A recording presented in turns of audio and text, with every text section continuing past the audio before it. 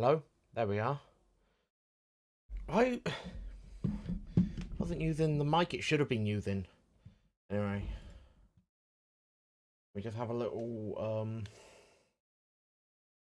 listen to this, make sure audio's working fine, you know, all of that. Probably have to close down the game and reopen it.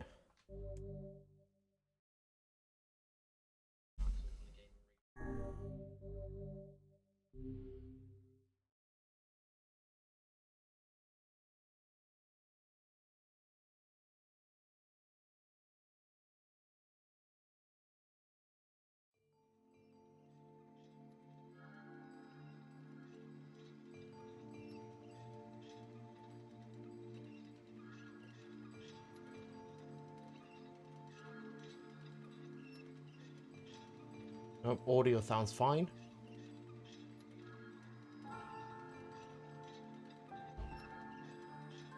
So do I, good. So we'll just go back in here because I learned something while in here. Oh, damn it, my phone's still. There we are.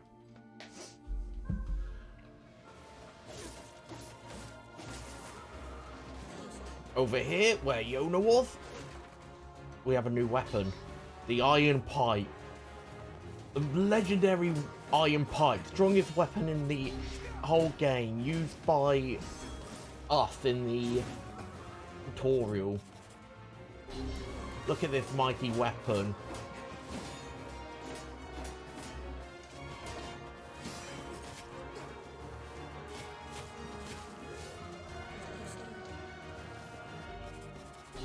Of course, it's not at its full power yet. They cannot give us the legendary Iron Pipe as its max power yet.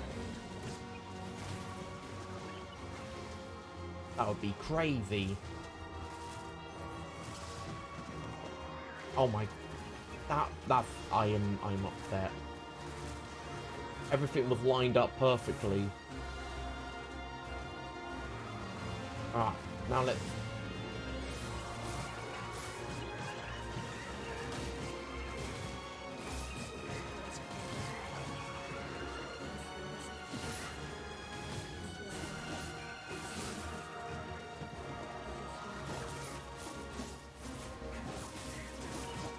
Come on.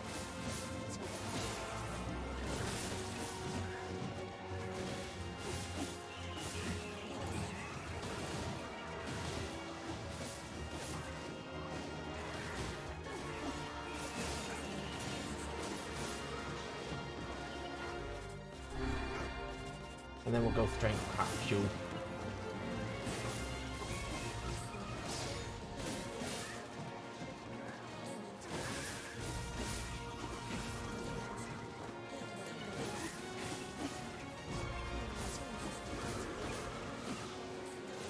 Come on.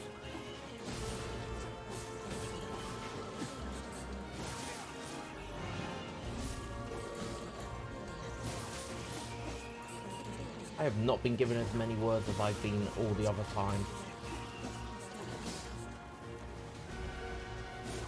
No, I knew about that pipe there because I did come back in here to see if anything would change the third time around. And also because, I figured out I could explore a bit, so I wanted to see exactly, like, what I could find if I explored a bit. And of course I found, the legendary Iron Pipe.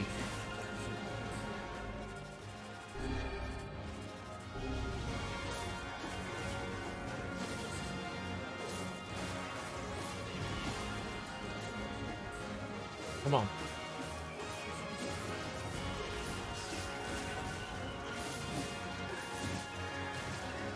No. Out of my way.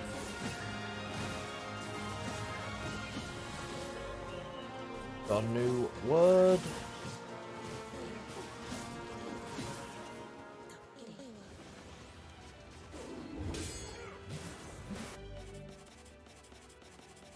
Strength potion.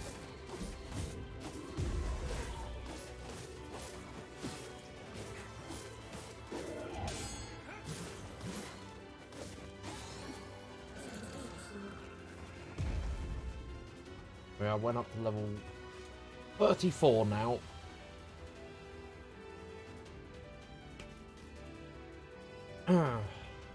Hello there, man. I'm doing good. I cannot say. I think I know you think you've seen that place before. But no, I'm doing good, man. How are you doing? What about that? I had a little tickle on my throat. I've already started to overwork now. Is that in the Minecraft server you're in? You're starting to overworking everything to start domination of that server again.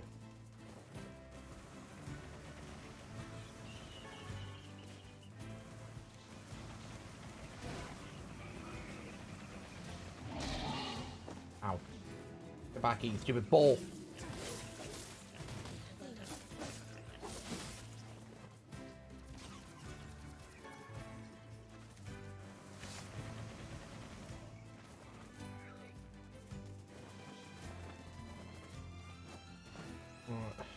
Here. Go back to the spear.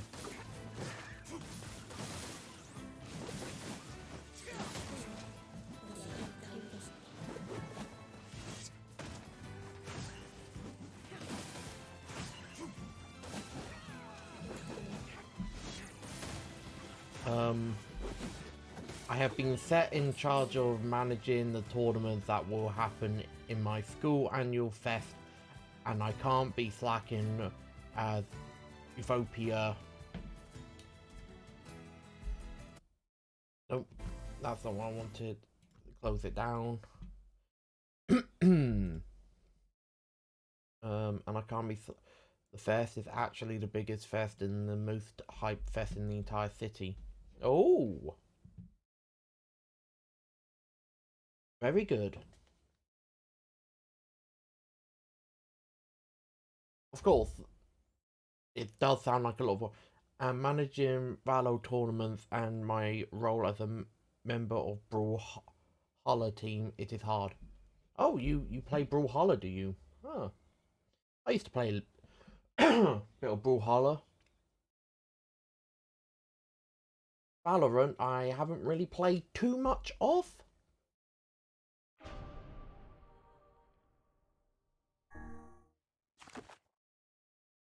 I did play a little bit of Valorant one time, but didn't really go, too in depth with it. I'm in the top 5 in my school to Brawlhalla. Oh.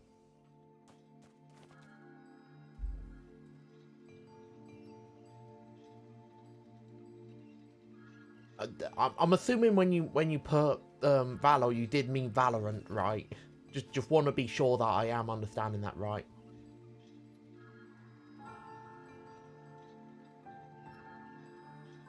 You guys must be very young. What?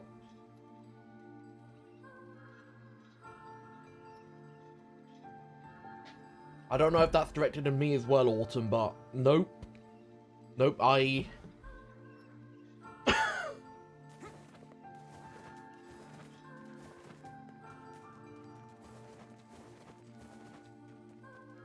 Okay. I'm not that old. It make me sound like I'm in my 40s, something like that, or 30s. Not that old. Oh,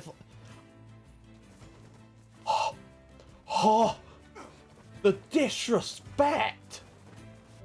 Oh yeah, also, Autumn, you missed out me getting the legendary iron pipe. Because it turns out that was in the little, Back to the Past thing. Yeah, I'm in my mid-20s, thank you very much. I will not accept this disrespect again. It's unacceptable. I know how some other streamers feel when they get bullied by chatters. It hurts. A lot.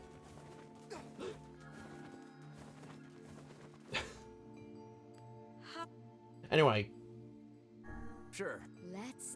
Because of how upset I am right now, we're going to go back to the past and we're going to kill a bunch more shades.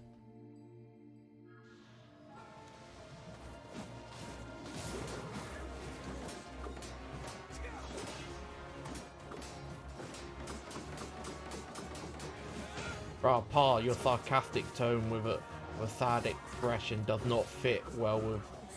Does not fit well, it is even funnier.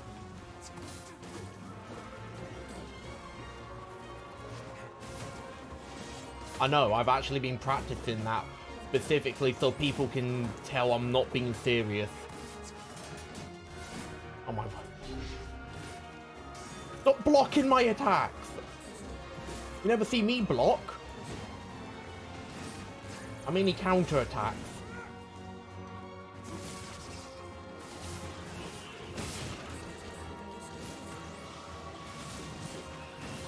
Anyway, let's keep fight. I like fighting these shades here because I have a chance to get things like metal bats, which is really what I need. Because I did look up some of the level up stuff from this.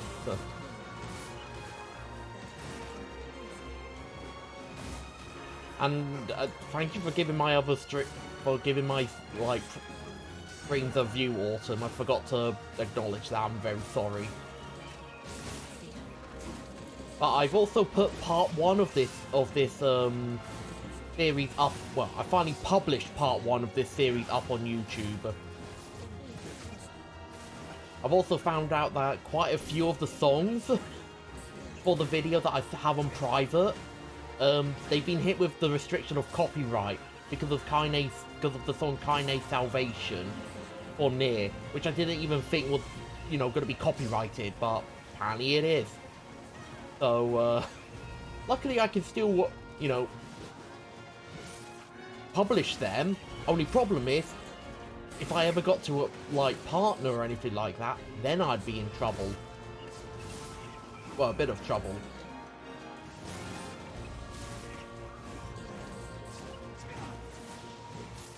This is the item drop, right? Yeah.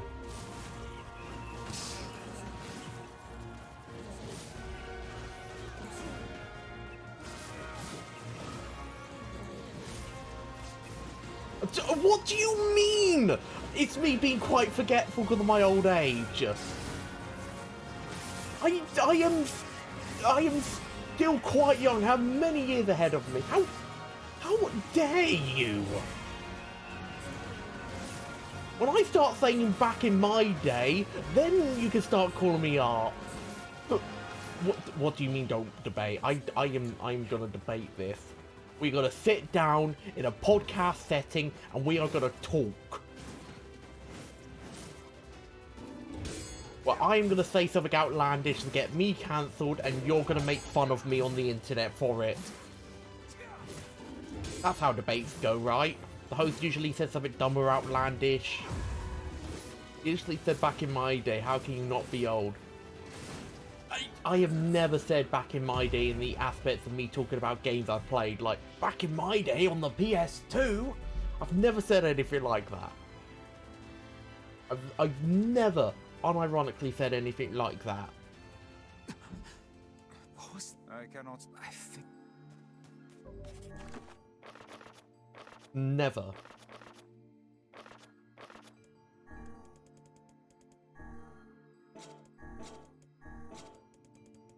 Yeah, I know I just said. Ironically. I said it ironically, okay? Clear difference between me saying it purposely and me saying it ironically. Just rewind 60 seconds. Yeah, I said it ironically. Also, I found out this entire section here, mentioning a chord, completely added for this version of the game. And that means Yoko Taro approved it, because he approves everything in the story for this game. I swear he is like my arch nemesis for like wanting to understand a story. Added in extra plot details like a chord showing up in town.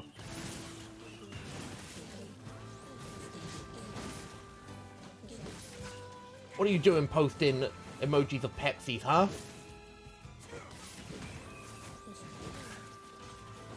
Have some Pepsi, I'm gonna get ready for my class. Alright. Thanks for stopping by, man. And I'm not old. I'm trying to rile you up for Drake and God 3. Bad Yoko Taro. Yes, bad Yoko Taro. Stop adding new plot details that forces me to have to go to Drakengard 3. I don't want to. And then of course because let's not forget, she's also a playable character in Nier Reincarnation. But then again, also Persona is, and as far as I know, there's no crucial Nier lore in Persona yet. Touch wood. Touch wood, he's not going to force me to have to play through a Persona game. I mean, granted, I've already played through like Persona 3, 4, and 5, but that's beside the point. I don't want to have to play through Persona for crucial Nier lore. I've already missed out on that. What was it? The Soul Alice game, or Thin Alice. You know that mobile game? It had like a Nier crossover. Actually, I think it had two. I think it had I think it had Automata and Replicant. But either way, I don't want to have to play that game for crucial lore.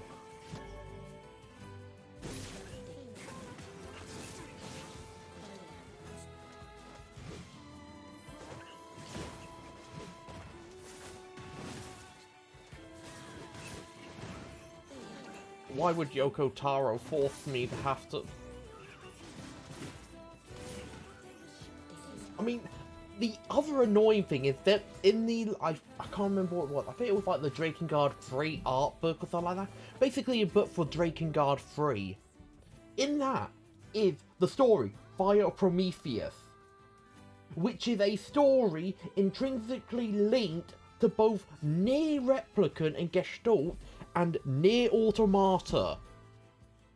Luckily it's mentioned in Nier Automata, but only in passing. And it's... oh, it's... I've even found a 6-hour-long video explaining the entire lore from Drakengard 3 all the way up to Automata, and maybe even a little bit of Reincarnation, if I'm lucky. That's right, there's a goddamn 6-hour-long video on it, on the Nier lore, which I hope also which doesn't seem to be about every single timeline in Drakengard 3. I don't know how trustworthy the source is, because it only followed one, which that storyline didn't really correlate to anything that got shown in game, so I don't know where he was getting this story from.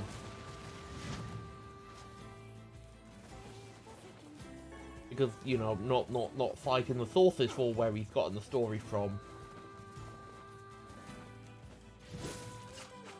But it seems to carry on from Route A in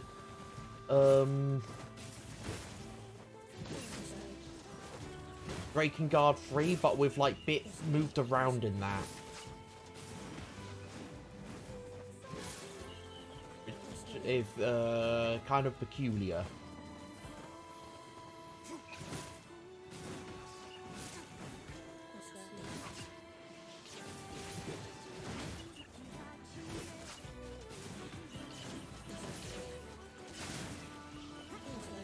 I did also learn that apparently the Drakengard universe was meant to be Earth, like way back in like what the 1800s, no, the 800s. I mean, the like year 800 in that.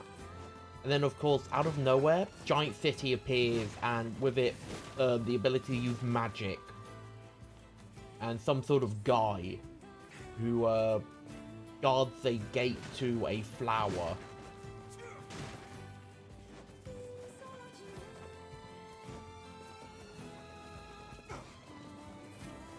Which it turns out I need to go read the Utame 5 manga.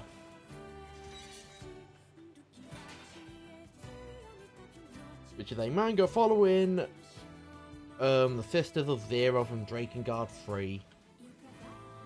I also found out there's, what, a Western comic of Nier, following Father Nier, of course. Don't know how canon it is. I want to read it anyway, because why the hell not? It's Nier lore. It's Nier. I need it. I don't know how... What can I help you with? I don't know how intrinsic to the rest of the series it is, but I'll need to look it up anyway. What can I help you? So for this, I need dented metal bats.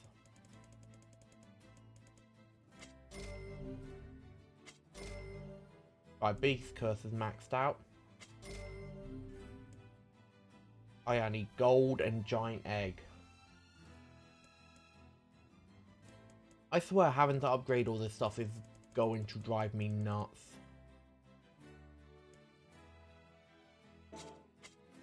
Come.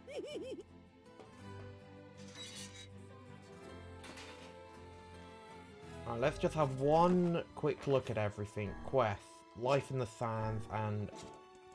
So I haven't done that yet. I haven't... so... I haven't gotten all of the words, and I haven't gotten all of the weapons yet. I would assume I get more of this stuff after playthrough 2. Or like during playthrough 2. Well, one would assume anyway. But all I really have to do is, you know, get to playthrough 2. But before I do that, I should probably have a little look to see whether or not the flowers have, you know, grown.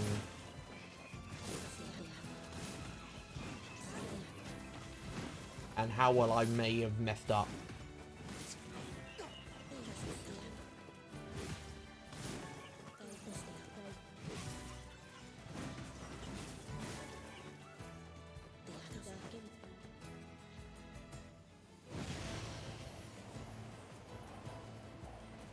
Oh.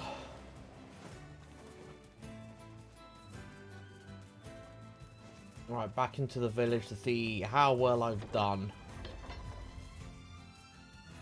And maybe also do the whole save scumming thing. If I can. You know, just to get like a couple.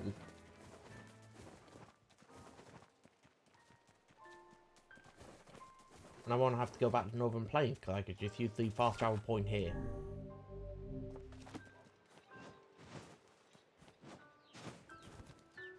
Right, so we'll harvest.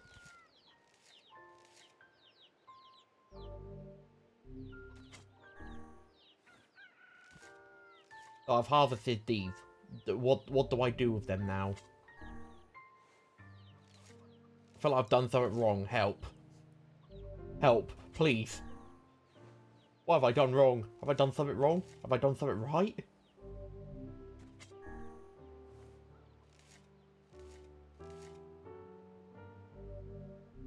All I got was the flowers. Cross-pollinate by placing coloured flowers next to one another. You need... Oh!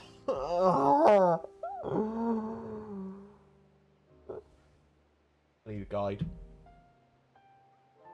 I was hoping I was past something like this. I am not past something like this. The fishing was bad enough. This is worse.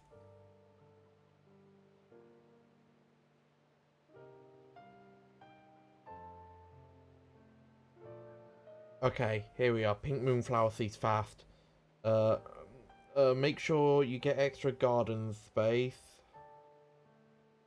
Advertise. Yeah. Plant blue moonflower and gold moonflower seeds in an alternated pattern with bounty fertilizer. Wait 2 days to harvest seeds. Do the same for red and indigo moonflower seeds. Success. So blue and gold. So just...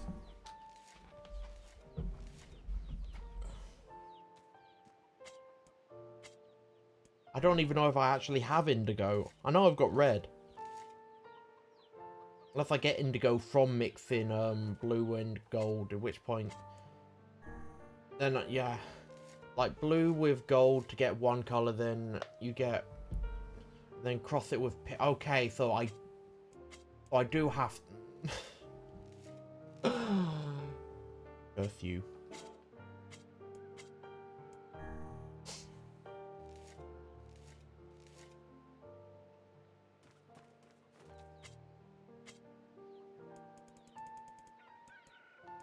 So blue.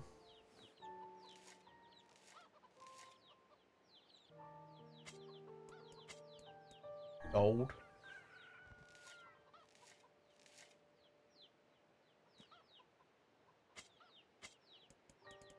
Why am I doing this now? Like,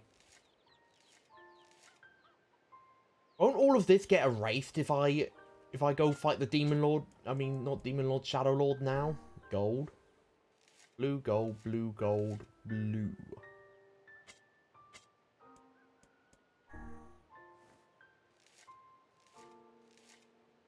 Oh well, we'll just have to see.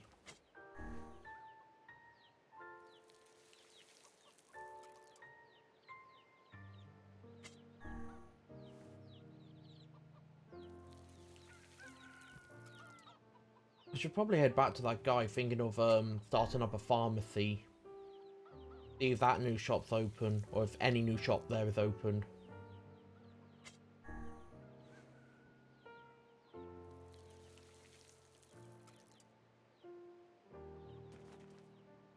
I wish I could just buy everything from stores. I have the gold. I've saved up more than enough cash where I don't have to buy anything ever again.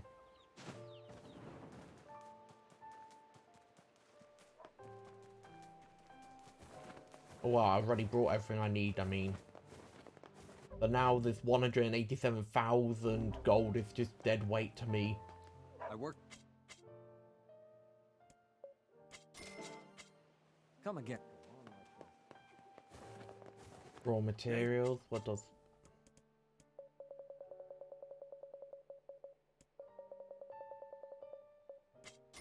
There we are. Go get.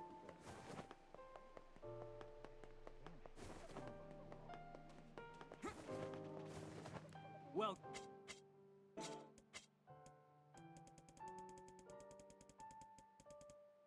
I can definitely sell these. I don't think any weapon is gonna need books. If I end up getting a weapon that needs books to upgrade it, I'm gonna question the usability of that weapon greatly. Anyway, back to the legendary lead pipe. The strongest weapon in existence. Forget everything else, it's just a simple lead pipe. If it's good enough for the protagonist in the prologue, it's good enough for me to defeat the Shadow Lord. Oh there.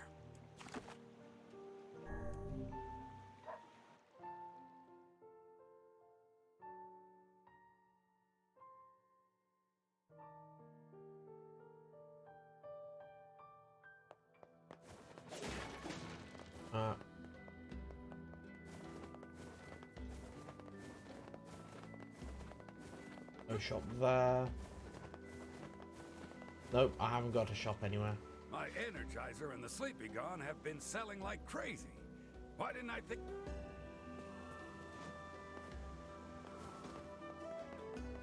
There's no shop here to sell goat hide from, so... There might be Route B, the shop shows up then.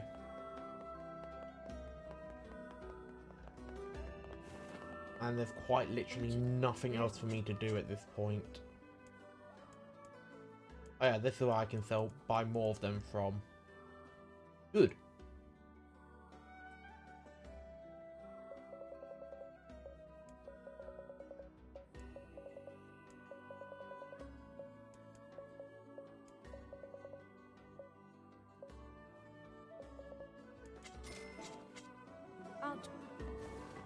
Gonna buy anything in a game.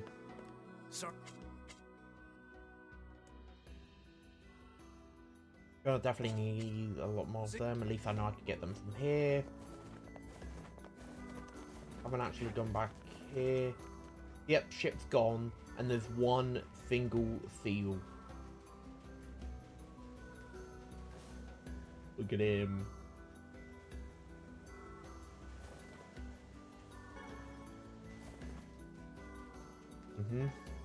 Oh, crap. There's another one! Nature is healing. They are coming back.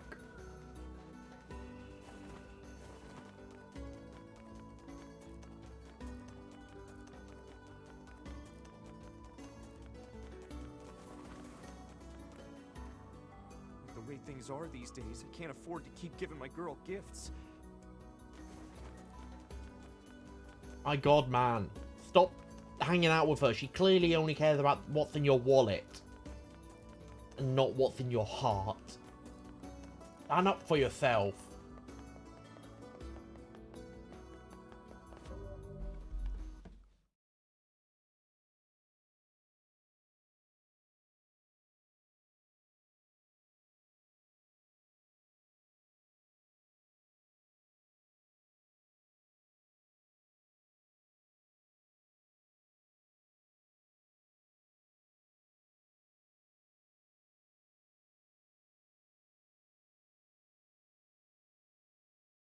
Alright, I'm just gonna quickly get to a save point and then I'm gonna have to step away for a moment, everyone.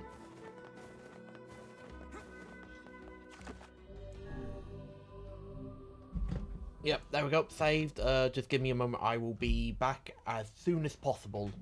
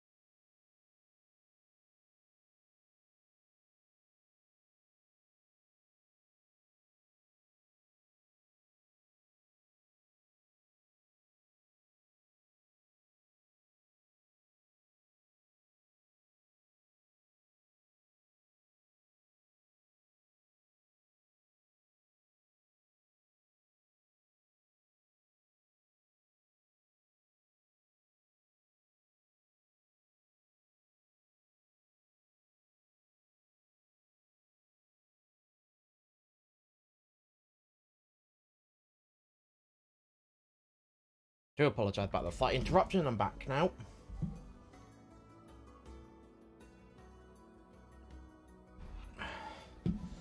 Okay, so I did Alt-Tab out a couple of times, so hopefully the game doesn't, you know, flow to a crawl.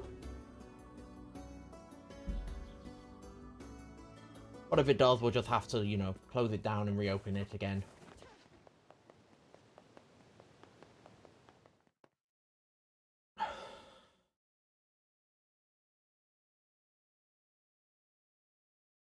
Yeah, I'm going to fight the Shadow Lord now.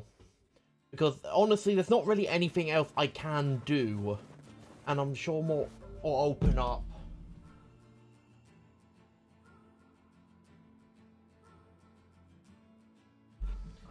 Oh no, the little goblin is in here.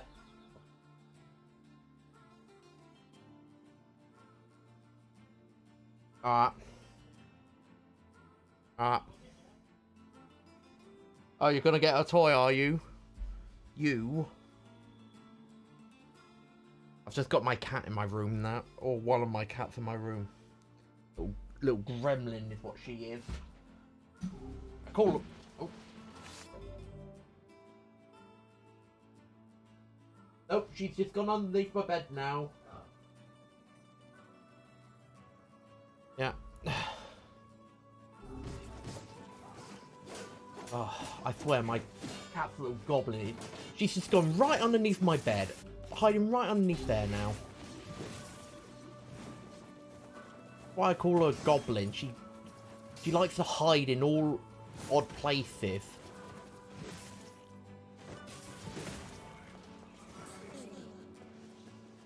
Even hid underneath like a bunch of cupboards in the kitchen one time. I've just realised my window's open and hold on.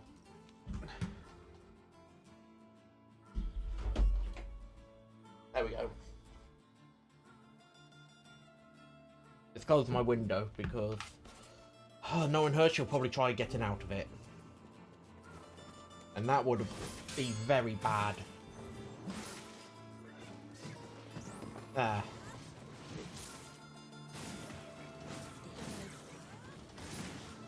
Oh, I thought that was a word I had acquired. No.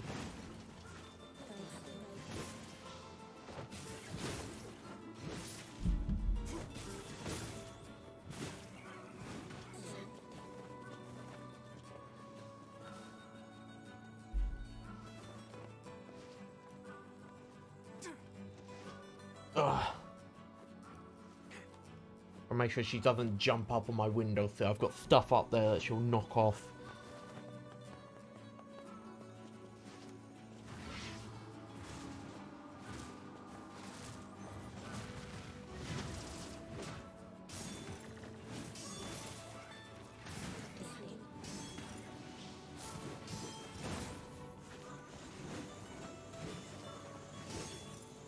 But no, anyway, getting back to what I was saying, yes, I am going to fight the Shadow Lord now because there's not really anything else I can think of I can do.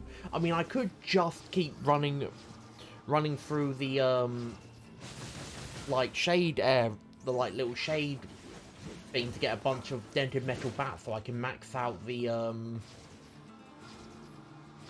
lead pipe, but I don't think I'll be able to make that entertaining for like the entire stream. Especially because I'd want to talk more about Nier lore and that, and I wouldn't be able to do that without spoiling later bit. Well, I thought you were going to wait on the flowers. Oh, yes, I've got to wait on the bloody flowers. So I was right. By going to sort out by planting the flowers, if I then go fight the Shadow Lord, the flowers are no longer planted.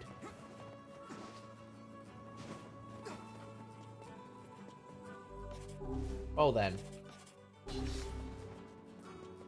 I guess we're just gonna fight all those shades multiple times until we, you know, either get all the stuff I need to max out the lead pipe, or I reach max level, whichever one comes sooner. Honestly, knowing my luck, it'll probably be the max level.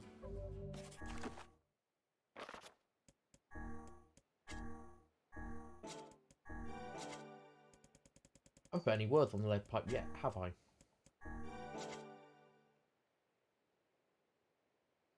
Where'd she go? Oh, probably under my bed again. If I eat... Oh, there you are. What are you doing? What are you doing? Huh?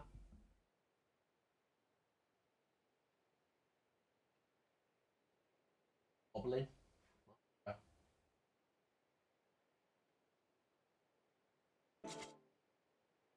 Anyway. There we are. Hold.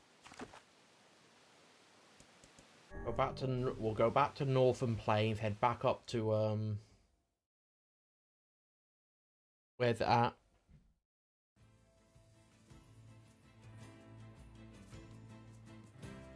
Oh, don't you dare. Don't jump up there. Well, I've got to keep whipping my head around, keep an eye on the cat, make sure it's not trying to get anywhere. I don't want it to be. Which is anywhere that isn't around my bed.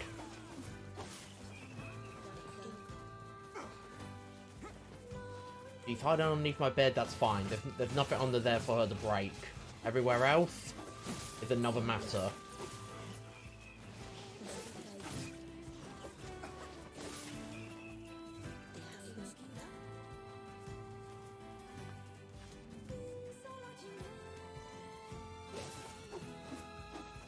You have to wait for the flowers to bloom in real time, and then the chances of cross-pollination are low.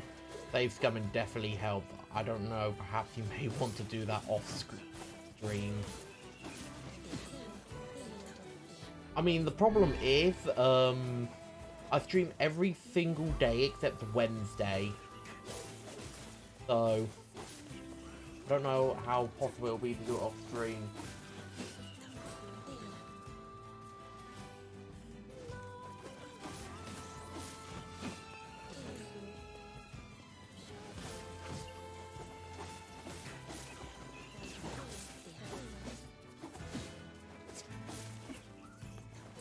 He's now underneath my chair.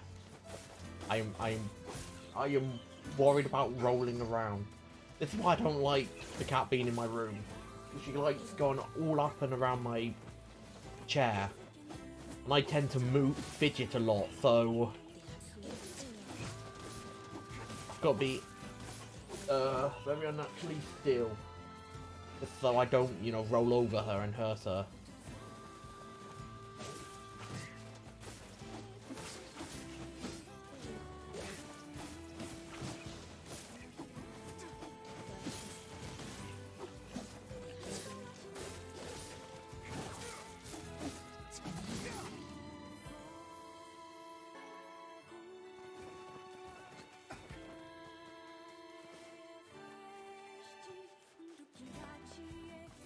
Oh yeah, of course, sir. Got you. You're not running away now.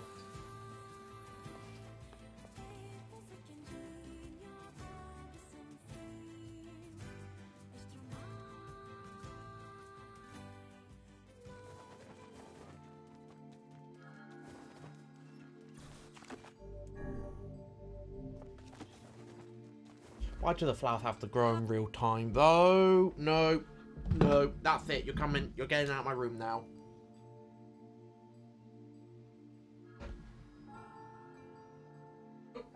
Come here, you.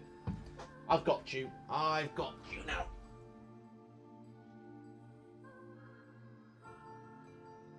There we go.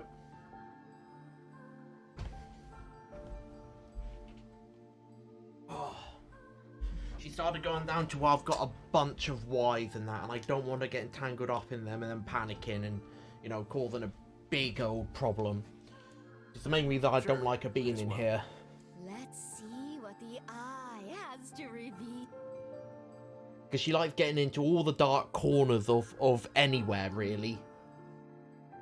And of course, in one of the corners of my room is a bunch of Ys for all of my stuff. And I don't want to get entangled up in that, because that would be very bad. Nope. It would be cool if there was more, like, to be said about coming here. But the fact that this entire area exists is, I think, more than enough.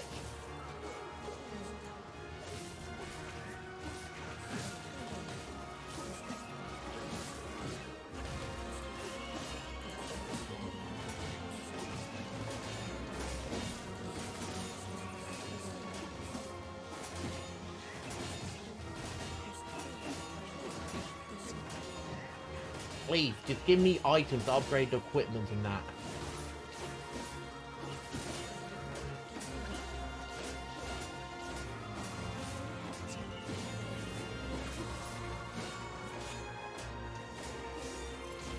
I don't really want a cat. No, I really want a cat, and I'm thinking of getting one next year, but I don't know what will happen to my leather couches. Oh yeah, no, they will claw them. You just got to tell them no, but no, they will claw them. And the thing is, you don't even know if they claw them when you're not there. Until, you know, you come home and you see claw marks on your, like... Then. But no, I really like cats. And dogs. I just like animals, really. Don't really own most of them. Most of them belong to, like, other members of my family, but I like having animals.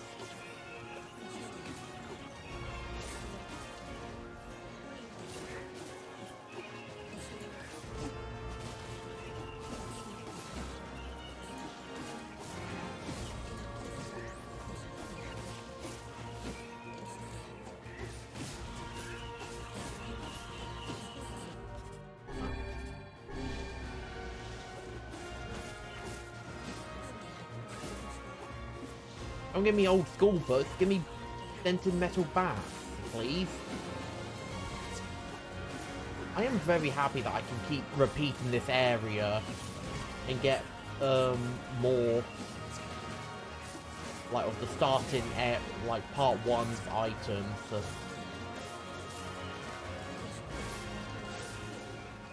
And I also do get to listen to the really beautiful song Snow in Summer. Yes, I have started to learn the names of songs now. I've started to learn the name of all of the songs in the game.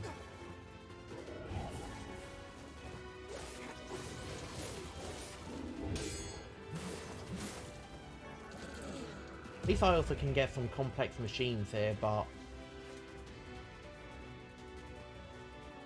You know what? How about I just look up where I can get a bunch of things like dented metal bats and that, so we can upgrade all the weapons quickly.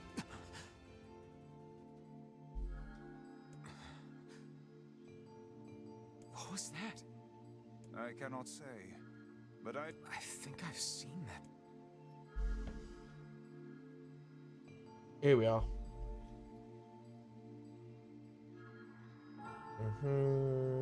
Location.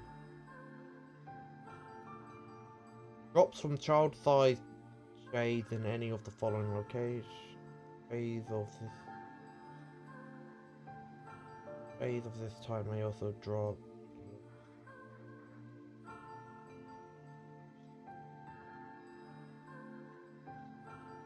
Kinda wish I didn't sell those dented metal bats now.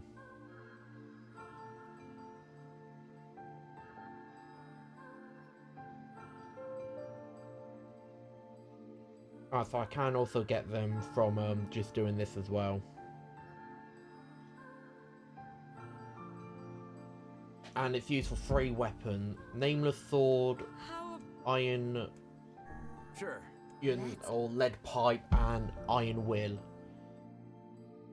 So, all I can really do is just keep repeating this one mission and... You know, wait until I get everything I need.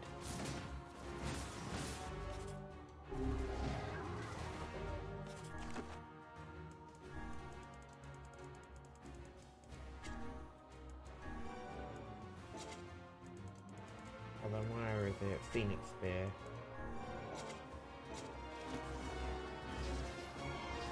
That's all I want. Where is it? Dark Hand. Dark Hand I'm after.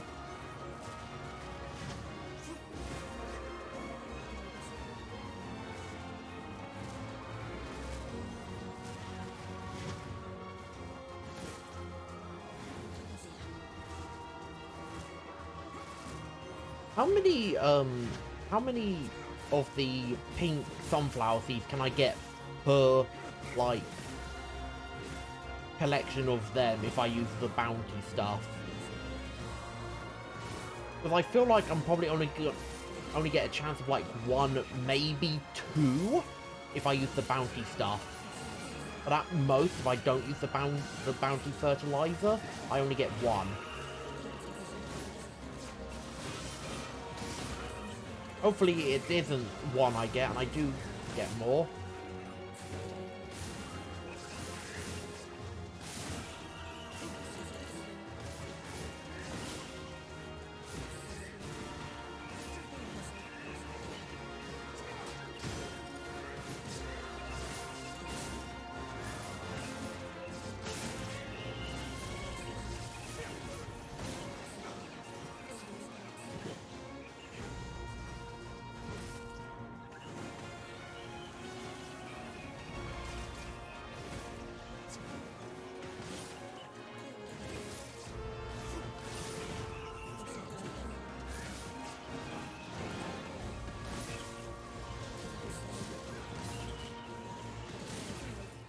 Oh, what's that? Oh, broken bloody Thor. And I not sure, but I use bounty fertilizer on all my flowers, got no result, and I planted 15 flowers. That was infuriating.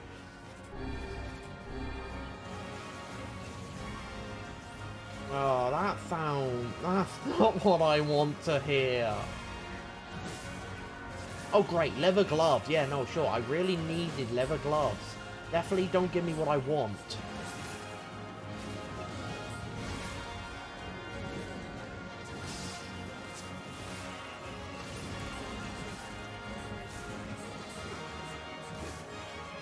No, once these flowers have grown, I'm going to then go fight the demon, not demon, I keep calling him the demon lord, the shadow lord. Simply because,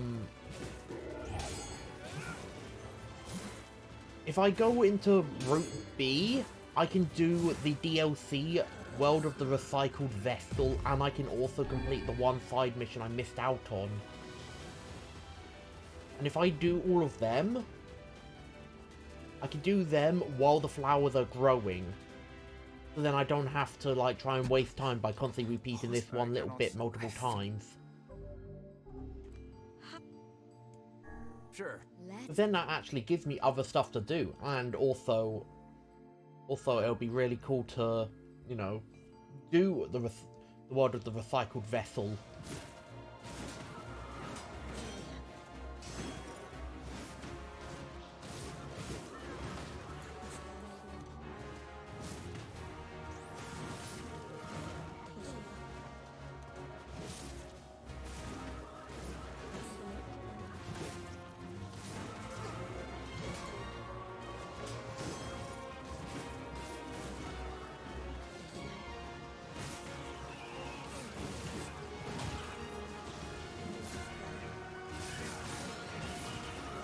Alright, level 35.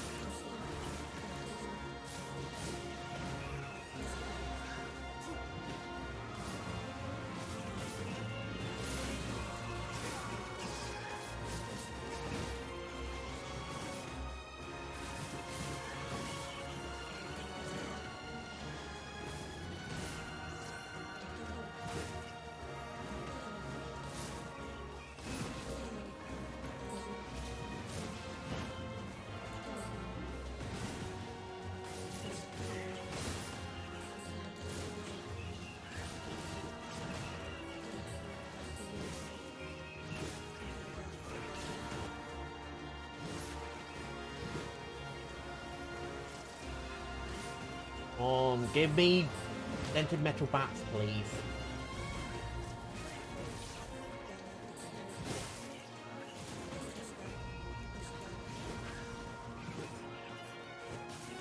I also just thought another thing I can do is just, you know, beat up, like, get all the parts to re-enter the Shadow Lord's castle as well. There we are, dented metal bat. Don't know how many more I need though.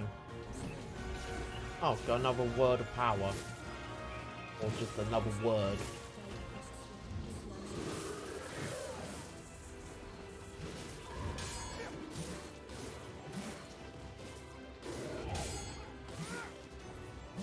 They don't.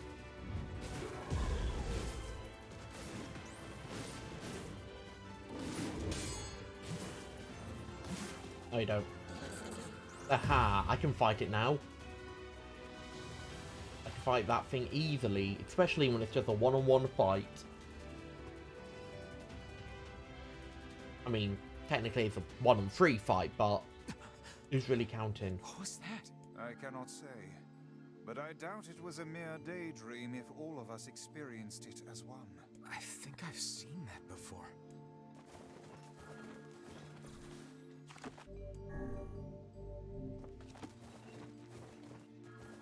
Oh, actually, bounty fertilizer may not work. Flowering fertilizer may be better. Oh, yeah. Bounty fertilizer will probably only be for vegetables and that. That makes sense.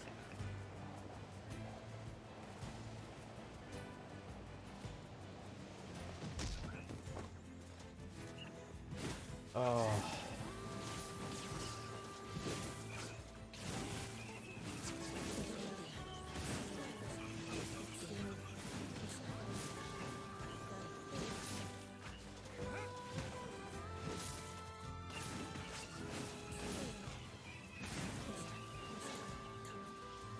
Oh my god, I got another dented metal bat from this thing.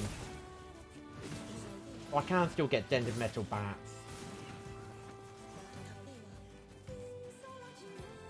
I don't have to keep going into the, like, illusion or whatever it is every single time I want to try and farm for dented metal bats. I mean, I'm also getting quite a few complex machines and elaborate machines, which is good. At least I guarantee at least one of them.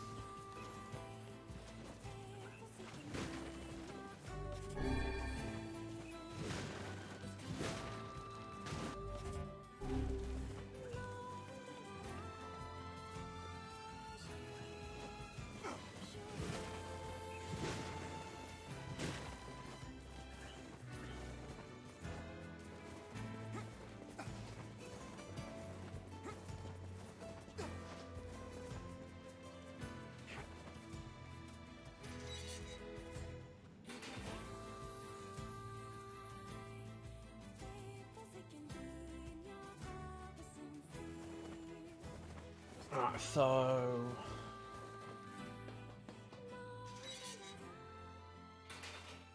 in here, we'll see if we've got everything. What can I help you with? Yep. Need more dented pipes.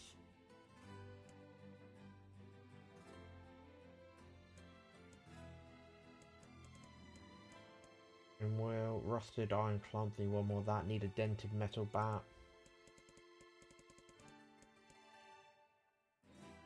I like how Iron Will goes from 300 to 600. Like, that's a big jump in damage.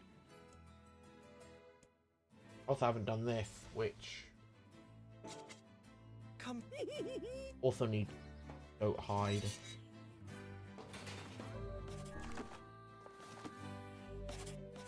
I can't wait to see what goddamn iron pipe looks like when it gets maxed out, because I know the weapons like change design as you level them up and look completely different by stage 4 or by level 4. Because look at Moonrise, the goddamn like handguard is bigger, as well as like having that little yellow gem on it and the blade being red.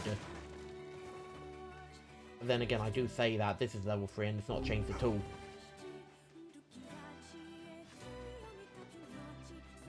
Now we're just nitpicking. And also technically the weapon I'm using is a DLC weapon from Automata, so it probably wouldn't play by the same rules. But no, I can see why trying to upgrade the weapons is a slog. You know what? I think I preferred how I upgraded weapons in Drakengard. Because to upgrade weapons in Drakengard, you literally just had to run around and kill enough people. Which granted, some weapons were better at killing a large number of enemies very quickly and others weren't.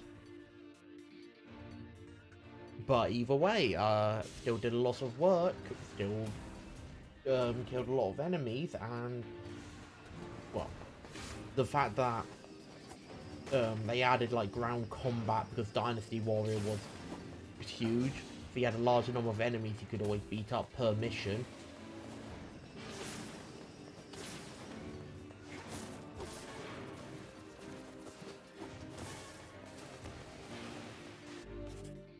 Oh yeah, I might as well go with this again because this has more damage and still has the item drop rate.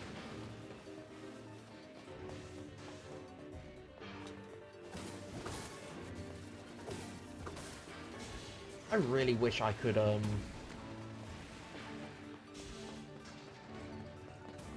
yeah, increase my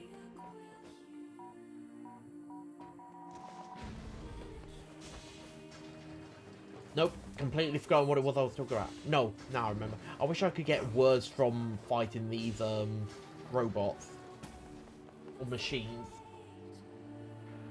But of course, there's no point these machines having words in them when, like, it was the blood of, like, the shades I was killing that gave me them.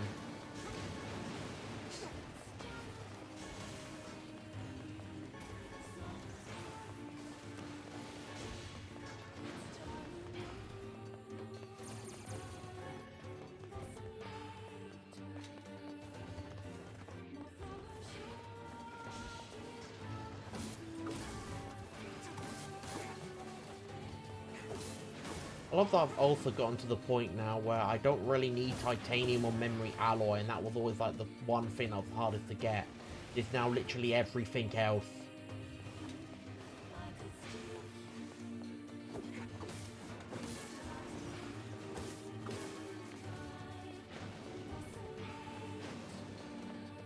Plus, I really do hope that there are shops later on that, or the shops that I have already been encountering actually have like newer stuff in them to sell. Like how the shopkeeper in the starting village that sells the medicinal herbs also sells health salves now. You know, them eventually selling later and later stuff from the game. So I could get to the point where I can start getting goat hide and that from shop sellers, because I'm on like later parts of the game instead of it just being oh, I thought I was maxed out on dented metal balls. I was about to say how. Alright, that's good.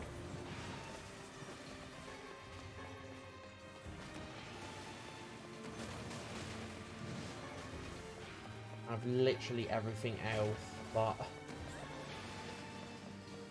stuff that has such a low chance of spawning now. Oh, and also, you know, all this robot stuff, because I keep selling it because I get so much of it. There's some amber, dented metal board, more amber, dented metal board, fluorite, Damascus steel.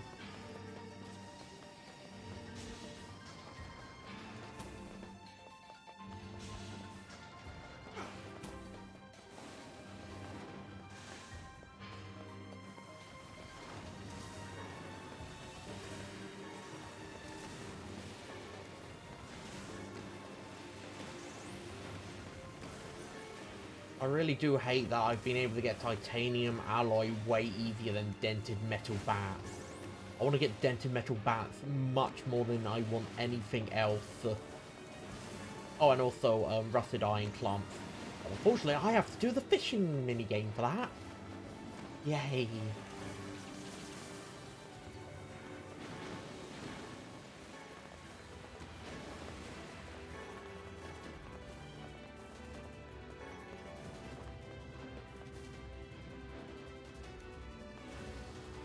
I'm not going to even bother trying to charge up for...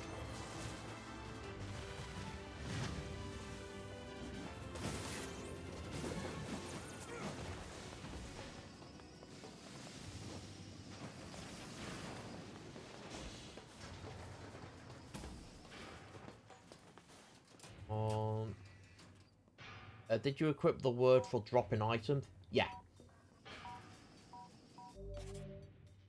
Item drop rate 25%. That is literally the best word I've got for item drop rate. But then after that, it goes to these then. So I get all sorts of different effects. Don't know what that one does. Doesn't seem like it gives me any effects there.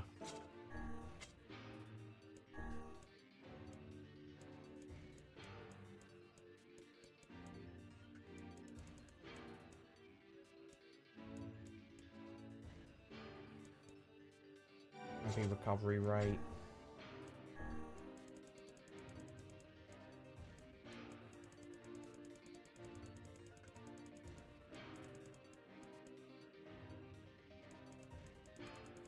Let's do more MP recovery rate.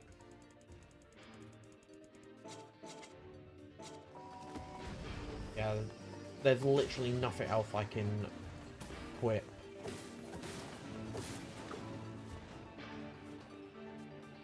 And I mean, the item drop rate increased the chance for the shades to drop items. The only problem with that is they also have a chance to drop their healing items, which they seem to drop more than anything else, the medicinal herb. Guy says the easiest place for the dented metal bat is actually in the underground laboratory section of Emil's mansion in the southern plains.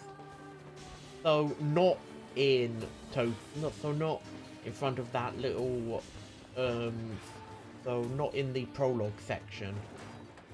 Huh. Alright. Maybe because more of the little shades show up there than they do in the what's it place? Trying to think of it now. The prologue area.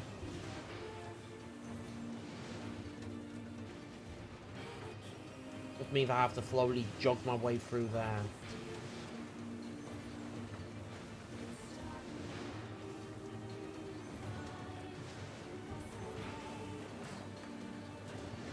This is the worst part of having to do this entire run.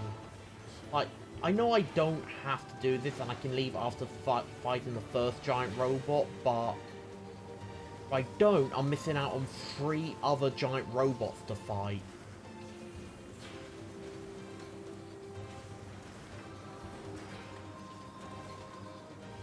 That and also, you know, bonus XP as well. But the XP isn't really as important as the,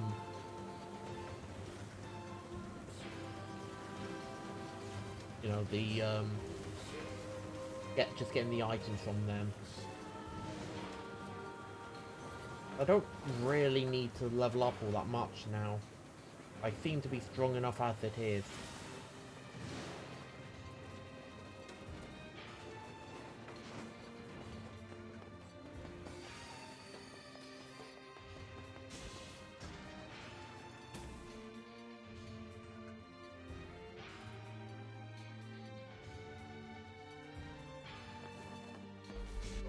Also, one bit of lore I forgot to mention, because I do like talking about the lore for this when I'm able to.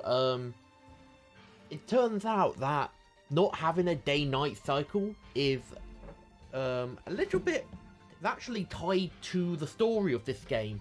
It turns out the axis of the Earth has actually changed, so now one side of the Earth is perpetually in sunlight and the other side isn't. That's why Devla mentioned about in a world where the light never sets, does it really matter? Because the sun never sets. That's why when it said later that night with the wedding, well, the night of the wedding in Facade, it was still bright as day because technically it was day. Because technically the sun doesn't. Well, technically, it's not technically, the sun doesn't set.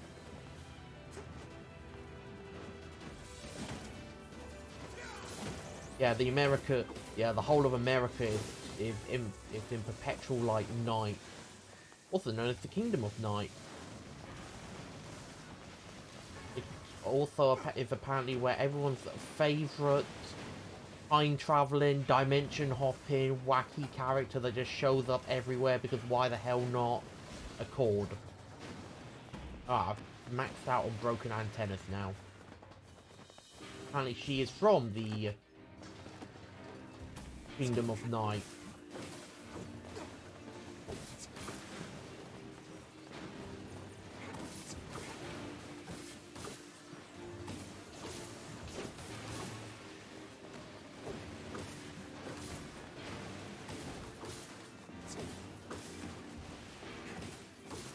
There's so much lore to this series and I love learning about all of it.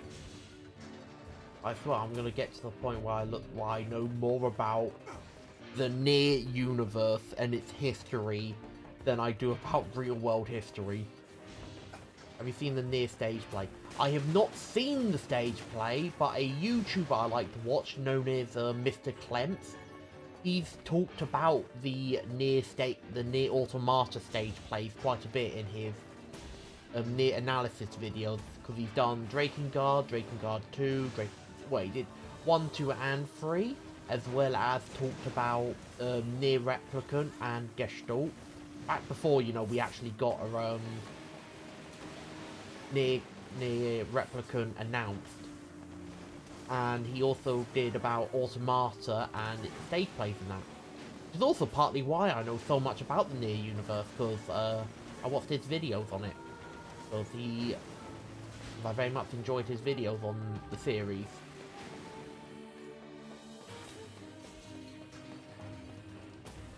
So I believe I found him through like other memes, for like I watched other videos, and I decided, you know what, I want to know more about Nier and everything about it. So I played Automata, very fun. What else can I learn about it?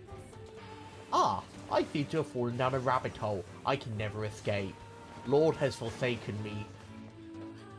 My life is now dictated by Yoko Taro and his crazy storytelling.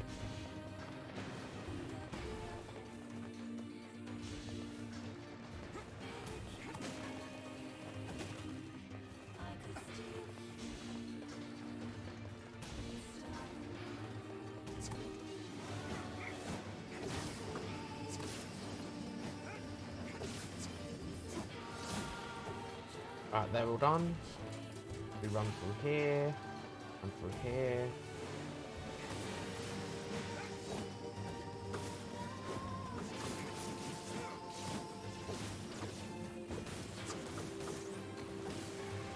They're all taken out.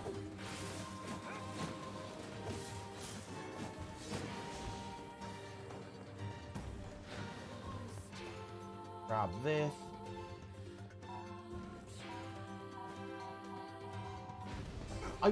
I've really tried trying to blow up this here. Like, it has the things of like, yeah, no, you can blow that up. And I've been constantly trying. But I've been coming here during my time off stream, picking up this bomb. And trying to throw it, but I just don't have enough time.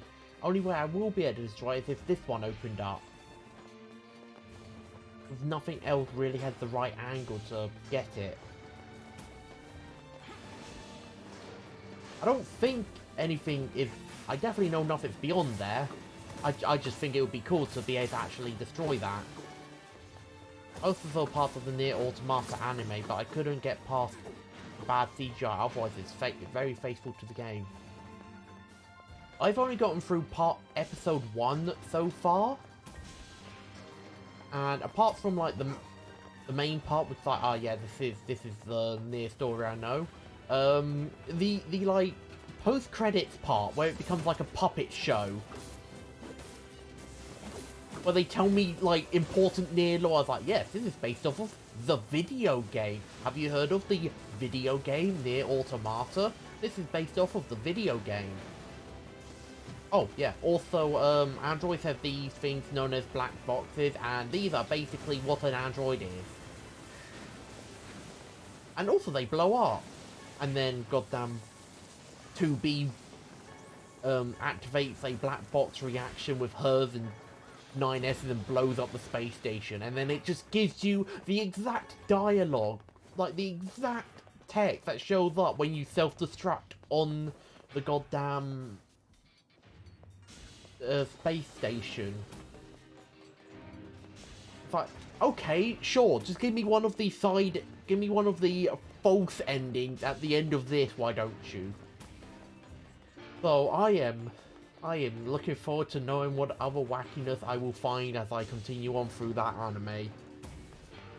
Because I sat through Berserk 2016 and 2017 anime. I was able to sit through them. as much as I hated it, I was able to sit through it. So I can sit through pretty much anything.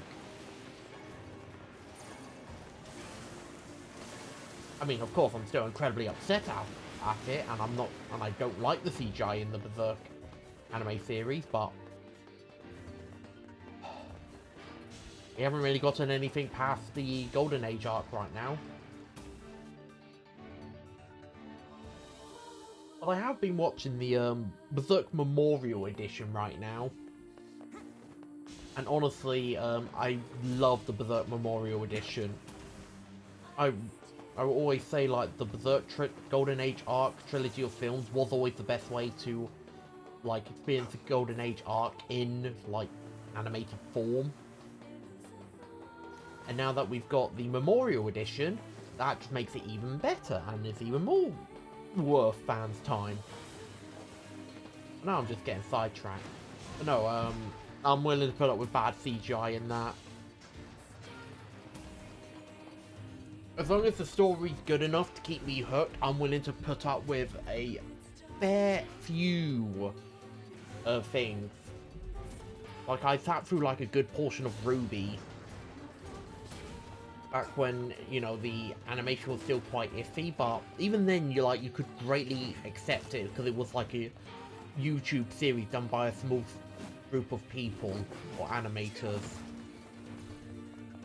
But eventually I got fed up with the story, so I just stopped watching it. It's the stories is what really keeps me engrossed with the series, not the animation all too much. I mean, I sat through all of Season 1 and Season 2 of Record of Ragnarok. Season 2 was definitely a lot better animated than Season 1 for Record of Ragnarok. But I am not happy with Season 1 for Record of Ragnarok.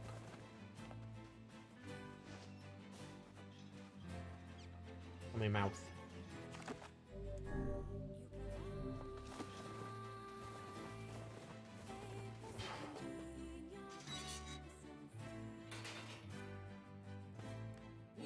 What can I help? Well, max that out. That hasn't really changed all that much. For this, I've got the broken arm. I need 10 rusty buckets and dented metal bats. The dented metal bats will be easy to find. Come. Now.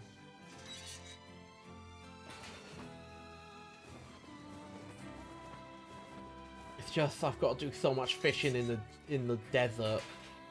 No. Don't make me do it, please. I mean, it's a good thing I've maxed out my fishing skills.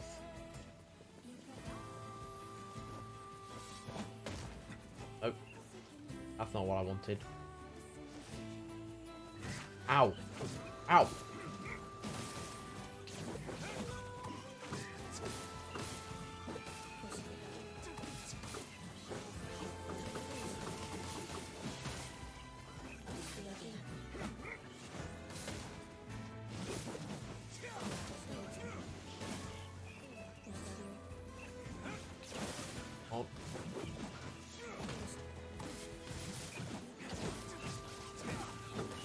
You can try catching the rarest fish and add it to your record. What's the rarest fish? And oh my god, there's an entire record of all the fish I've caught, and I need to. I thought all I had to do was get all the percents to all the like 3 sections to say completed, like quest and all of that, and then I've 100% the game. Not that there's more. I mean, granted, the weapons is more of like a because I want to. I was hoping I was completely finished with fishing.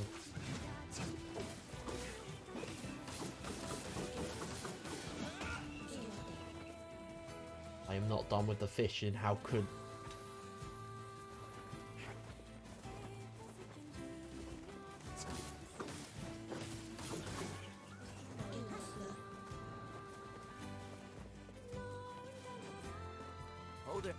Another fish in the desert, you'll need sardines.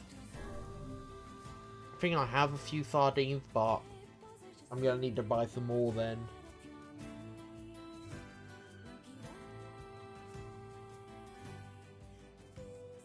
How am I on word? 76, 75, 97. Yeah, I literally have these last two side missions I need to do, one of which I can't do until Route B now, and the other one I can't do until, you know, I get all the bloody flowers and that, and that's gonna take forever. We've got the... Thanks.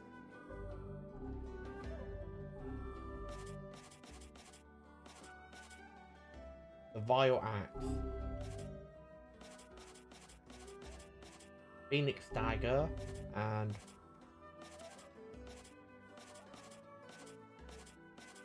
Right, where was it? Devil's Queen? The Spear of the Usurper. I can't remember which one it was. One of them. Oh yeah, no, it was Spear of the Usurper, because everything else has a word tied to it.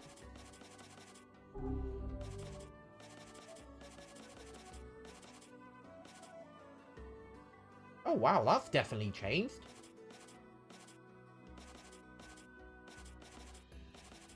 I haven't really looked at many of the weapons that's changed. We've got...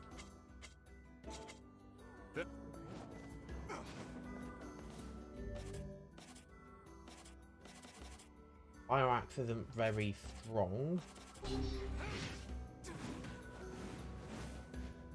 But it definitely swings faster than a lot of other stuff.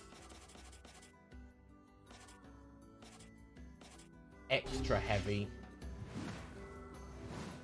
I love how this one's... You have very heavy. And then you have extra heavy. And then you have light. Alright, where am I now on weapons? 84!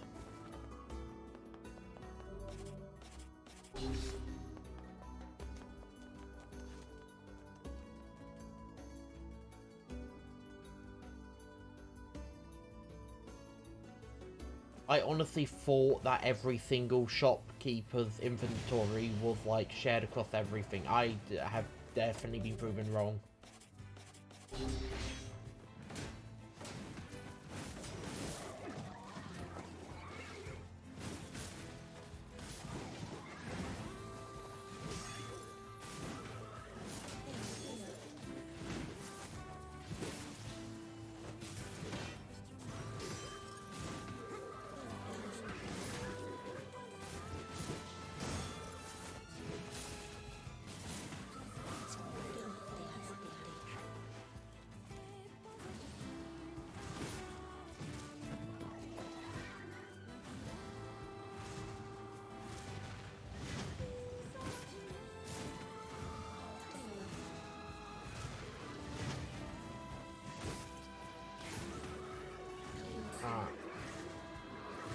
Not many more now.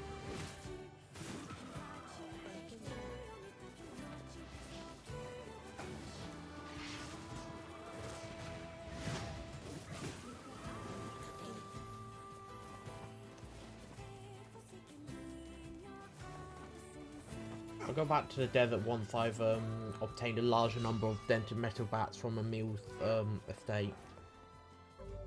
I've less than 100,000 gold now.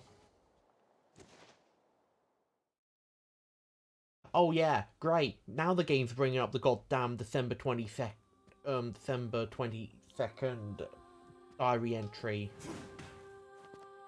I swear I will find a way to cure you someday, Master Emil.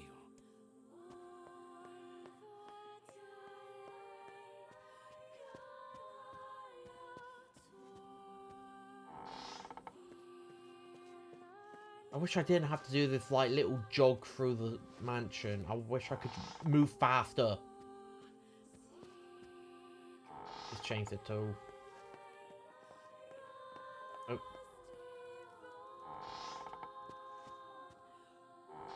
I like how I will find a way to cure you one day. Like, what about the people in the courtyard? Like, I'm pretty sure the people Like, those are people in the courtyard, not just cool, scary decorations.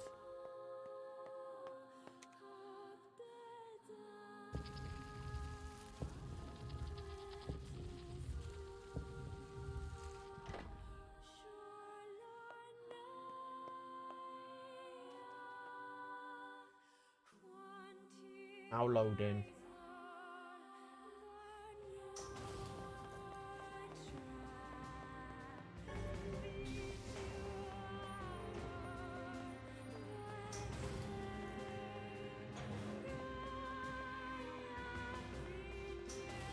Here we are.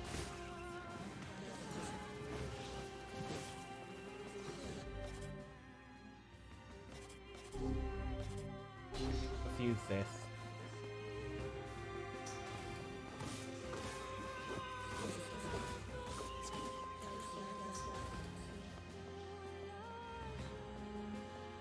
Yeah. Old school books. Don't give me old school books.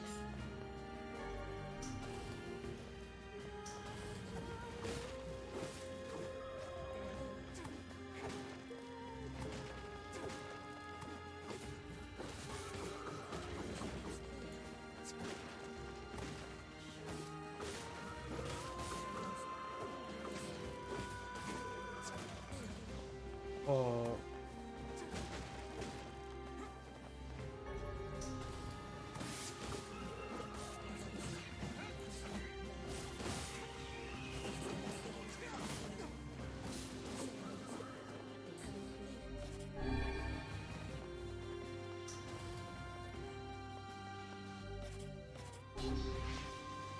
Oh, that's not what I want. Right.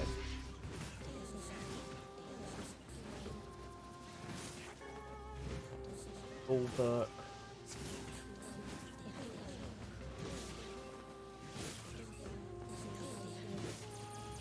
Actually, it's probably better if I just use Rule Oath.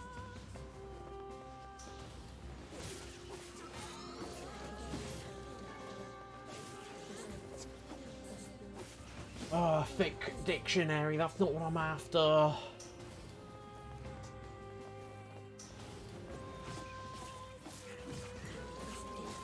I can definitely see why they say this area is the best, because this is a lot. This is a lot of the beginner shades.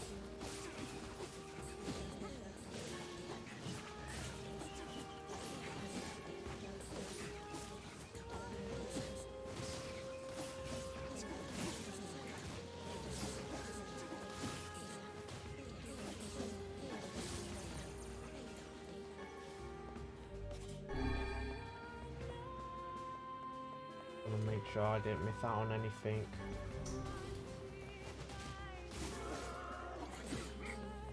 Dictionary again.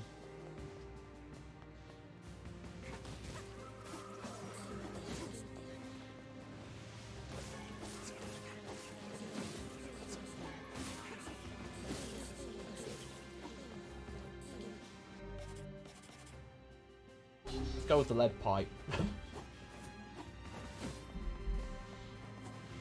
I just really want to use the lead pipe.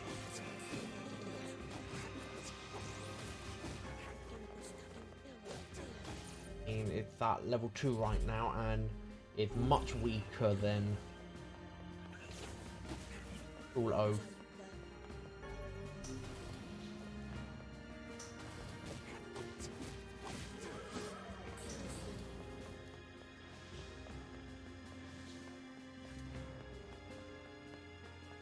Come up here, then they respawn.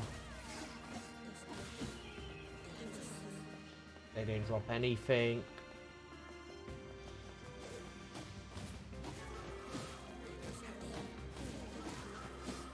It would be good if I could get, you know, something higher than 25 in terms of word, because it does seem like I'm missing out on a bunch of words still.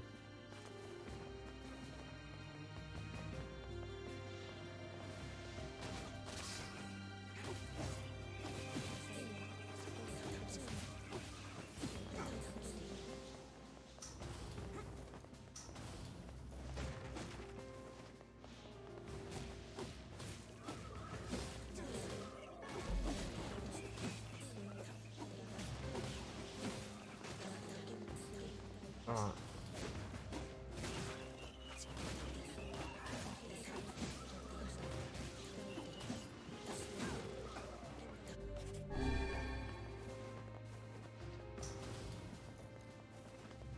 Thing in here. In here. Here.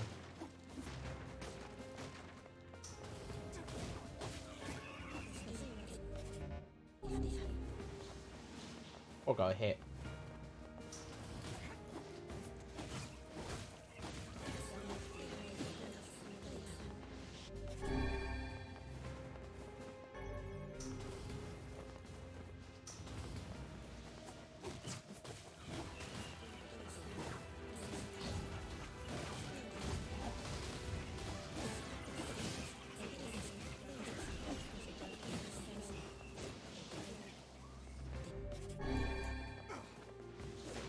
I took them out quickly. Oh, there was something in here. One shade, all on its own. Being very lonely. I just remembered I forgot to buy sardines.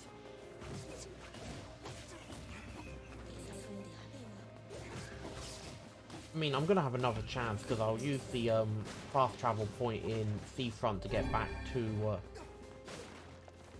the desert fast.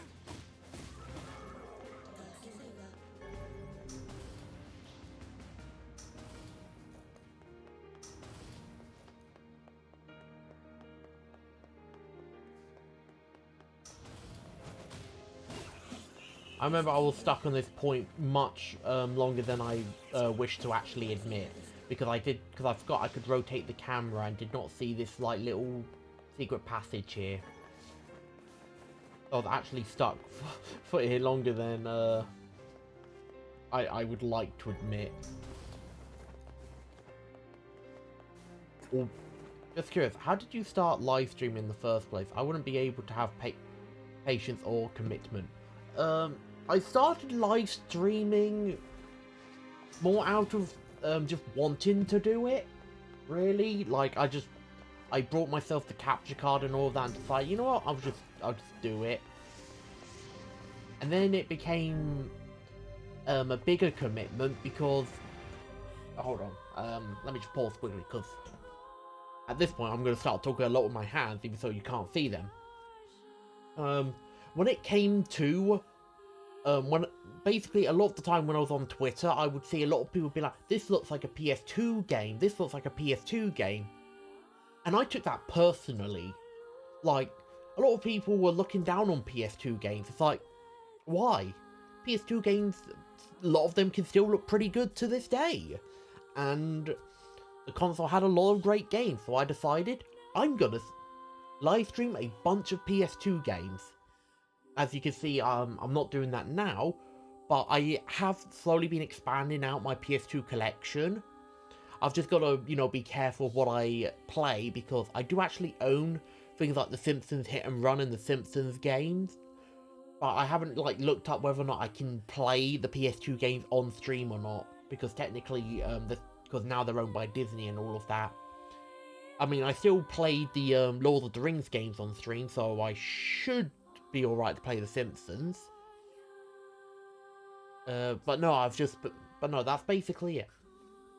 Yeah, I played Simpsons Hit and Run as a kid, but no, that's pretty much it. I wanted, well, that, and also I was also becoming nostalgic for PS2 games, so I decided to start collecting PS2 games that I wanted to play, and that's essentially where I am at now.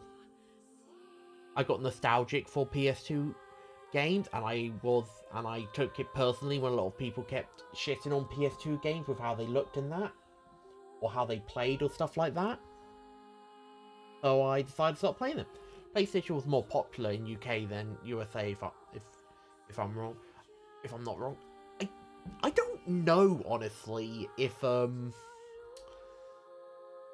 PlayStation was more popular in the UK than the US. I just played whatever I played. I didn't care what other people played. Like, I still actually own a GameCube as well.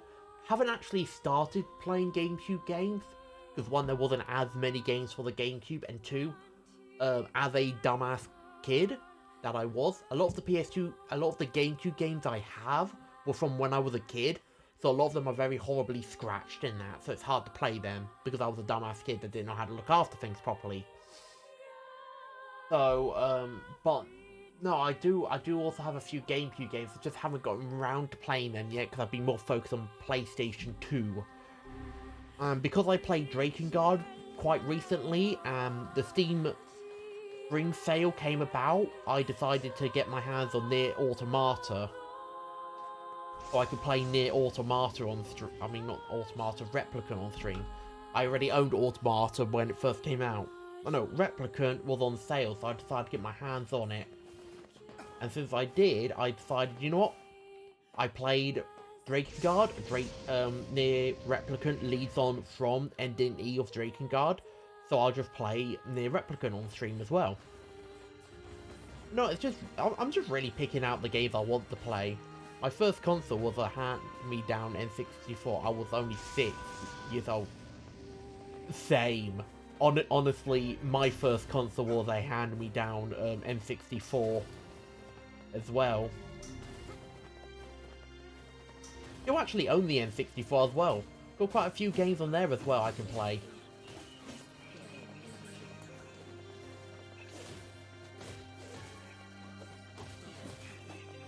Because I've got, what have I got? I've got Rogue Squadron for that. That wasn't originally mine. That was one I got from like eBay. But I've got what else have I got? I've got, hold on, give me a moment. I've got Shadows of the Empire. I've got the Rugrats board game. God, that Rugrats board game is not good. It is literally just the board game aspect, no mini games. But no, we've got the Rugrats board game. We've got Star Fox 64 or Lilac Wars, depending on if you're in Europe or not. What else have we got? We've got Mario Kart. Everyone has Mario Kart. I've got like multiple copies of Super Mario 64. One copy I have actually has like the original packaging and everything with it. Of course, you know, slightly scuffed in that. Like, you know, like slightly like gone in that and wear and tear, you know, the usual stuff that comes with time. And also another one that doesn't have that. What else have we got? I'm now trying to think about all the N64 games we've got. Mario Party 1. We never got 2 or 3, but we do have 1.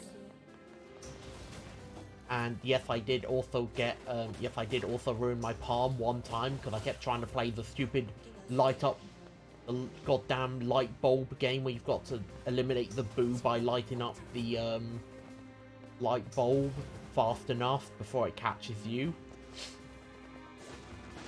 And I know that's the one specific minigame I messed up my hand on, because I was doing Minigame Island and I could never beat that one minigame.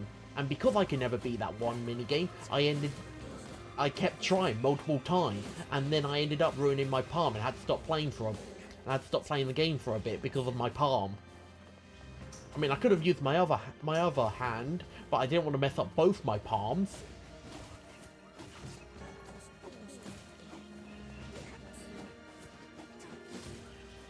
Fun burns, yeah, no, fun burns are also real. I actually do get a little bit of fun burn when I'm playing the fishing mini game in this as well, but that's mainly because of like the Xbox controller I'm using. The thumb stick doesn't really feel as good on it.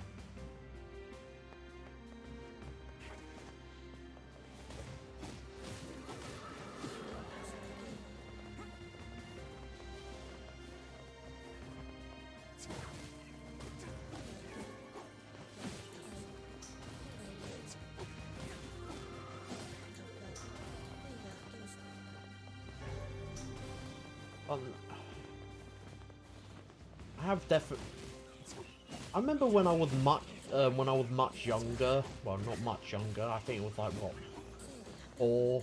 5 years younger, I did want to start collecting old, video games and that. And I was thinking like, oh, I'll start off with the Super Nintendo, because lots of people say Super Nintendo games are really good. I would find Super Nintendo games occasionally, and usually the people selling them were like trying to sell them for much higher than I wanted to, especially at like car boot sales and that. So I just never got them. Eventually I decided, you know what?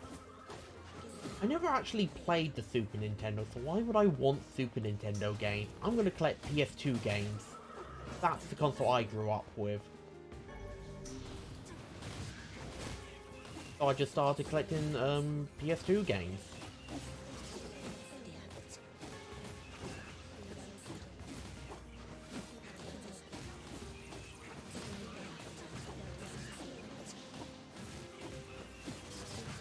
Granted, a lot of the PS2 games I have aren't actually ones that I actually played as a kid. Like, I do actually have, what is it?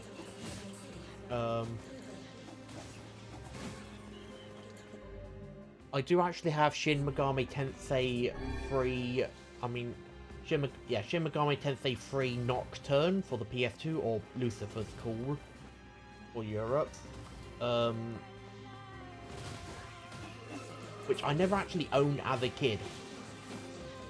Yeah, I actually own SMT3 on my Switch and my PlayStation 2.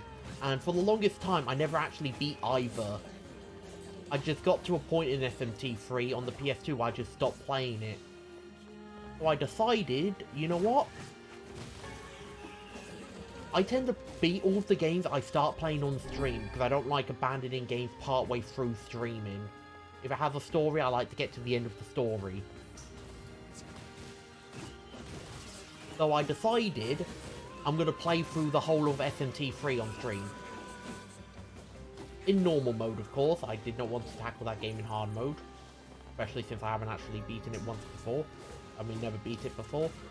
And I decided to go for the True Demon ending for it. And then I ended up beating it. So now, because nowadays I tend to not always get through games now. Like, I do own a game called Valkyria Chronicles, which I also haven't actually beaten yet. I do need to get through Valkyria Chronicles as well. But no, now I'm just using my stream as an excuse for me to actually get off my arse, stop buying myself a brand new video game when I haven't beaten the ones I've already got, and actually start beating other games I've got. Hard mode is not worth it. It is BS to pay so much money for healing. Yeah, I did actually beat SMT5 on hard mode though. Like, I was also going through all the endings, getting all the endings for that. Honestly, I should probably play, what is it? Mario plus Rabbids Sparks of Hope on stream as well, because I haven't actually beaten that. I've been playing through it in my own time. I got to, I think it was the third, no.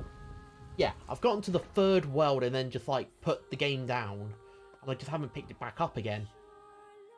Like, before, I would play a game, and I would play it constantly. Like, it would almost become like a religious thing to me.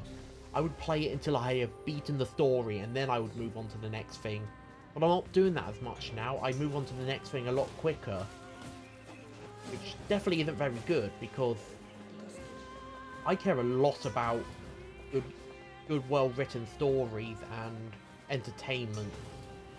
I lost interest in SMT5 as soon as I saw Dazai do the Virgil flick back hair. So it didn't hook me. Yeah, I didn't really feel like there was all too much that would really hook you for any of the different alignment choices in that game. It definitely felt a lot less inspired with all of that. Just like how with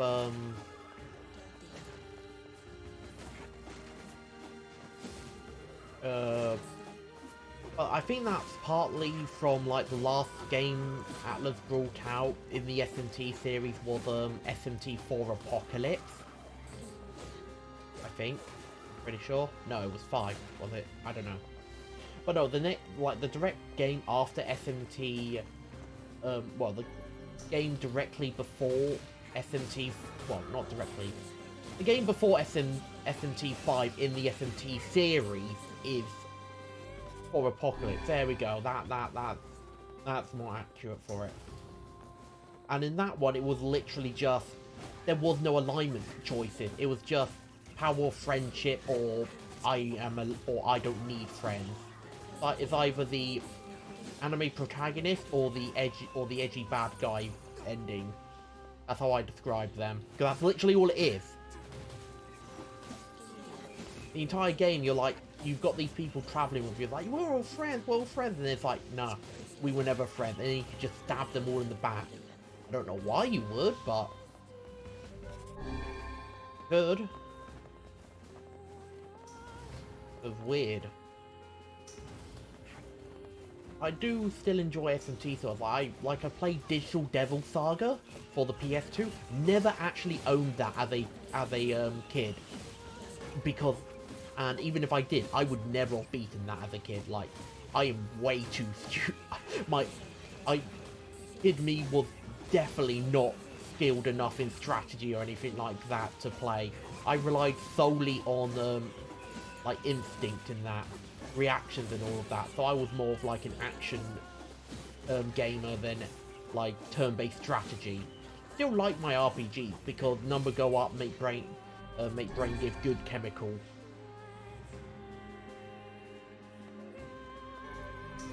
And I have beaten that, and I do actually own Digital Devil Saga 2. I just haven't gone on to the second one yet, because I've been trying to beat Demi-Fiend as like the super final boss of Digital Devil Saga 1. It is a pain to try and beat him. There are specific rules you have to follow in his fight in order for him not to like kill you for cheating.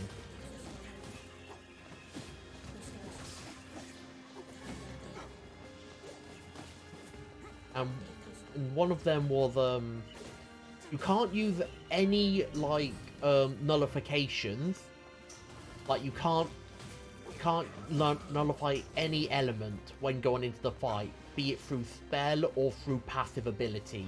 You have to be able to be damaged by every element, which of course also means you can't go in there with reflect or absorb, or else he'll use his almighty attack Gaia Rage, and it will one-shot your entire party, and your entire party will die. And the worst thing is, he will do that turn 1. Like, his party, like, as soon as you enter his boss fight, he gets to go first. He will always go first in that fight. There is no way to go first in that fight. Like, that fight is incredibly difficult. And it is notorious for being the toughest super boss in any SMT game. And I do mean toughest, like tougher than SMT5 we're talking about here. But at least in SMT5 you could go into that fight with some nullification. At best, you're allowed to resist attacks. You can't outright null attacks. And even resisting the damage, you're still going to take a lot of damage.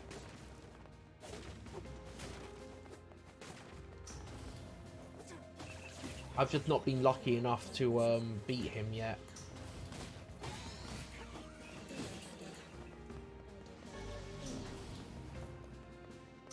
Oh, and honestly, I haven't actually tried in ages because it's so annoying because you essentially have to beat 1.5 Demi-Fiends. Because once you get him to half health, one of his demons will fully heal him. Once you get halfway through the fight, he's back up to full health, and now you've got to get through his entire health bar, like, again.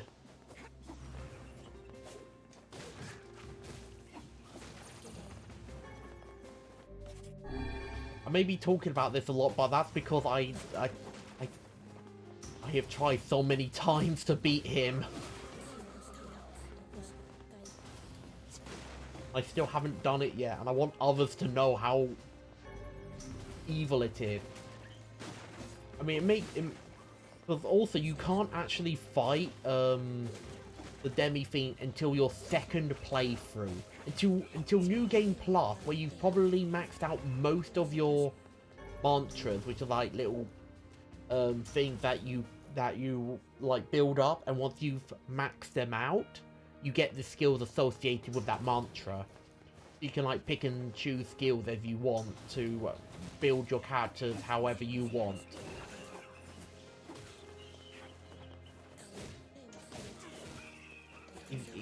And he's still hard to beat. Yeah, no, he's still very hard to beat. Mainly because partway through the fight, when you take down his first demon, he summons Pixie. When he summons Pixie, you have to hope that, and I do mean hope, that when she uses Dorima, you are put to sleep. Because you have to go into the fight with Demi-Fiend with null sleep. It's like one of the only null spells you can actually have in that entire fight. No, it is the only null ability you can have in that entire fight. And you want null sleep because when you are put to sleep by it, you are impervious to all forms of damage. And when I mean impervious, I mean you will dodge all attacks. 100% guaranteed. And when Demi-Fiend uses Gaia Rage after Dorima on his next turn, like next chance he gets to take a turn after Dorima or Sleep is cast on your party, he will use Gaia Rage. Like, there is no way to avoid it. You have to take at least one Gaia Rage in that entire fight. You cannot avoid it. You have to fight him with at least one Gaia Rage, and you have to hope that you're lucky enough to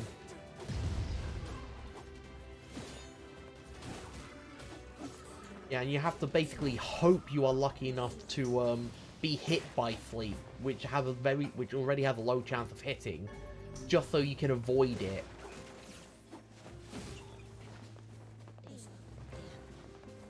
And of course, if you're not put to sleep, he will use Gaia Rage, and your character will die. I'm not even joking. Gaia Rage its base damage is at the damage limit. If you max out all of your stats, he will do 9,999 points of damage with Gaia Rage. If you don't have that much, if you're not like maxed out every stat, he'll only do over 10,000 points of damage. And since Gaia Rage in Digital Devil Saga is classed as Almighty, no way to like prevent it. You have to take that hit. You have to take that hit.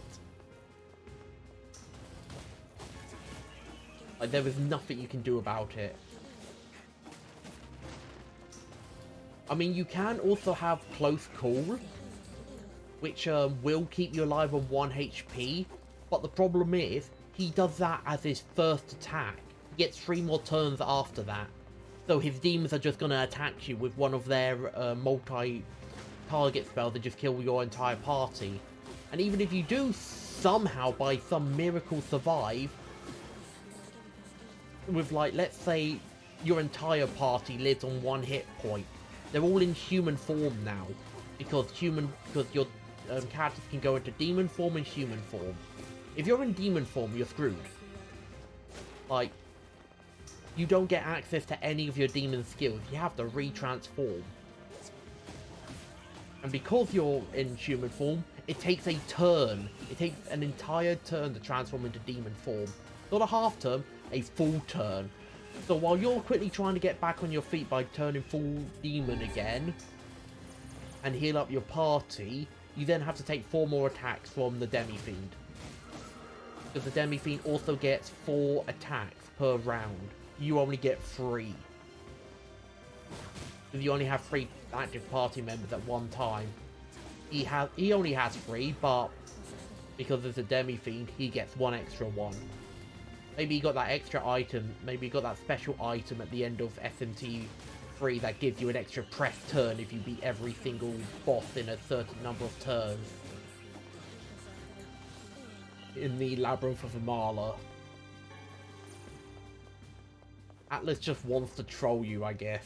Gaia Rage in SMT3 isn't that powerful. No, it's not that powerful in SMT3, but in Digital Devil Saga, it is the most powerful skill in the game.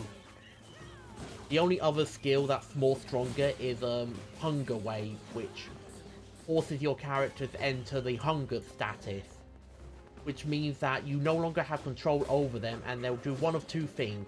They'll attack an ally, or they'll just stand there and damage themselves. And there is no way to remove that from yourself without having like a very special party like NPC with you in that one fight, and it's always scripted.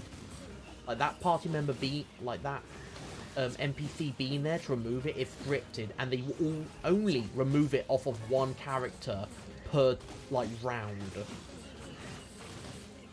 So if your entire party's hit with it, you only really get 1 turn that entire round, because everyone else will still be inflicted with the hunger status. And the only reason I say that's like the most powerful one is because you never get access to it.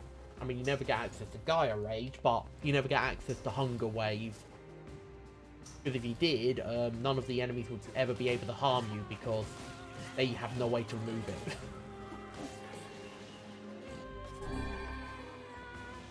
But no, it's... I have seen a lot of people say that boss fight makes you feel like the random encounter. And I'm not even joking. Lots of them are like, yeah, that fight makes it feel like you're just a random encounter to the demi-fiend. And I do. I feel like I am a random encounter. I do not feel like the demi-fiend has been standing there waiting for me. I feel like I have accidentally wandered into the demi-fiend, and now he's just farming me for XP. He's farming me for XP and items.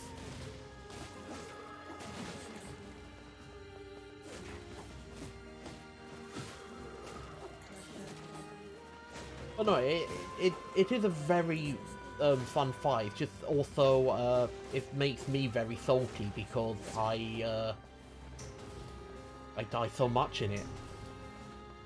I start doing well, and then I get very unlucky with 1 attack from the demi-fiend, and then my entire thing falls apart. It's like, no, I was doing so well. I've been here for like a couple of minutes now, and then I fail because demi-fiend got like, I don't know, he got like a bunch of crit, or one of his attacks was able to put my allies to stone, or just, you know, outright kill them. Like, oh, now I've got to waste time trying to get back my feet again, as he's still unrelentlessly attacking my party.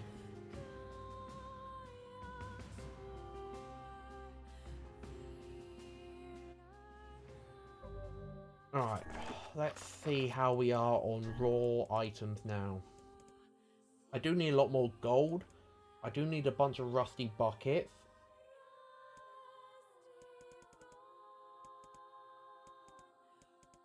Where is it? It was dented metal bat. Oh my god! I have... Nope, that's dented metal board. I misread that. Shit. Where is it?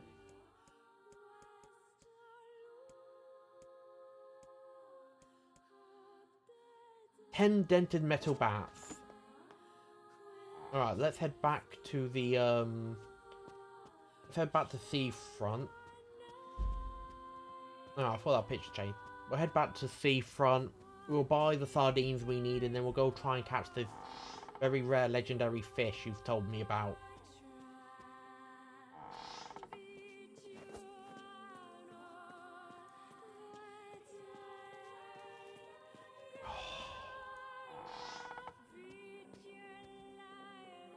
I'm thinking I might just do like a big old, or try and do like a big marathon of trying to defeat the demi-fiend, including me grinding out the items to like try and max out more of my character's stats so I can actually beat him.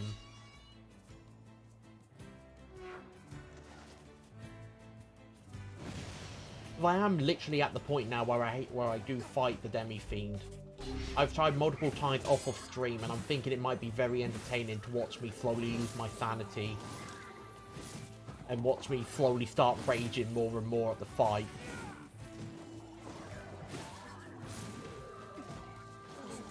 Before I inevitably start praying to him to just let me win. Because I have looked up a bunch of guides for the Demi-Fiend fight in SMT3, and many of them are just like, well, you enter the fight fully prepared, and then you pray. Like, they literally say, yeah, one guy just says, yeah, unless you actually have the money to buy a bunch of new controllers after breaking them, do not do this boss fight.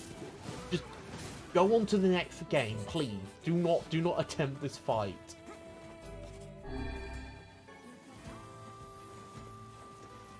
So I knew exactly what I was getting into. So I definitely knew what I was walking into when I decided I'm going to beat the Demi-Fiend.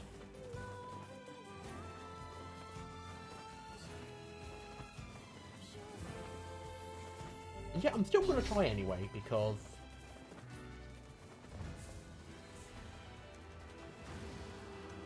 why not? Eh?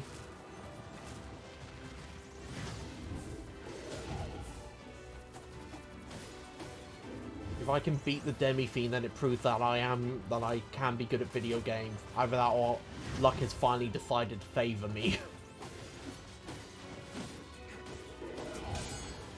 No, whichever one's first.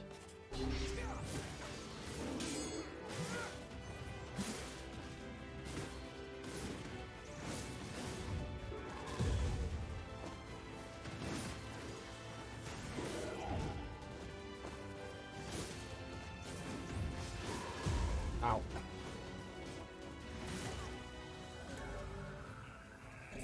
Oh wow, item drop rate 15%. I really need that when I'm up to 25%. Thank you, game.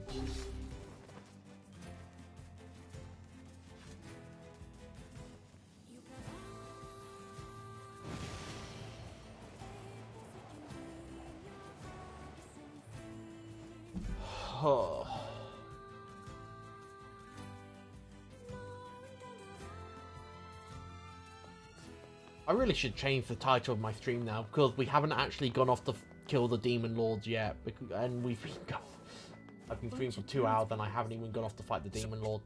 Oh yeah, we've been streaming for 2 hours. I should probably increase the output of harvest.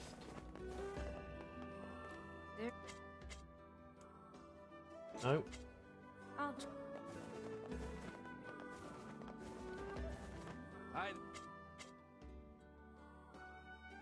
Sardines, here we are.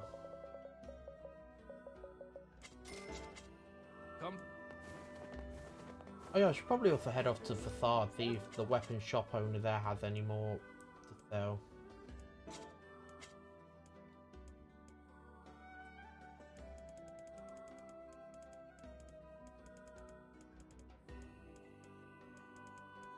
Old school books, I have 99.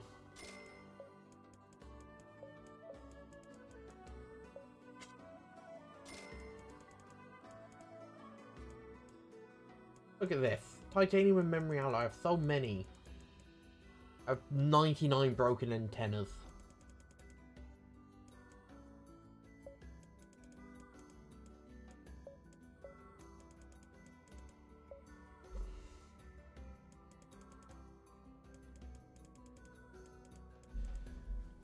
I have so much amber. I'm selling all that amber. I want to have a lot of money. 4 sandfish, they can all be sold. I'm keeping that as the pride of honor.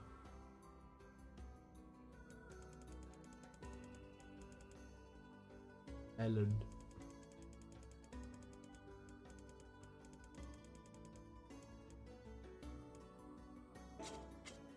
Thanks. I should probably head back to Arseval's village real quick, just to see how the flowers are doing. And then we head back off. Then we head off to the desert. Oh,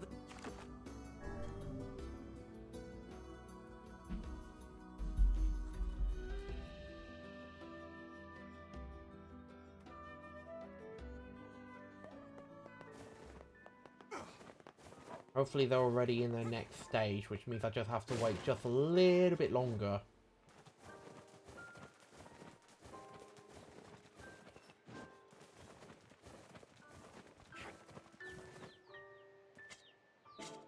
Oh, they're not. Oh, damn you flowers. You're keeping me in Route A for longer than I need to be.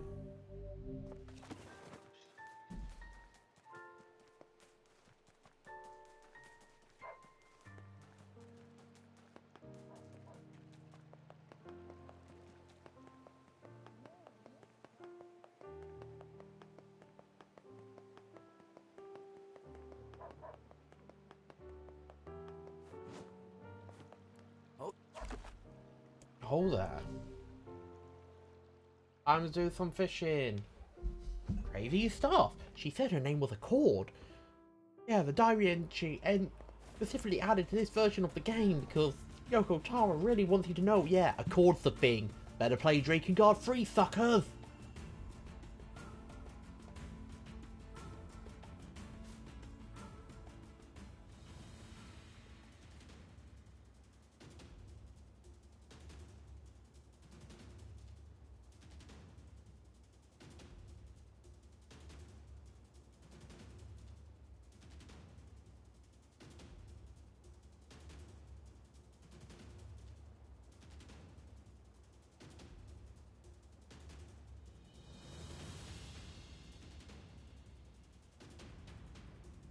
On fish.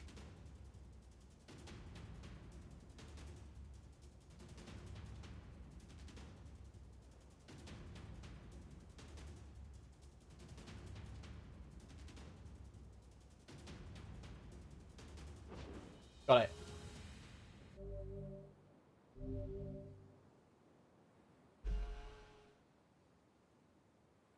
It was just that legendary fish again. Now I have 2 of it.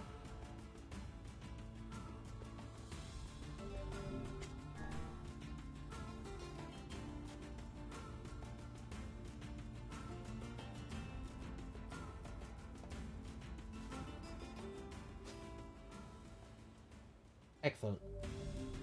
I needed that. Give me more of that, please.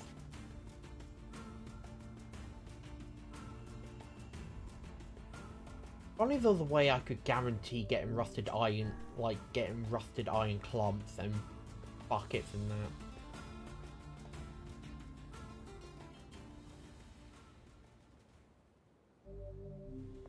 I thought I would have been able to win that struggle quicker with there. Wait a second.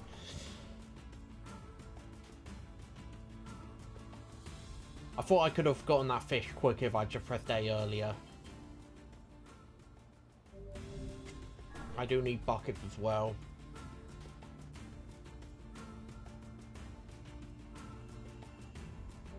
Missed it.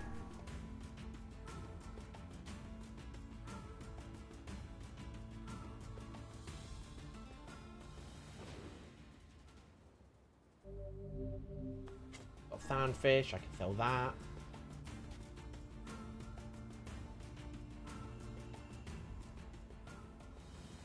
Another sandfish, I can sell that.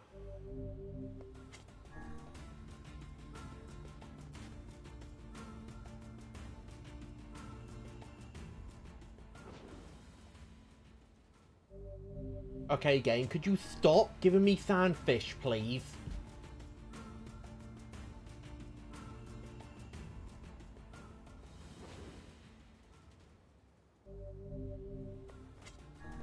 Please, I just want crafting materials.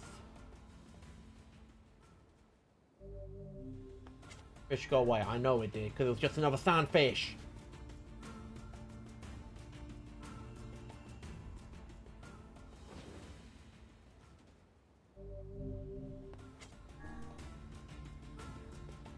No one have to worry about going hungry with how much I fish.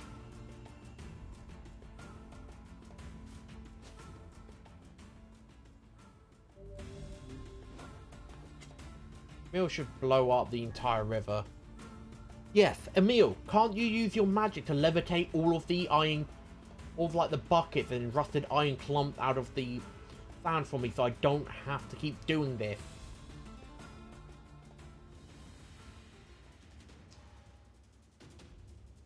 I have no idea what this is, but I'm going to catch it now.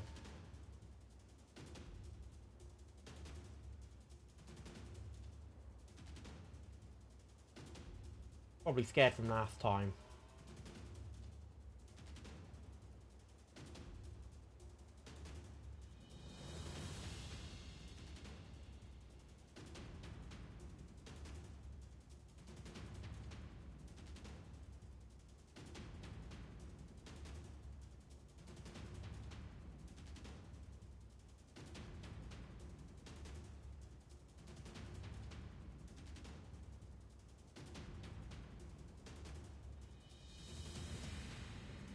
I don't know what this fish is.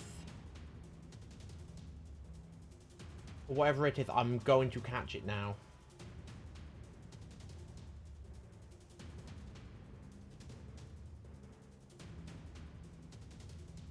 Yeah, it is a big one.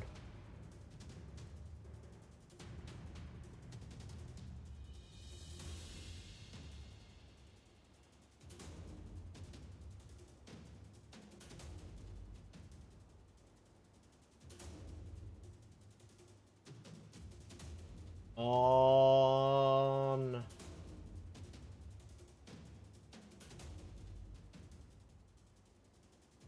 On.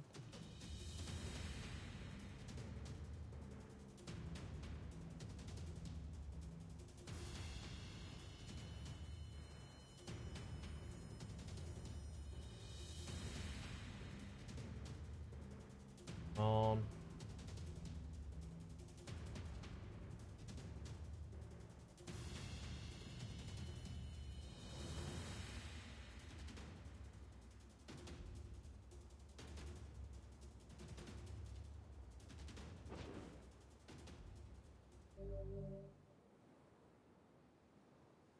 Got it.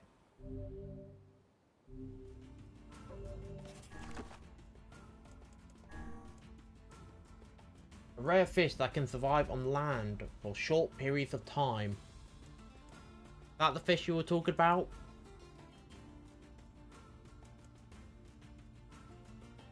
The rhizodont. Is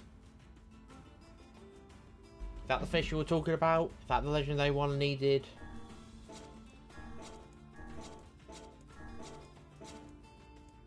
I got it. Mine now, it's my fish.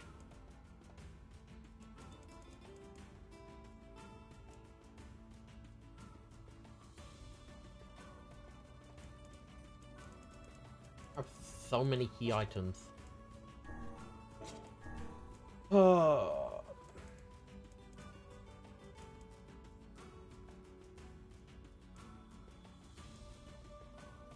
Oh, I can use Moonflower to restore HP? Yeah.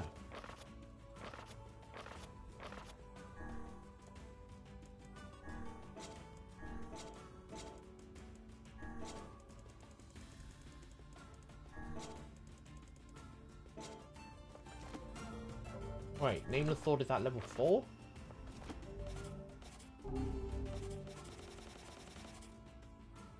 It is as well. I don't think I actually read the story. There it is. Yeah, smash, smash, smash, smash. Sweat rolls down the faces of hard Scrabble men. Yeah, that is the Fish of Legend achievement. Oh. Men, as they chip away at iron stone, their cheerful singing echoing through the mine. We are workers, workers in the mine, dirty from tip to toe. Again, we search for iron with all our might. Smash, smash, smash, smash. Boom, boom, boom, boom. The sound of women stomping on bellows in the mill. The sound of iron being gathered from the scorched sands. We are workers. Workers in the mill. Workers who send wind to... Workers who send wind. Today we stomp the bellows again with all our might. Boom, boom, boom, boom. Here we are.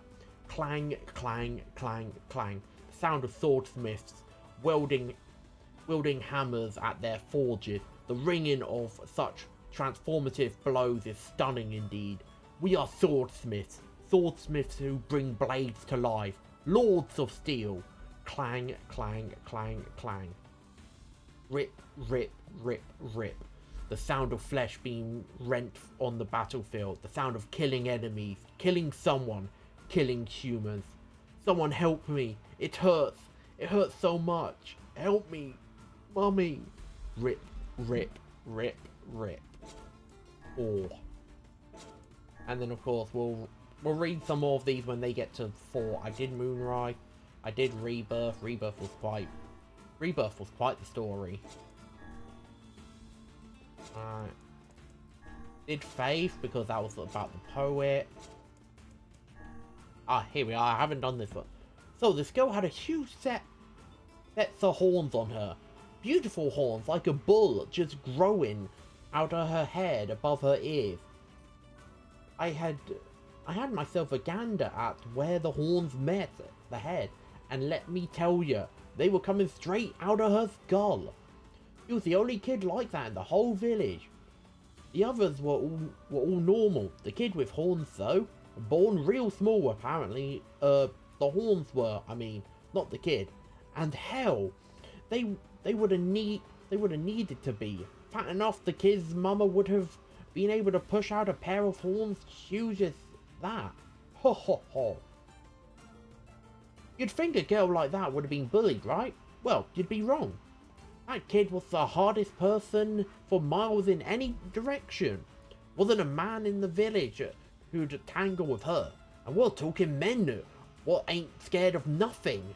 She was the best at doing work that needed physical strength and all that. And she always led the charge whenever shades attacked, and folks loved her for that. Sure, most of all, they loved her because she was always cheerful and just plain tough. But one day, this huge shade attacked the village that was just too strong. It tore the men apart like old rags, and half the guys in the village died. The girl with the horns fought with all she had, but eventually she couldn't keep up, and the shade lifted her off the ground and ripped the horns right out of her head. The way she screamed was like nothing you've ever heard. Sound shook the earth itself, it did. After that, things got real quiet, so I stepped outside and found both the shade and the girl dead. Both of them had wounds all over, and they were leaking blood out of just about everywhere. And don't judge me for saying this now, but it was almost beautiful. Like looking at dark red flowers in full bloom, you know? Hope that answers your first question about why folks in this village can't hear nothing, but you should know, none of us think badly of the girl for making us this way. Being deaf is a hell of a sight better than being dead. Ho ho ho. Anyway, we've all talked over that day to death, and we think that final scream was her way of saying goodbye. Everyone in the village is honoured that the last thing we ever heard was her farewell, and that's the god honest truth. Oh my. I don't think I've maxed any of these out yet. No, I haven't.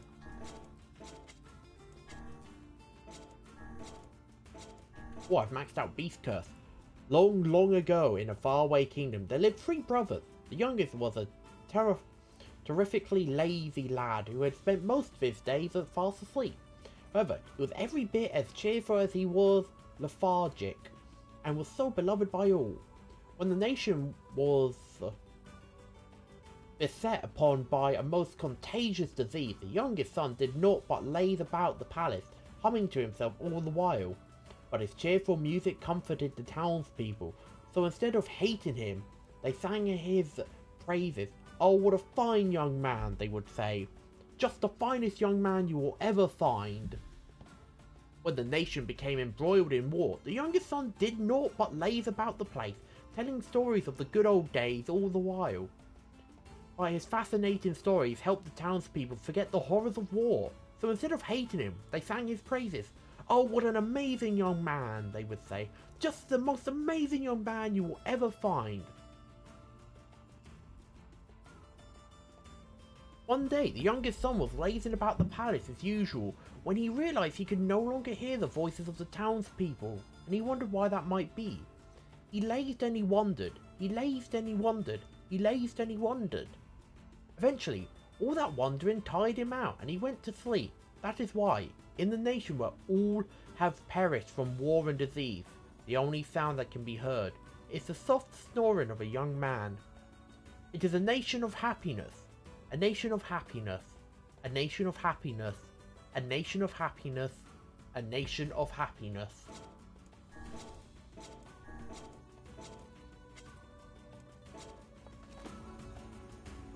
Oh my.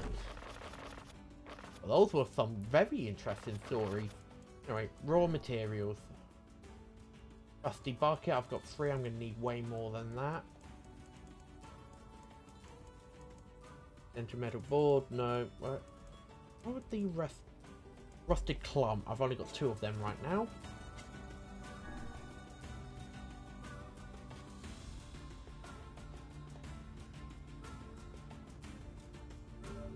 That's just another sandfish.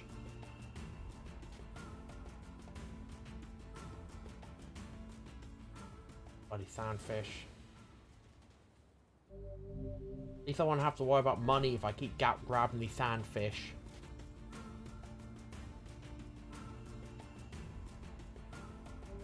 Of a bloody sandfish.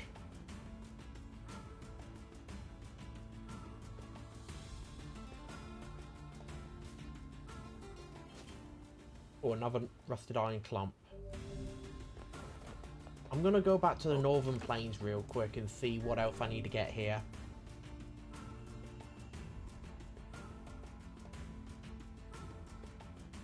Because what I'm gonna do is I'm mainly just gonna focus on maxing out the lead pipe now. And once the lead pipe's maxed out, then we'll just wait for the we'll wait for we'll wait for the flowers to be done, and once they are done, then we'll go fight the Shadow Lord if we have time.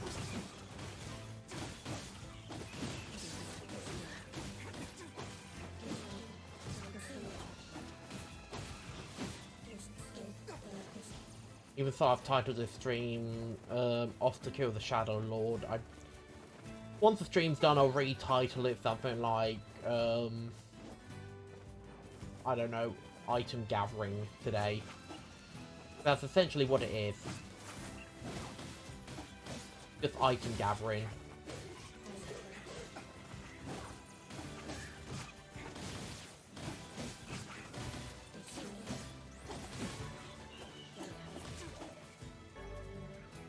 %30 magic defense. There are still better words I can get.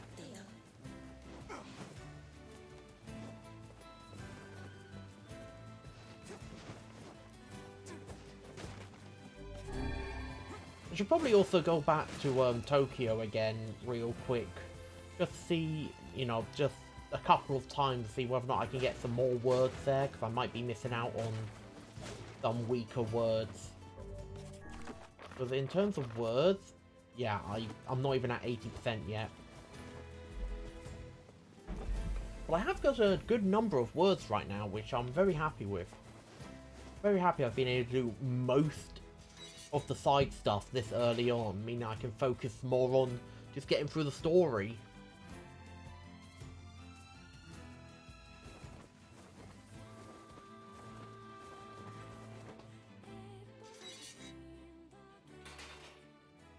Oh, I need to check summary, did I? Oh, no, that's not it. Oh yeah, I forgot. Steam Overlay isn't... What can I help you with? Haven't got Steam Overlay active.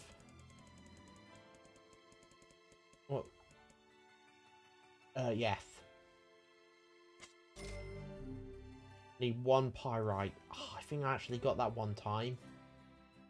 Well.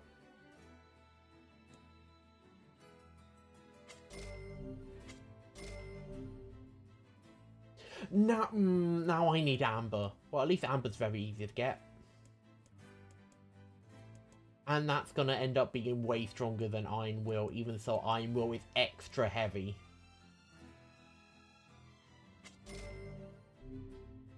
And then it's amber and gold ore again. Come back. What can I help you?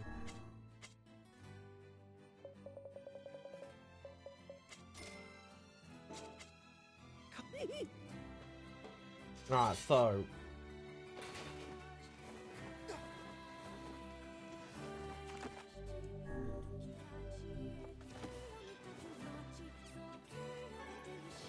I don't know where I'm going to get pyrite from, but I may as well hunt around for... May as well run through that whole area again and get some amber and that from there.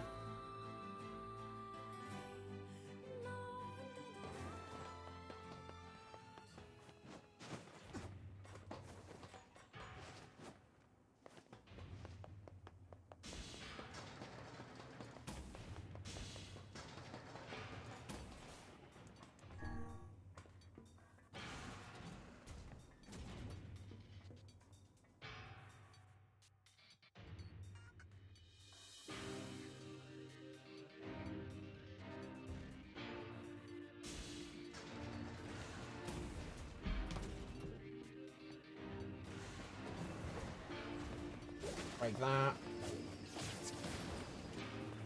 I'm going to run through this whole area of the legendary lead pipe. Or iron pipe. It's not lead pipe, it's iron pipe. Actually... Oh my god, that's already stronger than this.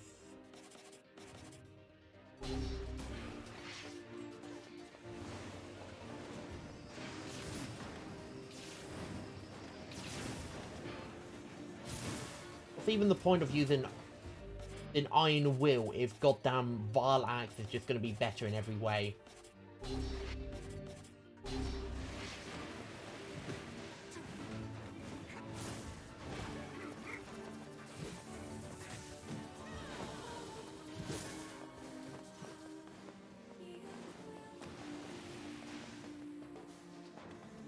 I really want to use Iron Will as well. I think it's funny having a weapon that slow to swing. But also strong enough that it just one-shots everything. I haven't actually put any words on this, have I?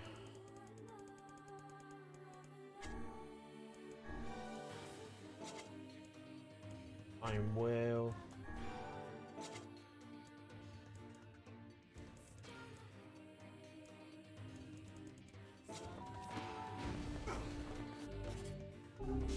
Just want to make sure that I have actually also got stuff on lead pipe, or not lead pipe, iron pipe as well.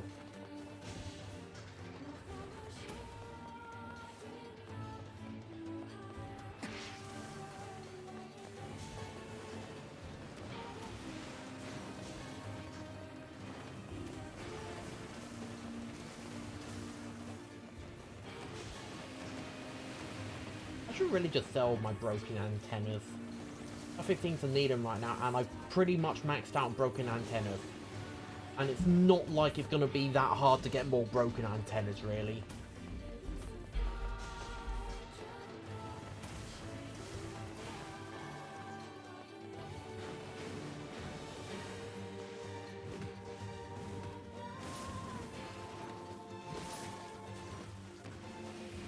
I think the only difference between this axe and Sword Iron Will is that Iron Will has, I think, more reach. Yeah. Iron Will can hit much further away than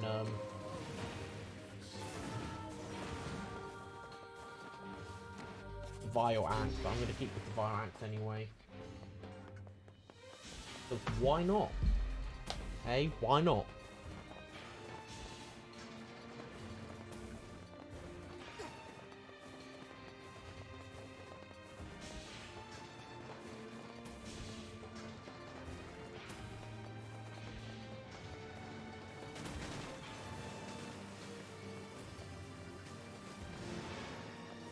Dented metal board, dented metal board.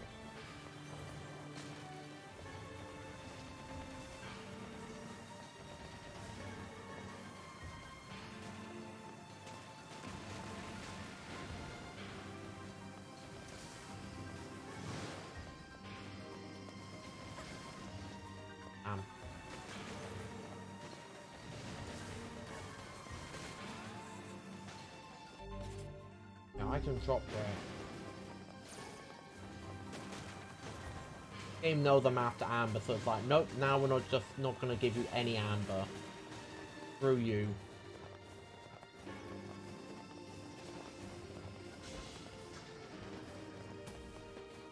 I had so much goddamn amber, and I'm like, I haven't had a weapon need that yet. I'm gonna sell it.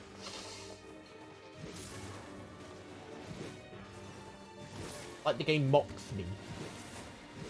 Fool, you have sold this item you ended up needing.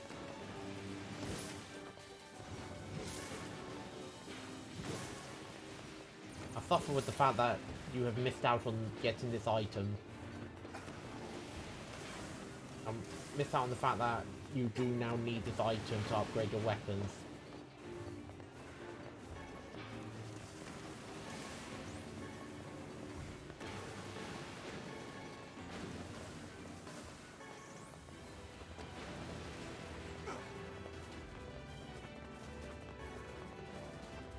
Cable.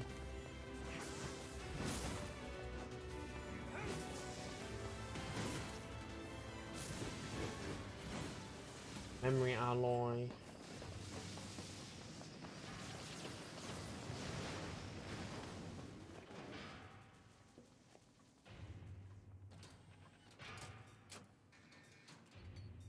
Explosive. Open. Bro.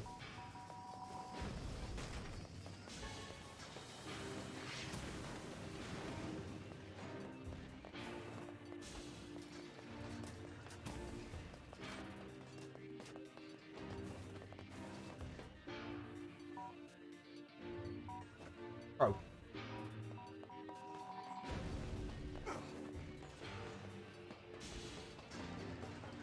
Oh.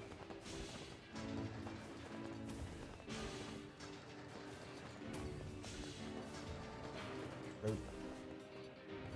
Nope. Thank you. I don't know why I was having so much trouble.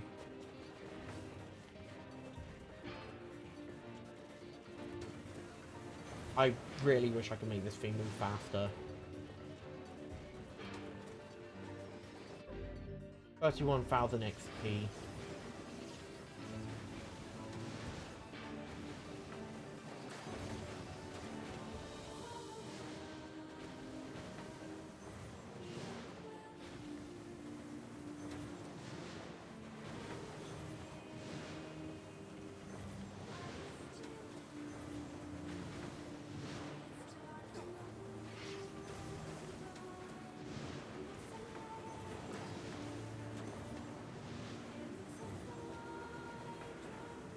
As soon as that robot comes out and I can hit it, it's dead.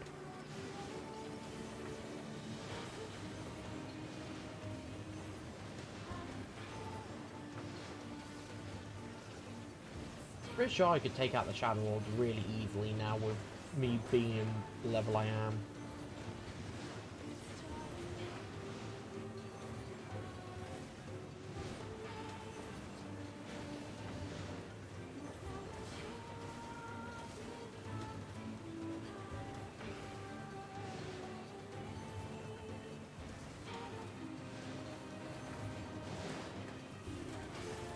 And they're all down. The end of this segment, and I didn't kill the robot that spawns here. Soon enough.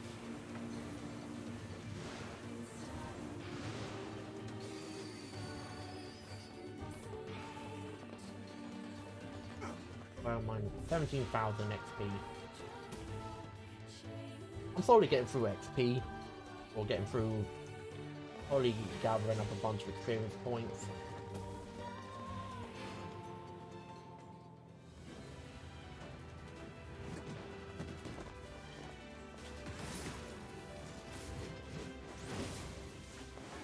And it's already dead.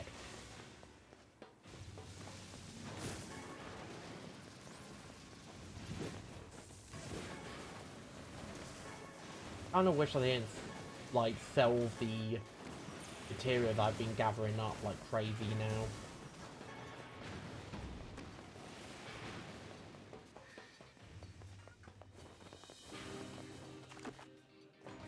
Oh well. You live and learn. All I can do now is just try and get back. Try and slowly gather up a bunch of items to upgrade all my weapons.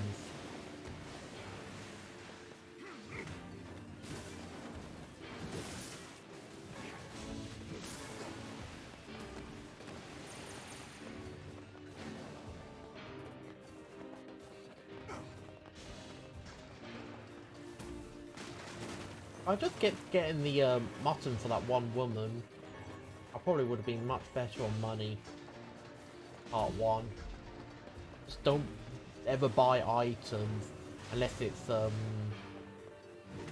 what's it? Unless it's, you know, stuff for missions or upgrade materials. Other than that, just hoard it so I don't have to worry about money. So I always have it for when I need to buy a weapon.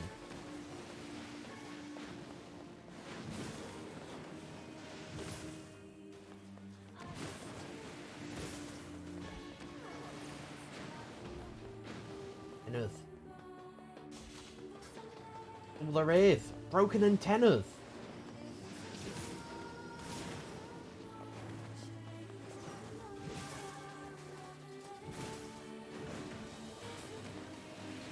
Can I? Nope, can't leave yet.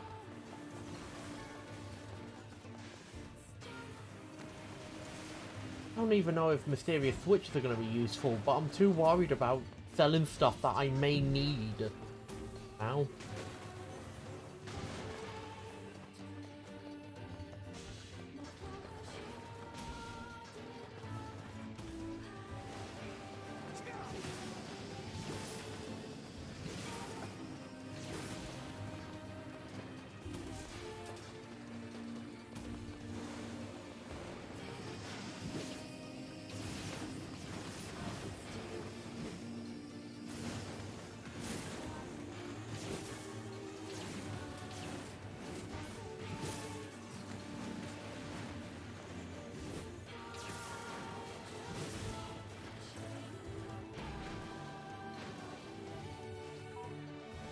And throw.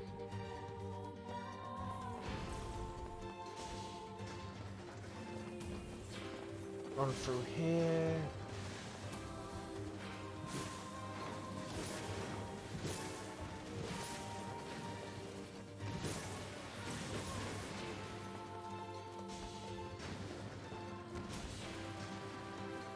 Through here.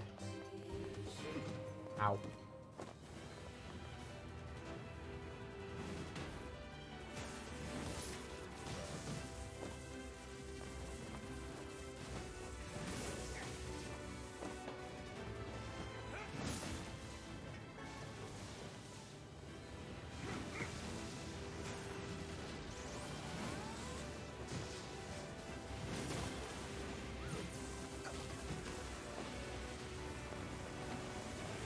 And dead.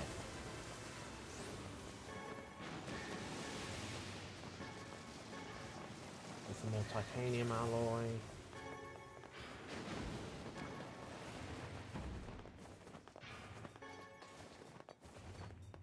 And that's pretty much all the things I can gather here.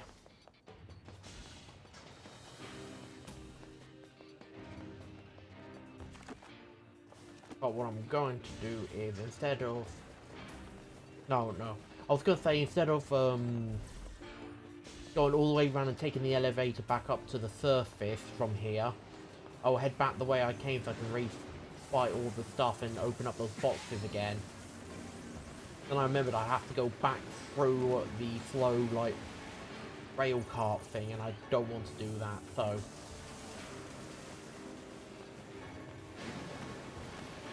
what I'll do is, I'll go through all of this.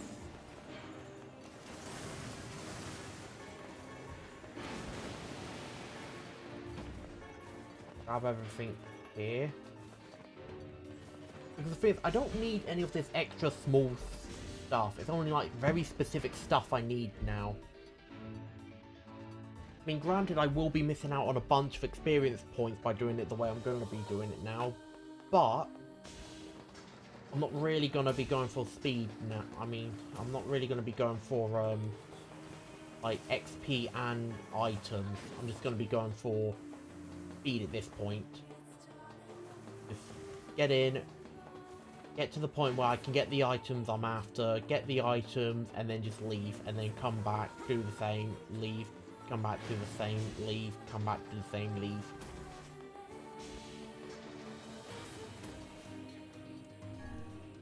That's quite literally all I can do now to, like, be as freaking efficient as I can.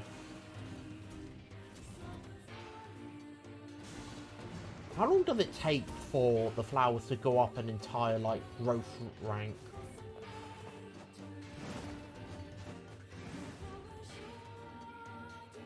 Is it every 3 hours it goes up, or is it like 2 or something?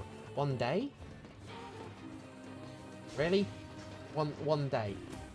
No, I'm pretty sure there's like a bit in between that, 'cause I'm pretty sure I remember planting flowers one time, and then they ended up like growing a bit, so I watered them after they got to like stage 2, and then went off to do more stuff.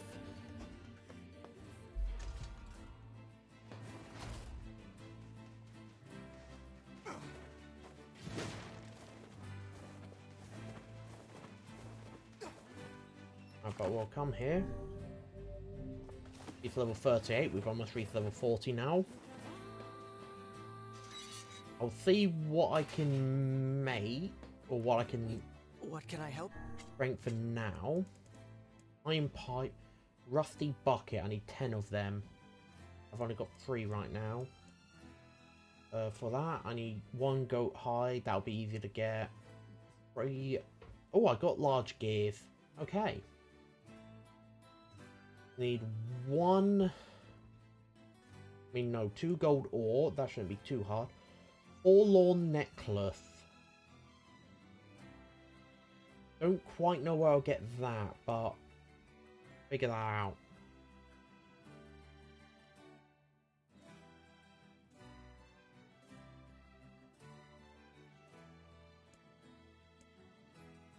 Subdued bracelet, meteorite. I did get that somewhere. I did get a meteorite somewhere, but I can't remember where. Bile axe. I can max that out now. Read story for that.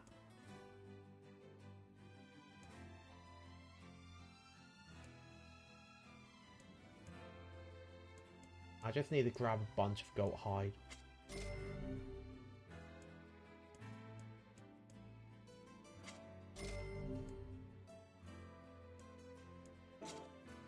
Come back. Luckily the stuff for the DLC weapons isn't too, like, out there for me to get.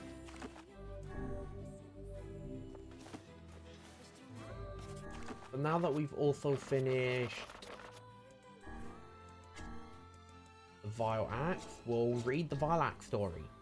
The girl stares at the sight before her. Her father lies nearby, carved to pieces by countless blades. Her mother also lies dying, as well as her newborn baby brother. All had suffered terribly in their final moments, and the girl can do nothing but cry as she stares at the 3 soldiers who have murdered her only family. Years later, the girl reappears, her visage made strong by her vow for revenge. The first soldier has grown so fat that the buttons on his uniform can barely contain its girth. The girl approaches him and claims to know an easy way to lose weight. On the pretext of an examination, she has him lie down on a bed before suddenly hacking off his arms and legs with an axe. Items planted in the garden stay there between part 1 and part 2 of the story, and when you reach endings, you don't need to worry about waiting for flowers to grow before progressing the story. Oh, so basically I could have taken on the Shadow Lord sooner. I was waiting to take on the Shadow Lord because I thought I'd have to actually replant them. But no, I could have taken on the Shadow Lord sooner. Thank you for letting me know, Autumn. I will take on the Shadow Lord after we go one more run through the abandoned factory. Okay, so anyway. Legs with an axe. The remaining lump of soldier screams and attempts to wriggle away, but the girl pins him down and tells him he still has parts he can lose. Sometime later, the girl sits in front of the new rounded torso and smiles. "There we are," she whispers. "Look how nice and slim you are." Second soldier is a peerless Lothario. Each night, a new woman is invited to his manor to spend the night. The girl breaks into his house and kills the woman at his side, then uses her axe to hack off his manhood as he trembles and begs for mercy. The first... Wow, that just ends there. Third soldier has long since left the service and is now living a quiet life with his family in a remote village. After they have fallen asleep, the girl takes her axe and cleaves the support beams of the house, causing it to collapse. She then sets fire to the wreckage, creating a great bonfire that can be seen for miles in all directions. Suddenly, the soldier's son crawls from the wreckage, covered from head to toe in terrible burns. As his eyes falls on the girl who has murdered his family, she hands him her axe and flees into the dark of night, never to be seen again.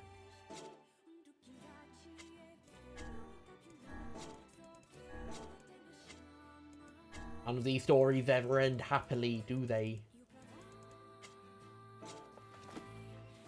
Anyway, we'll do one more run through to get things like amber and fluorite and Damascus steel, and then we'll... I don't know, I could do multiple really, because it's quite quick. Or the way I'm doing it should be quick. As far as I know, it could be not as effective. But then again, I don't need memory alloy or titanium alloy right now for a lot of my weapons. And even if I did, I do already have quite a bit of it already, so... Only things I'm missing now are some of the other rarer items like dented metal bats and that. And also rusted iron clumps. And now, apparently, rusty buckets as well. Which I wish some shops would sell. So I wouldn't have to partake in the fishing as much. Yeah, my plan is to... So I can't get through there yet.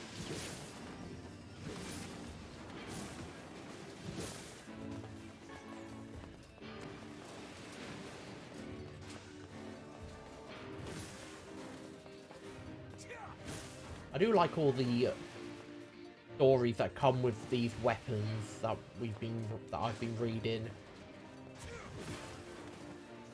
Mainly because it all just makes sense for these weapons. Like, they're weapons, they're meant to take life. You would not expect them to ever have like a happy story. Every single weapon story will end with bloodshed. Well, I say end with bloodshed. Moonrise didn't. But even then, like, every single story for these weapons will end with sadness. That's just how the world will work. I got some Damascus steel.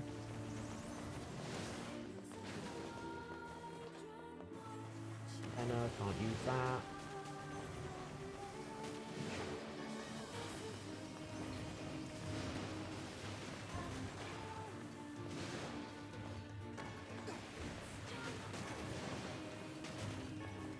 Alright, there we go.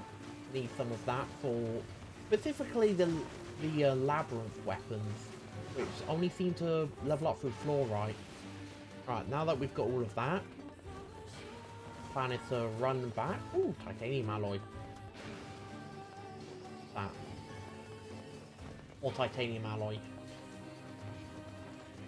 We run back the way we came. Shit, sorry. Okay, so that plan doesn't actually work as well as I thought. Okay, I was hoping I could have run back through that door, gone back to the elevator, gone up a floor, come back down a floor, so everything reloads, and then go back through this entire area again with all the boxes. So if I want to get out of it, I have to come through here. I have to do this area. I was hoping I could have just avoided doing this part. But I can't, so best I can do is just fight and slowly get stronger and level up in that. More titanium alloy. The game always gives me the stuff I don't need, but never gives me the stuff I do need.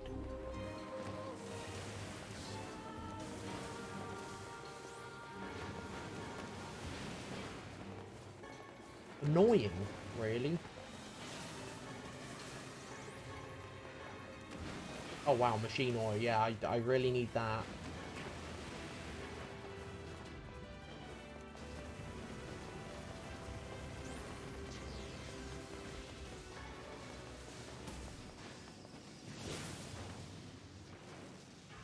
Now I've got to wait for the bomb to slowly pop out.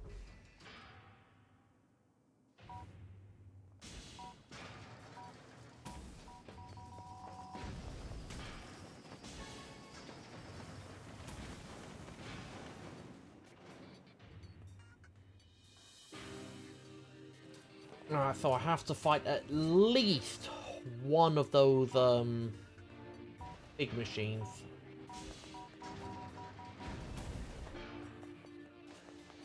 So my plan is to run back through all of this.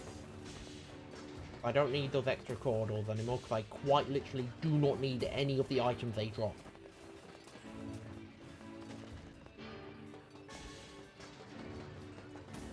Alright, so why was that box back?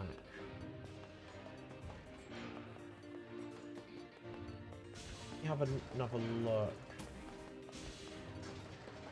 That box shouldn't have been back, because I know I broke that box. Yeah. Why was that box back? Unless they respawn after a little bit, but... well, they only respawn when you load in a new area. Huh. Oh well. At least I got a free bit of amber for it. We'll go to B1. I don't know why B1, I just felt like going to B1.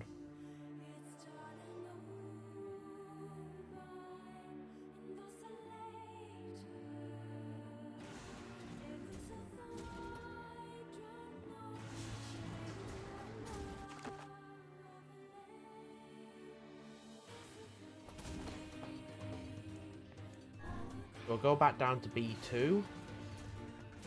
I'm just going to run through B2 one more time with all those boxes to hopefully get some more, bunch more fluorite and amber, and then we'll go back to Two Brothers weaponry, upgrade what we can, and then we'll go fight the Shadow Lord. Well, I'll head back to Parsifal's village first, see what can be done there. Well, see if I need to tend to the flowers there quickly. If not, then go take on the Shadow Lord, then. But we kept him waiting long enough. Well as Yona, because, you know, got Yona.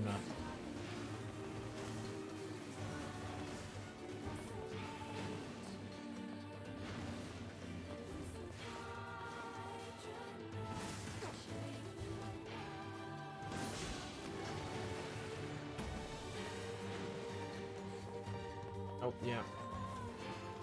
From here. Bro. Close enough. Then we just run right through all of this. Go straight ahead, ignoring everything else, because none of that is going to be helpful. come here, and then we just start breaking all the boxes.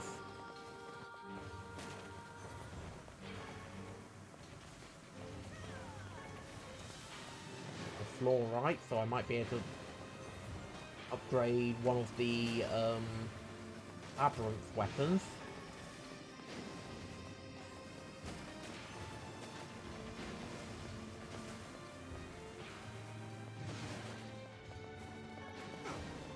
Bolt. Yeah, I could do with that. Metal plate. Amber. There we go. Yeah, I like breaking all these boxes. Because with how many boxes there are, it gives me a good chance to get like the rare items I need from them.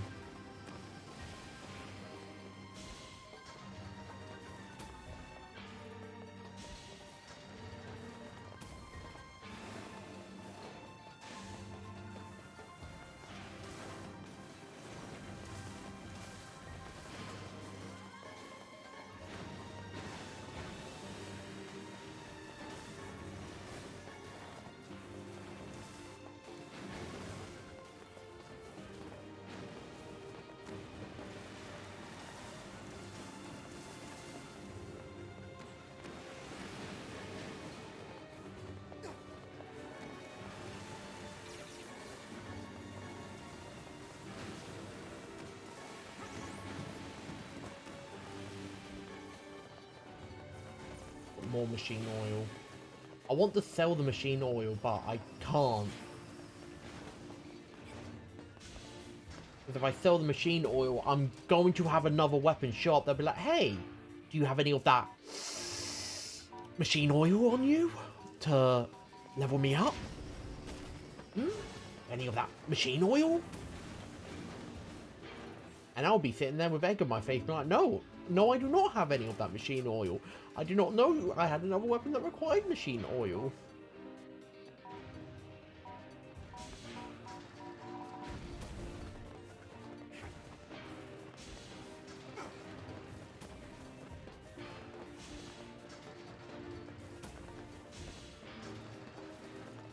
No, that seems like probably the best thing to do now is just run through that area with the boxes, head back to the elevator, and then just head back up, and then just move right back down again, go back up, come back down.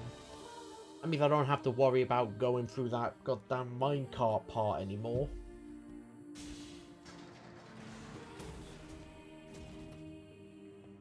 It does mean that I'm going to have less chances to fight the giant robots to get memory alloys, but at this point I don't really need more memory alloys.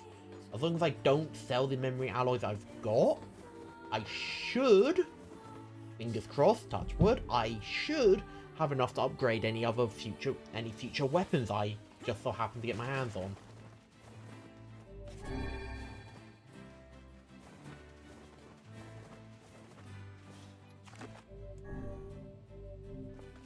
But it also means that I miss out on the large sum of XP I usually get from going through that, from like running through that area.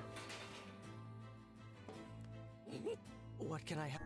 But that's like fine. I'm willing to put up with that.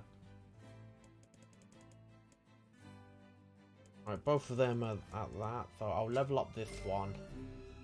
Oh, that jumps up to 800.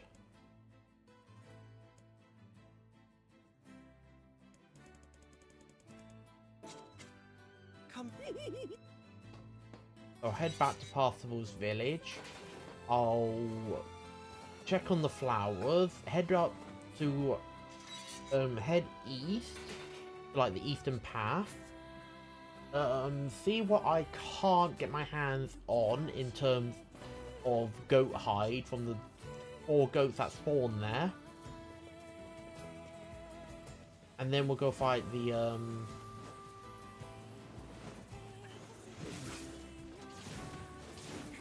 like Demon Lord, Shadow Lord.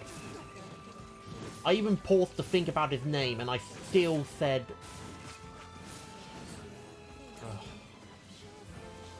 Because another reason I want to go through to fight him now is because I know I'll be fighting more shades there because it's the final dungeon, And when I do fight more shades, I'm going to have more chances to get more words. Which is mainly what I'm after, because the more words I get, the stronger I can become, and the higher the percentile chance of having items drop can be. Which I'm hoping also improves the chances of rare items dropping. Because if I can increase the chances of rare items dropping, that means I won't have to kill as many shades to get the items I need. Which is part of the reason why I kept running through that,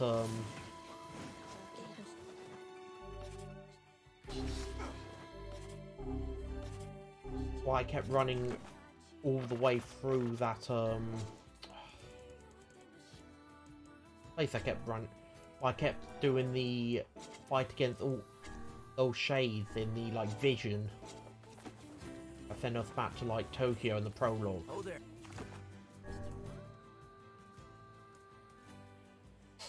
Yeah. We're back to Pastor's village.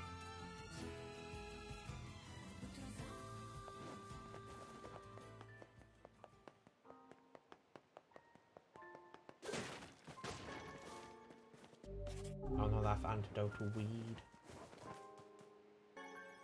Giant egg. Oh, I actually do need giant eggs for the Phoenix Spear. Alright, these have not progressed yet. Got it.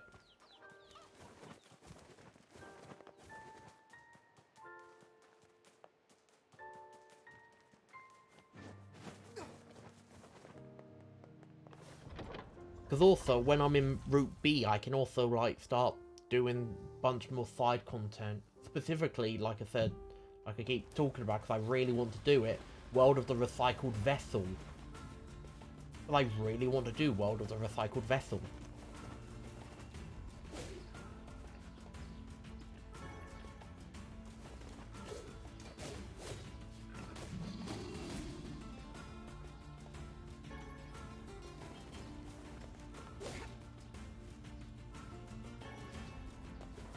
Me.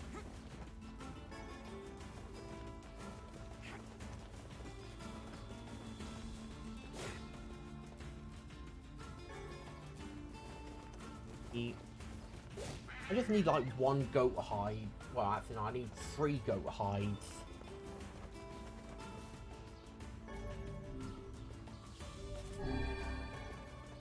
Copper ore.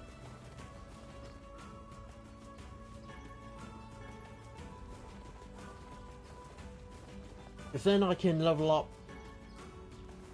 the like the last 3 automata weapons up to stage 2, which I don't think they need goat hide after that, because I don't think Cruel Oath needed it after that.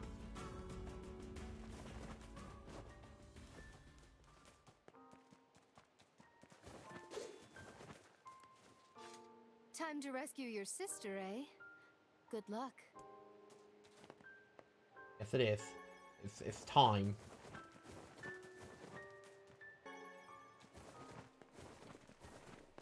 We've been far-arsing around, lollygagging about, trying to get items to make ourselves stronger, but we are as strong as we're gonna need to be now.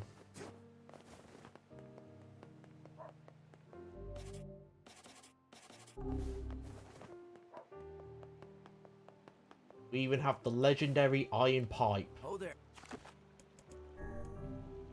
I don't even know if the iron pipe is actually good at all in this game. I'm just making fun of the fact we have an iron, like one of our weapons is an iron pipe. And if it's good enough for Parsifal in the prologue, it's good enough for me to use to beat the final boss.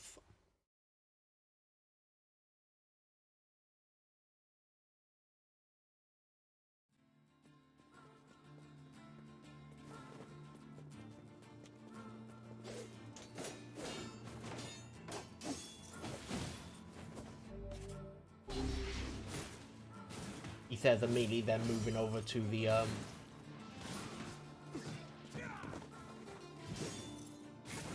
Bile Axe because it does more damage than anything else he has.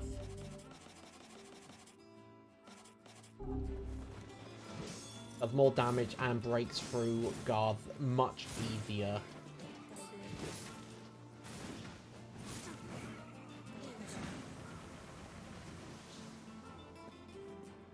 Oh, he got knocked away.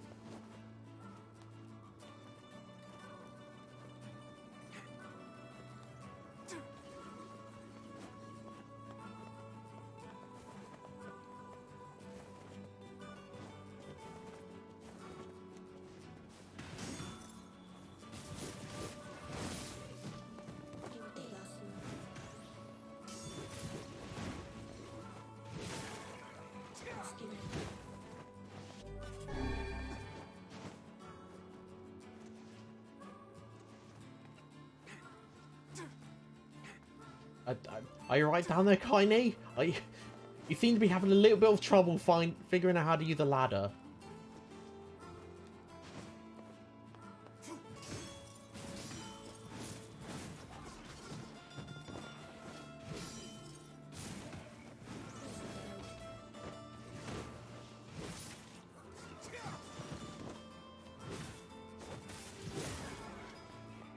Twisted ring.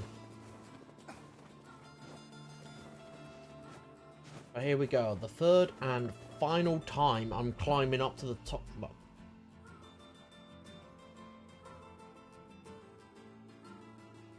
Well, this is not the final time, but well, technically this is the third and final time I'm climbing this tower for Route A.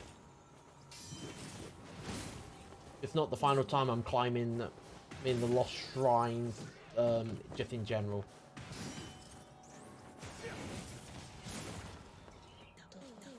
I am going to have to climb this place again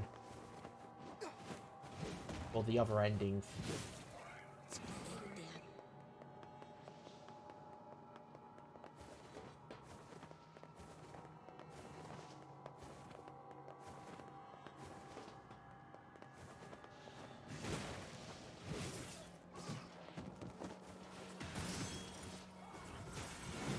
Ow.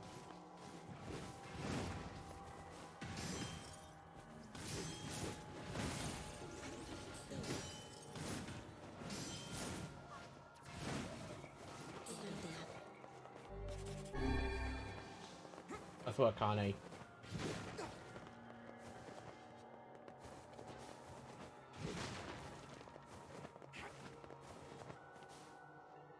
Yeah, I'm not making that.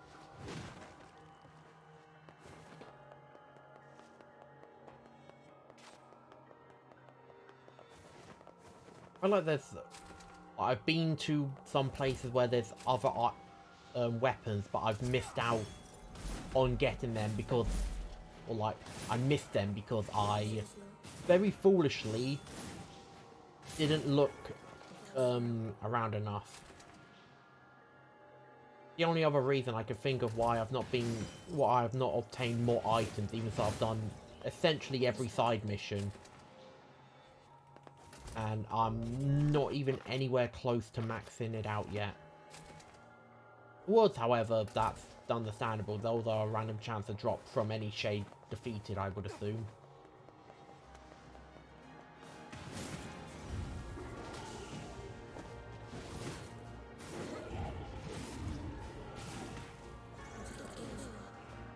Elaborate machine.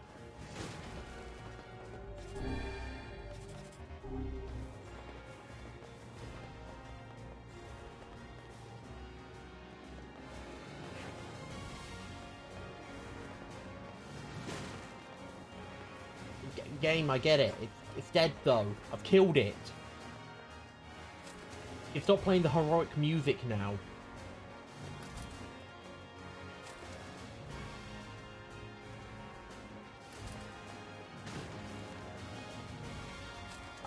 I don't think the game knows I've already killed the boss.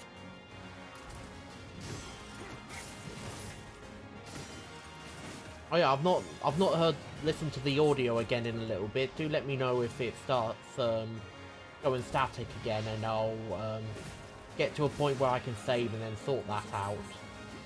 But from when I checked at the start of the stream, it seemed to be just fine. So if the audio does go wrong, just, you know, let me know. If things need to be altered volume-wise.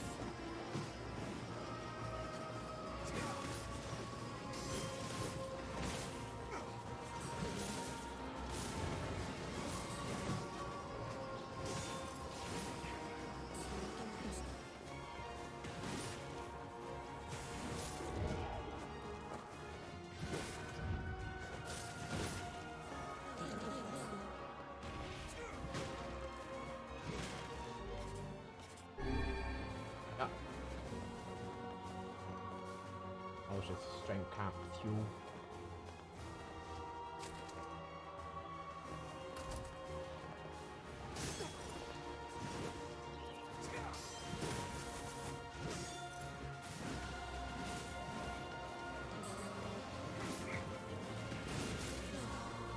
They don't.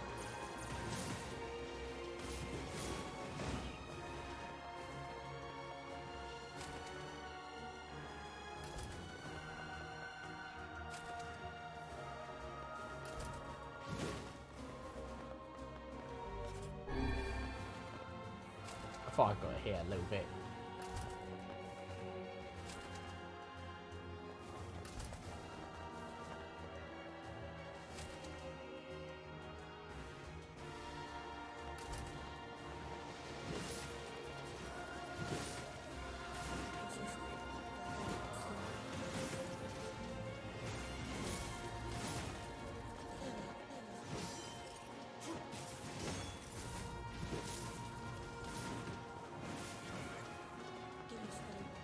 Nope. Gotcha. Dead. Eliminated.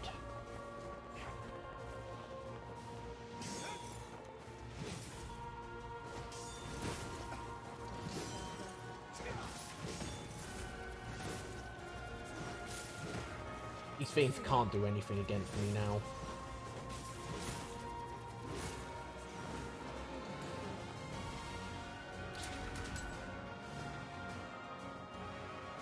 I just noticed it's playing Snow in the Summer.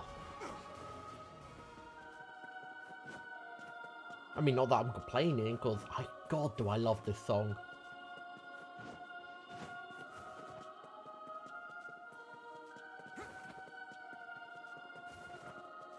I do have to say though, the song's implementation at like the start of the game in the prologue is the absolute best. The way it slowly builds up and everything. Oh, it's fantastic.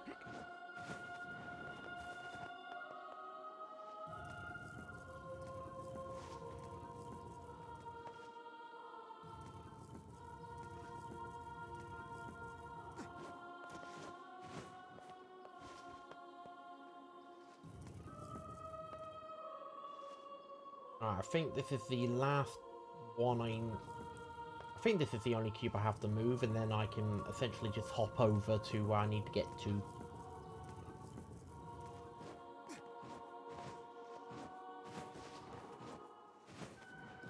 Oh yeah, because the only other cube is right here. But this one doesn't... mainly optional.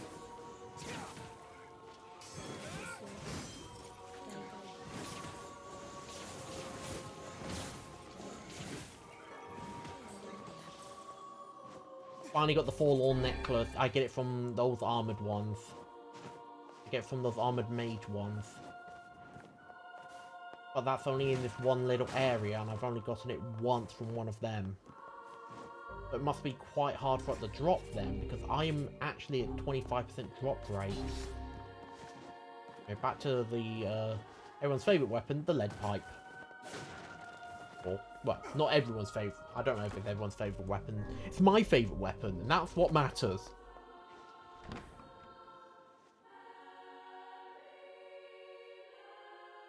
Oh. Such an ominous sight. And yet I find it strangely nostalgic. Yeah. This is where Vice and I first met. And first fought together. Wow! This is where you used to live, Vice? Well, yes, I suppose. in a technical sense. Pretty nice digs for a floating magazine. At least it was free from annoying hussies like yourself. You cannot turn back from this point. Continue. Yes. And now the path is open.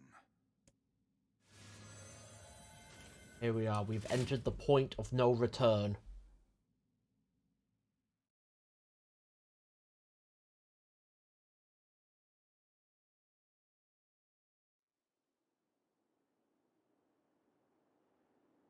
Now everything has gone wacky.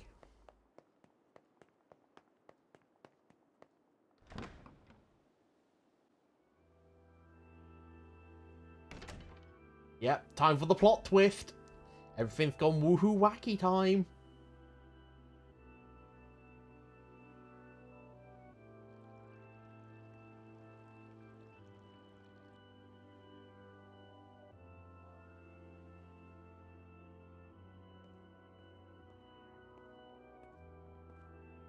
Not a very...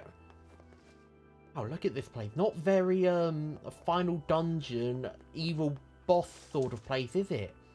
It's so nice. And modern. In such a, like, medieval looking setting. This is such a weird place. To whom does the true voice speak?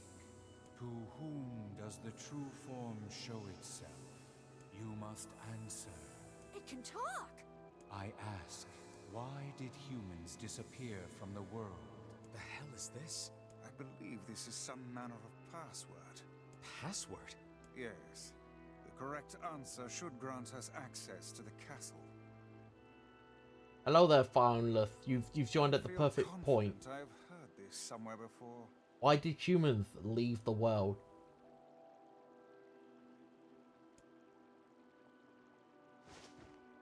Why did they leave the world? To whom does the true voice Voice speak? speak.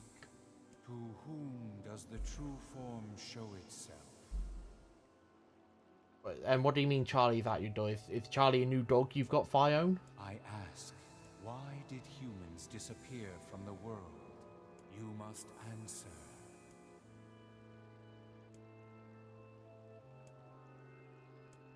Because their lives are shot because of a black disease. I answer because of a black disease. Oh, that's the sneaker video by Meat Canyon. I have to check out that video because I do like Meat Canyon's things. I ask, how can humans extend their lives? By carrying leaves of a secretary. By separating body from soul. I answer by separating body from soul. I ask, what is the destination of souls? They are placed in their corresponding shells. I answer, they are placed in their corresponding shells. Very well. You are acknowledged as master. You may enter. Well then, it seems the way is open. Of a weapon. I saw those boxes there. Phoenix sword. Ooh. 400 is its base. That already makes it as strong as some others. And stronger than others. It's stronger than that. Almost as, roughly as strong as that.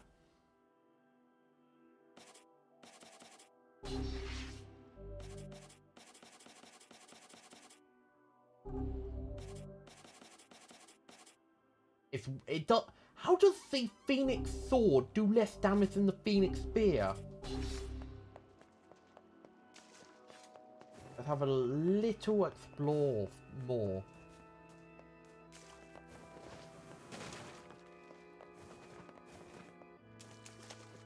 I knew the password. Why did humans leave the world? Because of a black disease. How do I think the Phoenix Spear was my go-to. I do see the Phoenix Spear as a go-to for a lot of people. But, oh, I like dancing, that. Why did humans leave the world? Because of a black disease. Why? How do humans extend their lives by separating body from soul? And what is the destination of the soul to be placed in its corresponding shell? What could any of that mean? I wonder how you would actually figure that out. Like, it's a one of two question, so... Deviler and Popola. What are they doing here? It's the twins from your village. Popola? Devila? What are you doing here? Hey, any chance you'll just go back to the village? This is a very dangerous place. Even if you can find Yona here, you probably can't get her out. How did you get here? Shh. We're asking the questions right now.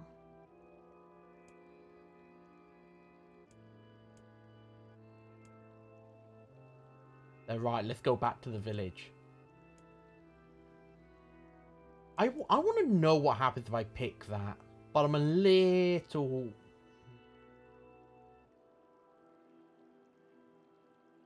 I'm really tempted to pick that one.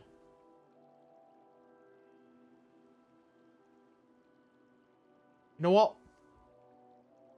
We'll pick it. They're right.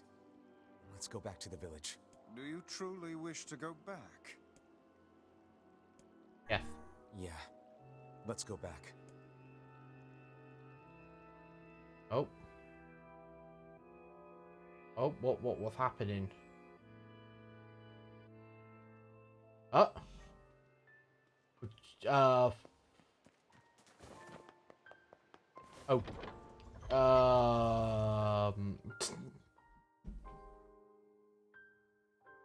Right. Understand.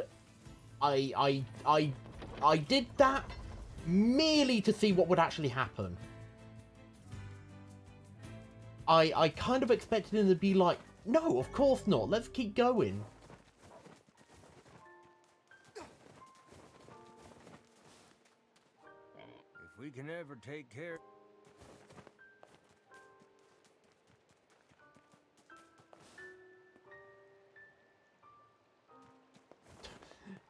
Hello there and welcome, Doritos.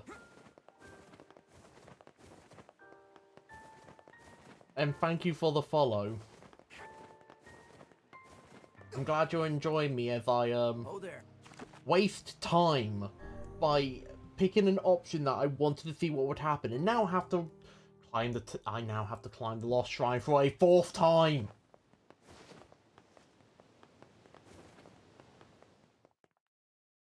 I have no one to blame but myself.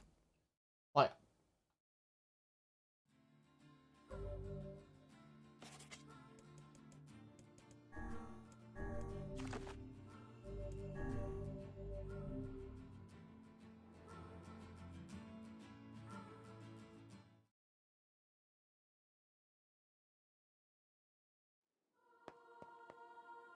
never mind. I just remembered I could do that. I think I would do the same if I were in your situation. Yeah, see? It's experimentation and that. Sight. And yet I find it strangely Anyway. Now I mean, that it seems like that was like one more, this is the point of no return sort of thing. Weird that they would give you another one after telling you there is no going back. Anyway. At least now, at least I remembered the save before entering the Demon Lord's castle. Not Demon Lord, Shadow Lord. I am so used to saying Demon Lord from every single goddamn isekai I've watched, where it's like, stop the Demon Lord! The Demon Lord must be eliminated! The Demon Lord is so evil! Like, ugh. To who? To you? It can talk? Why did he... The hell is this? I believe this is some manner of password. Password? Yes. The correct answer should grant us access to the castle. Yeah. I feel confident I have heard this somewhere before. I can't think about how you would try and figure out the answers to this.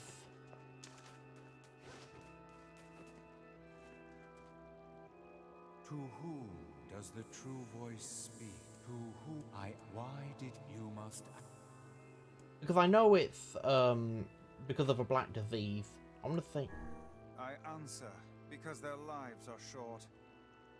Yeah, I thought the same. They told you that there weren't any way to turn back, so I thought that's Wells was going to say something else.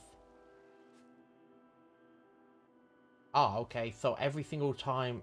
So since I answered wrong, I'm back here. Last, I appear to have made an error.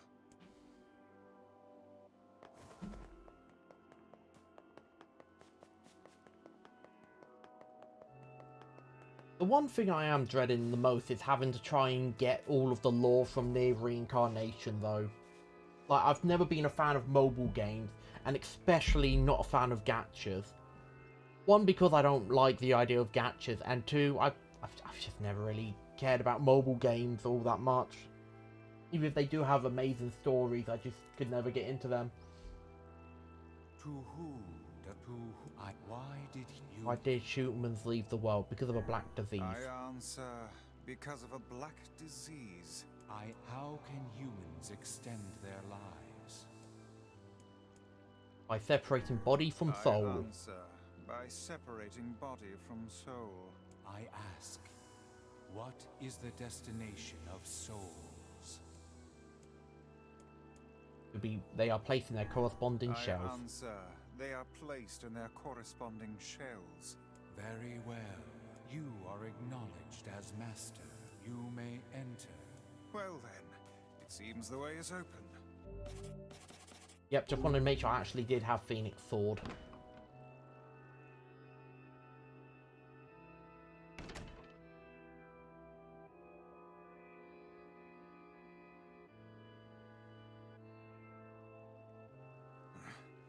It's the twins from your village. Popla? Devila? What are you doing here? Hey, any chance you'll just go back to the village? This is a very dangerous place. Even if you can find Yona here, you probably can't get her out. How did you get here? Shh. We're asking the questions right now. What are you two doing here? What are you two doing here? I'm not going to answer that. You can figure it out yourself. We're here to rescue Yona. We're here to rescue Yona. No dice, huh? Well, I guess we don't have a choice then. No, I suppose not. How sad. I'm playing in hard mode. I've been playing it in hard mode since the very beginning. We didn't want to fight you. We really didn't want to. But no, I don't know if I'll be able to show it because my face might be in the way. It is. Actually, hold on. Where is it? I might be able to show it here. No. Give me a moment. This might, you know, lag out game and that. Oh wait, hold on.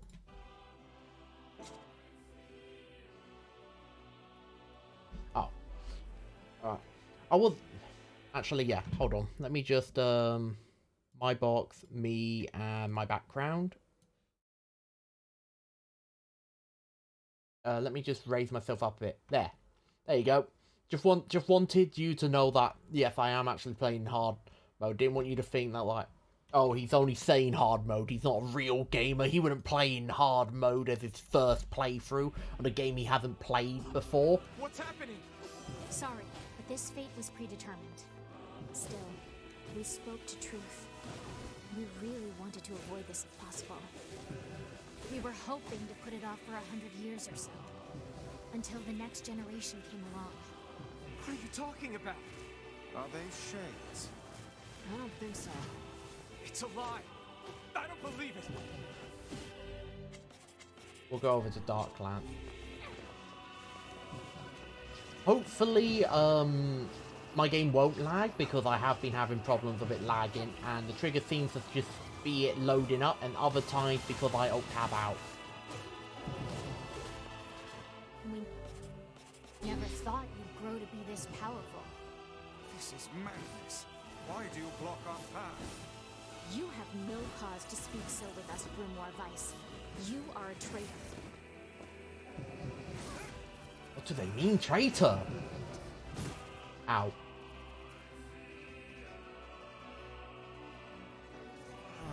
What now?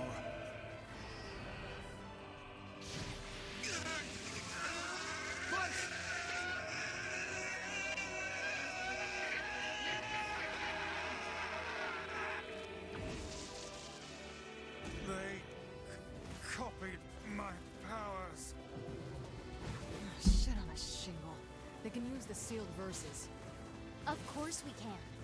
The power came from us in the first place. You were simply loaned a small portion of it. Vice, are you all right? Tevela, Popola, why are you guys doing this? Why are you siding with the Shades? Really starting to do damage to them now.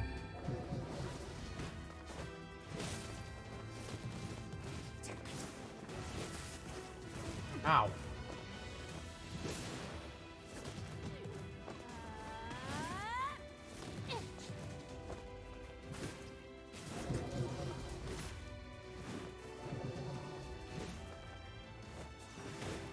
Oh.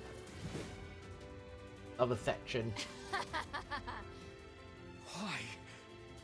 The answer to every riddle lies within the heart of the Shadow Lord. The Shadow Lord? So you've been on his side this whole time? You must search for that answer yourself. You've got to face your own truth now. Please, enter the Shadow Lord's castle. After all of that fighting, they're now like, yep, we're off. Bye. Obtain Shadow Lord's castle map. Devil... Popola are fighting us. Yes, they do seem to be putting us through a great deal of...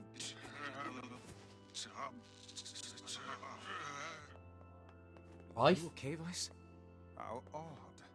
For long years, my mind and tongue have been my greatest assets. But now the latter seems to be... Hell, Vice? do not look at me like that. I am Grimoire Weiss. I am perfectly... Like his voice is distorting, like he's on some sort of speaker. Alright. I think I hear a waltz.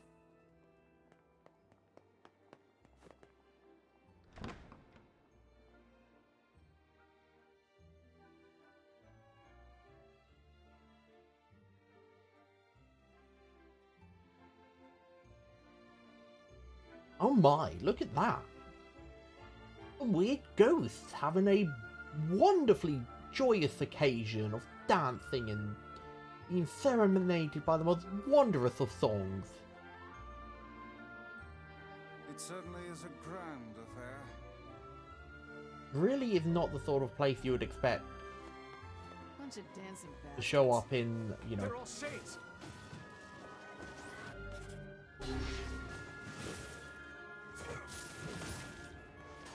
I think we're locked in. It's not like I was planning to leave. Yeah, it's a bit late for that. Yeah, we've had our final moment of like, we could turn back. Yeah, here we are. Here's the extra words I've been at. Here's a bunch of more words I've been after. I had a feeling that I would have to like actually progress through the story to get more words.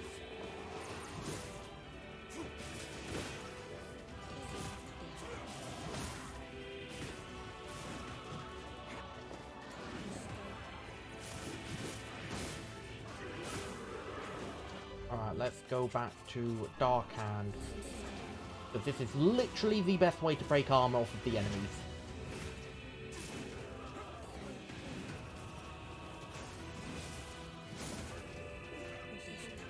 Aside from, you know, just hitting them anyway.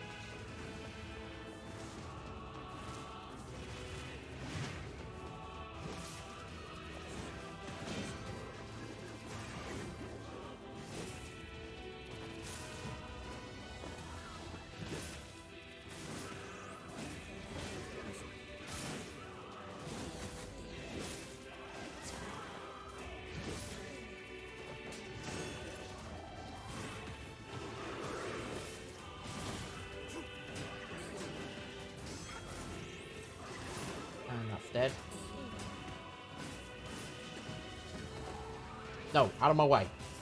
Fool!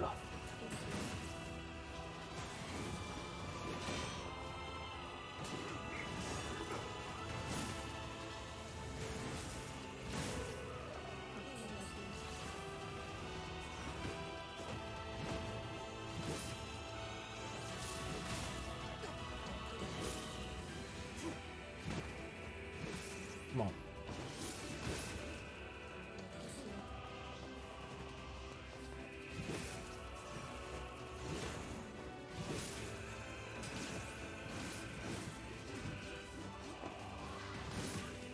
I love how even though that thing has like has like a club in that, it's like, nah, I'm gonna roll into them.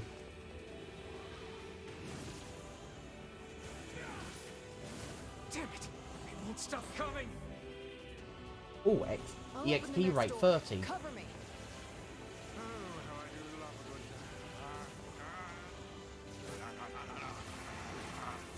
Vice! Oh, right. Protect the hussy, yes? Good plan. Let's go. I love that. Like, Vice, are you okay? Huh? Yes. Protect the hussy. Let's go. I love that line delivery. I don't know why. That that's gotten a real chuckle out of me. Kaine! Hurry! It's not open yet? Do I look like a goddamn locksmith to you? Right. Since you're doing that, No, you idiot. What are you doing? Lock doesn't want to open? Fine. I'll just break it down. Stop, you impatient...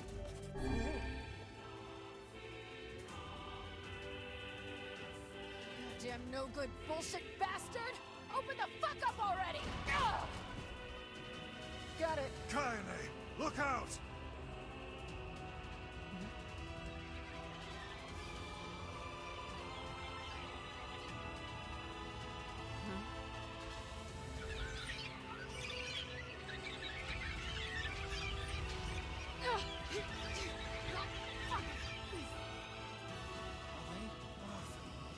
These things are freaking me out!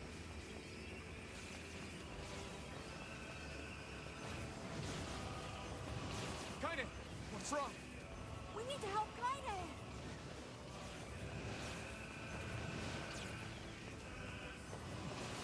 We need to help Kaine! I know. There we go. We got to her. You okay? Yeah, but we got problems.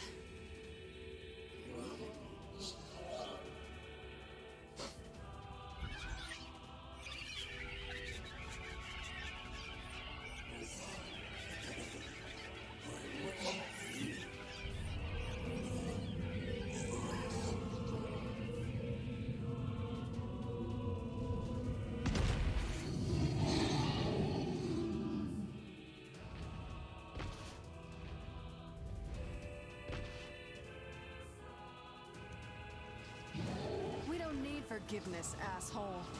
Kaine? Excuse me? Honey? What do you mean forgiveness? Who are you talking to? We are the only ones in the room. I can barely handle Vice, you know, having problems. I can't have you be having problems as well.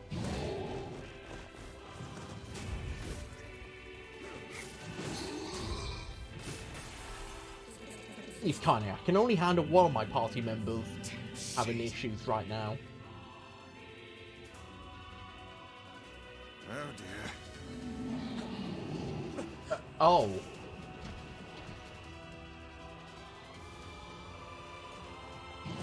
This one's armored.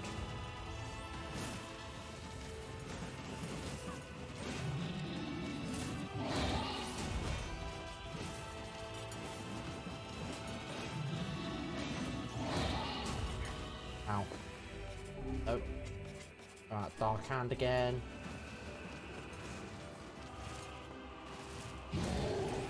Oh, damn it, missed.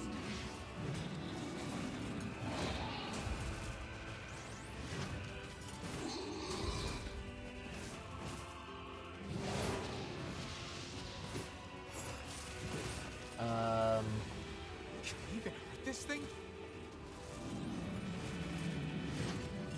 Fuck! Oh no!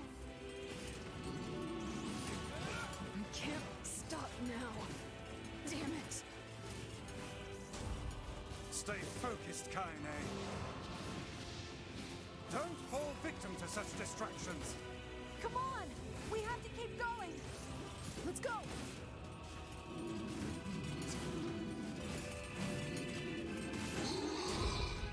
Taking it down again. This way! Move!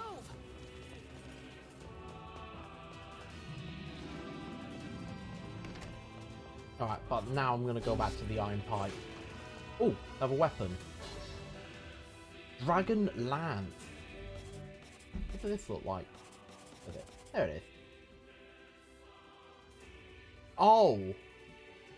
That looks just like the Knight's Vow weapon from Drakengard. Up here! Or Drakengard. I think it's Drakengard because you don't ride a drake, you ride a dragon. How can we deal with this thing?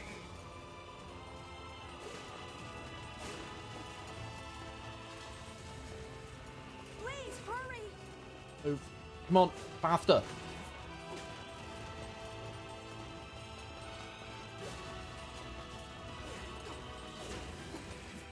Oh my god, it just instantly killed me. Here's me fart arsing around with breaking all the boxes. I should just be running.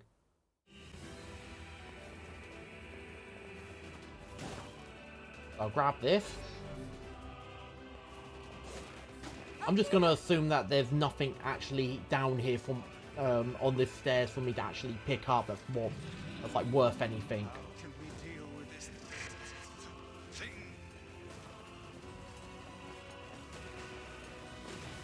And I'll just have Vice keep shooting ahead. Please, hurry!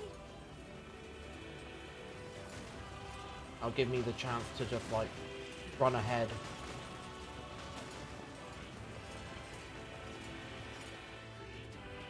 He was not that near.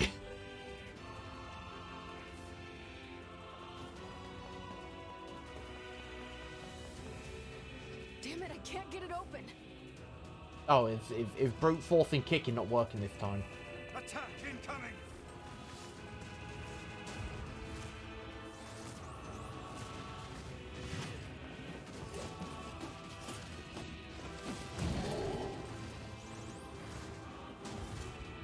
The entrance is locked too! It seems we are in a bit of a predicament.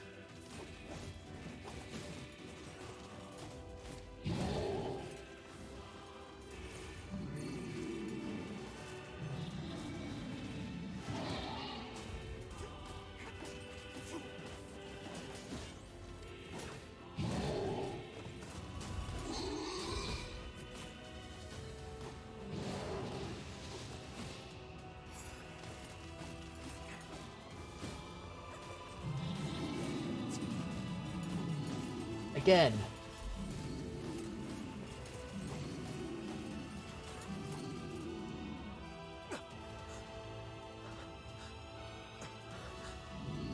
We just don't seem to be able to put this thing down.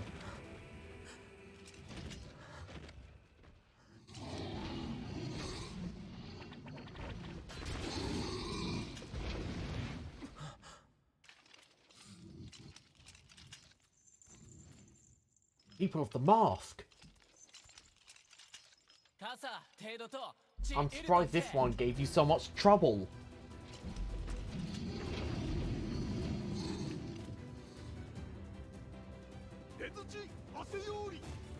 Unseal the exit. Let our friends through. People of the mask owe you a great debt. Now it is time to repay it. Ah, they have stood up to loosen a bit more, huh? My citizens were speaking of you. The castle in... You are correct. Our lord, is it? Then we have a common enemy. We'll hold this one off. Please, keep moving. We are the people of the mask. We will stand our ground until the very last breath. I swore upon Era's grave. I swore to become a good and just ruler.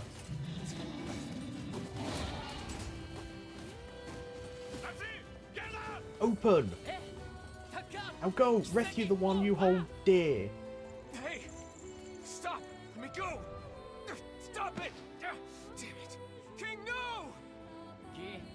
We'll meet again, you and I, once all of this is over. Till then. No! Open the door! You can't fight that thing on your own! Alright, you have to keep going. Defeat the Shadow Lord and get your sister back. You must once again know the joy of having one you love with you. Now then. Hey, how many rules are there are we about to break? 88, my liege. Amazing. How do you remember all of these things? Do not despair, my liege. We are with you. I know. Let's try this again. By my honor of the mask.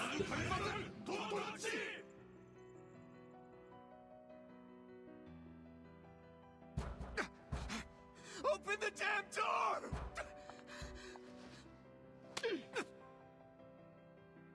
Knock it off already. Let's go. Kaine. He's fighting for you. And for Fira. Don't let him die for nothing. My friend. She's got a point. He's given us an opportunity to press on. We cannot waste it. Alright, so boxes here. Health. Recovery potion. More health stuff. What's in here? All health stuff, but I'm pretty much maxed out. Ah, damn it. There was a box back there.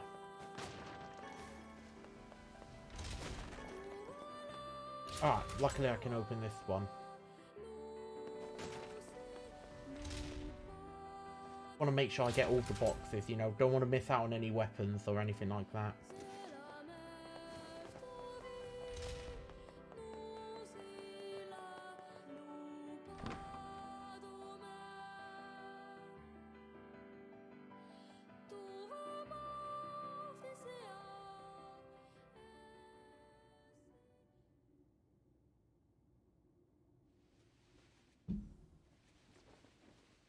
Deviler and Popola again.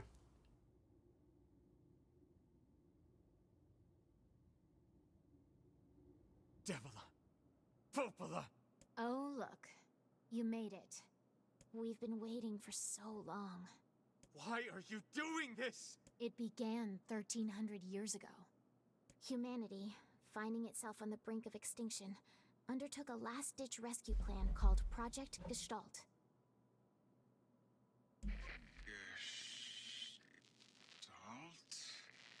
Like the name of the Xbox 360 version of the original Nier. Do you still not remember, Grimoire Weiss? Then let's give you a refresher. Hold on, how am I supposed to read that? Obtained Project Gestalt documents. Weiss! My mind. I remember, Deviler. Popola. You are not human. In fact. Oh no. Yeah, sometimes the truth can be a real bitch. You want to finish that thought for him, sister?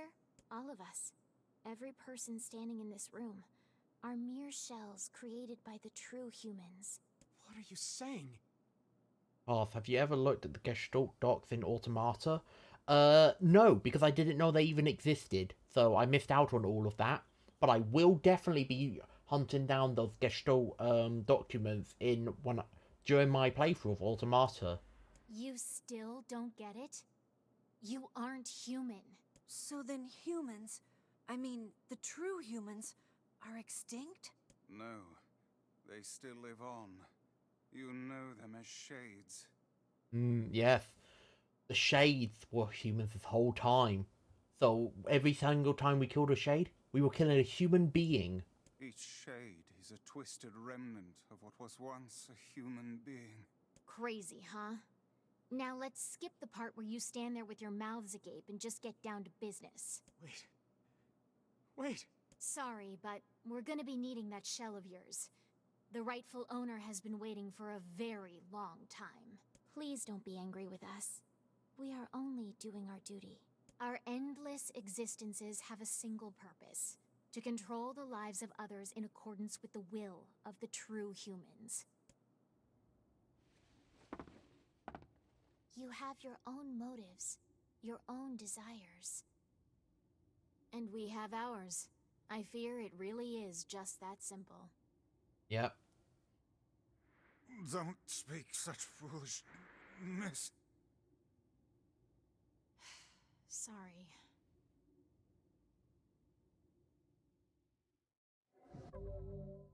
So before the fight actually gets fully underway,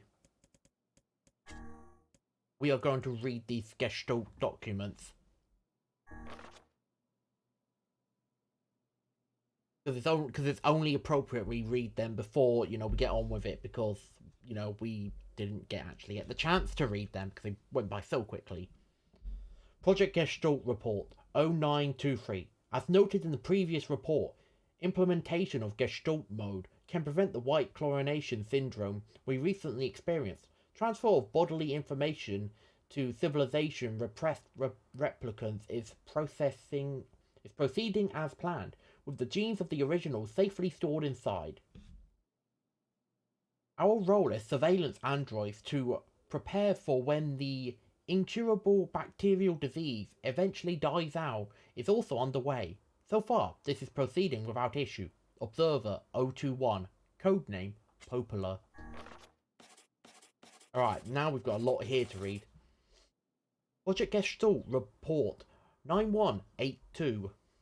This document discusses potential strategies for the relapse case we have observed in recent years. The term relapse, of course, refers to the catastrophic loss of sentience seen in certain gestalts. This syndrome has defied even our most pessimistic initial estimates and continues to trend upwards with disturbing speed. When some relapse gestalt beginning to attack replicants, there is an urgent need to take comprehensive action. We remain convinced that an unknown technological defect in the gestalt transformation process is responsible for the condition, but so far have been unable to confirm this theory. Research of this condition is now our top priority and looks likely to continue for some time. Observer 022, codename Deviler. Project Gestalt Report 10432. Shorthand Minutes of Case 23. Emergency Response Conference Committee Special Meeting. Issue Observed upward trend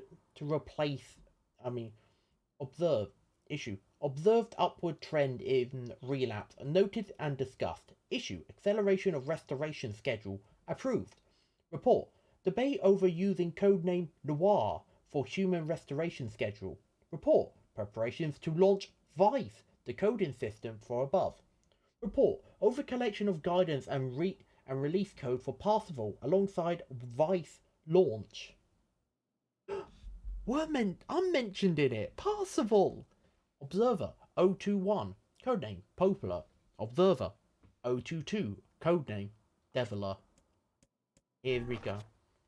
Project Gestalt 11242.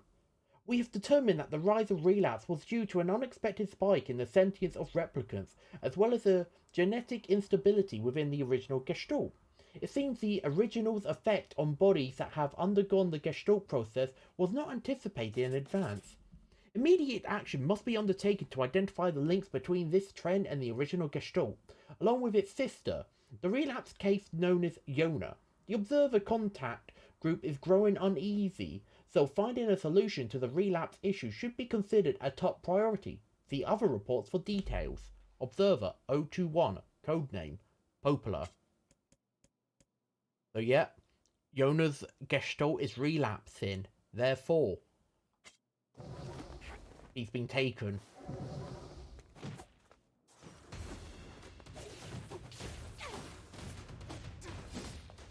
You and us, we're the same.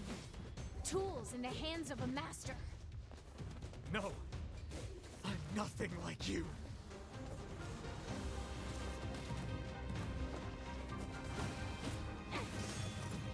Oh my god. Okay, I'm not fighting you. I'm fighting... Oh, I can't fight the other one.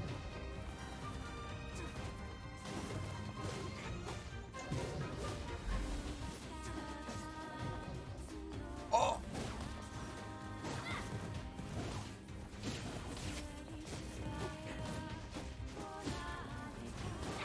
It's this song. I like this song. Oh, have you ever... Oh wait, no. I've already read that about the Gestalt. Oh, sorry. I got too distracted reading the Gestalt document. I thought I'd missed something in chat. Ow.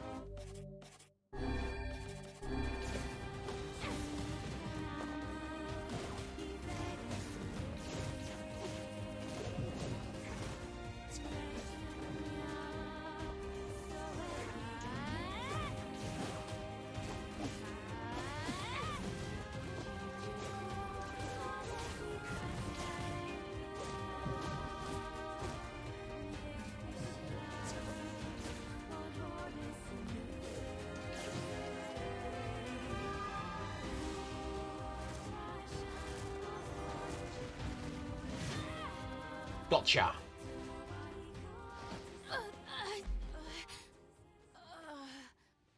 Devila?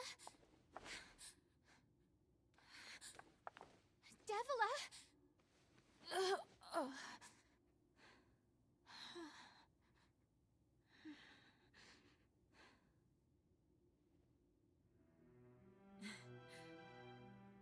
Popola, are you crying?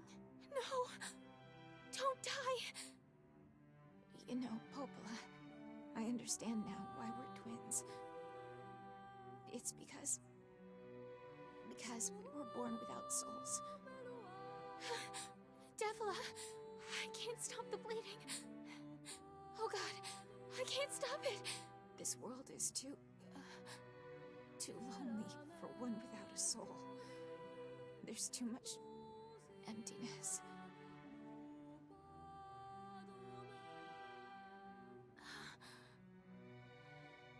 Our souls are missing. And yet somehow our tears still work. It's kind of weird. Sorry, sis. I love you. Devila! Devila! Don't you go! No, I can't be alone! Devila!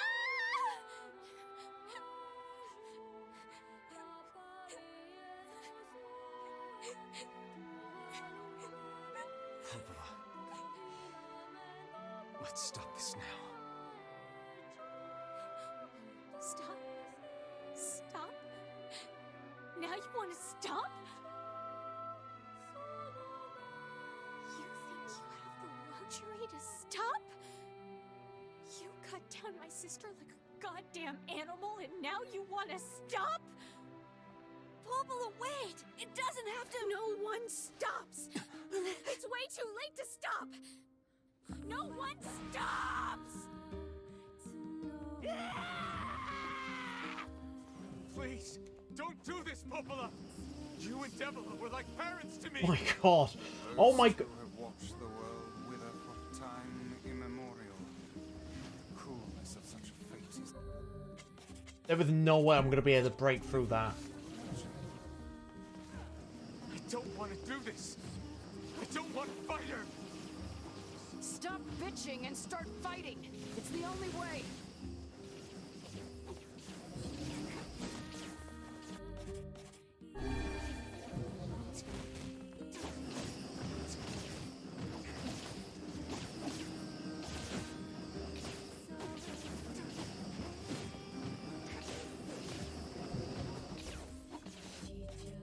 She has the exact same sort of magical attack pattern as Mana from Drakengard. I know that because I played Drakengard and fighting Mana was difficult. No stopping. No stopping ever.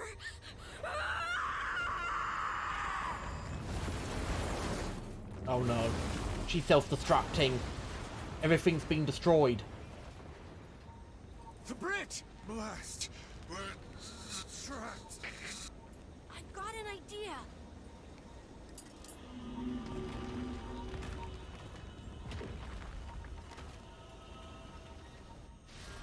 Yeah.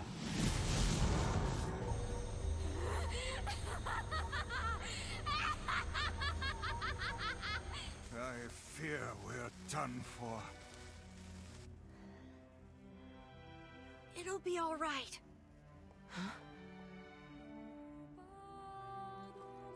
You know, when I was young, I hated my eyes. And now that I'm older, I hate what my body has become. But there's something else there now. Something like pride, you know?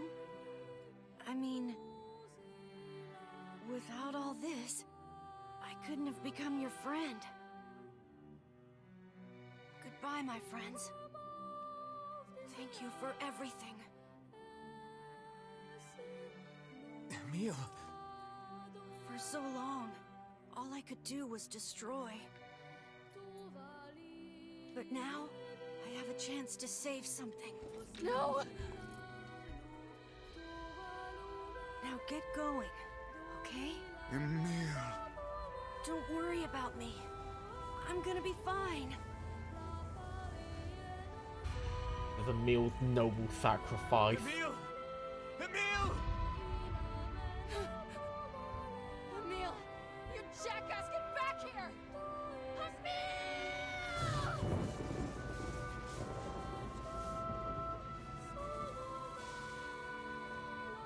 Oh dear. Kaine's so unstable, and Vice can't stop arguing with people.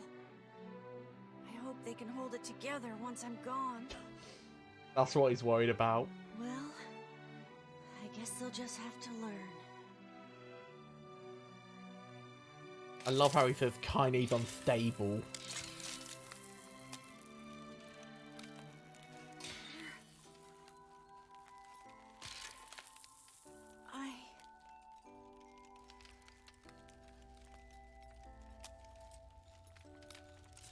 I want to see you again.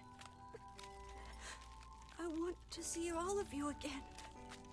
Just one more time.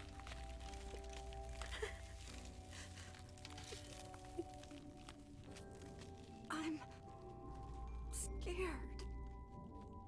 I don't want to die.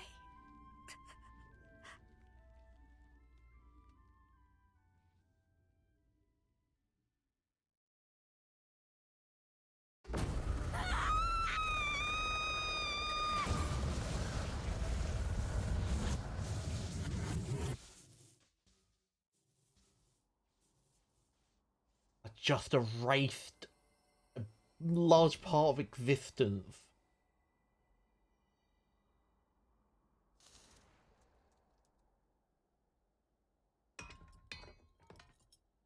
Therefore, the meal staff. Now we've lost a meal.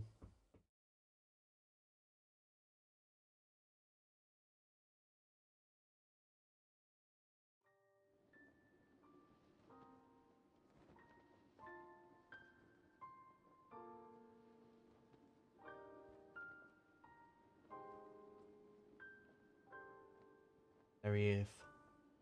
Shadow Lord. Over Yona.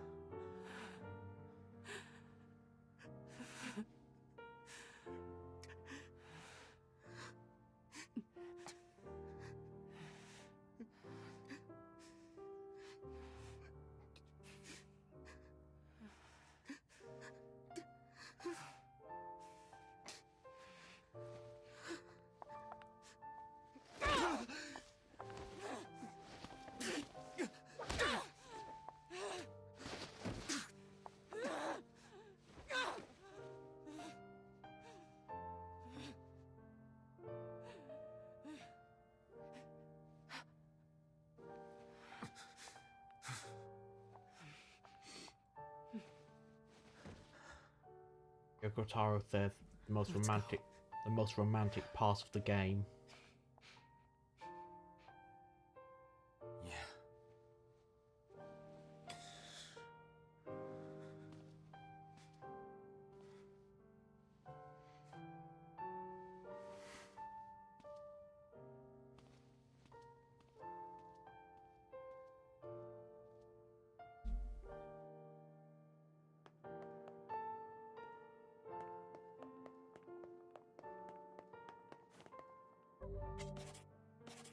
He's even gone from the orders menu. Here we go, though. Oh, well, no, I just feel dumb.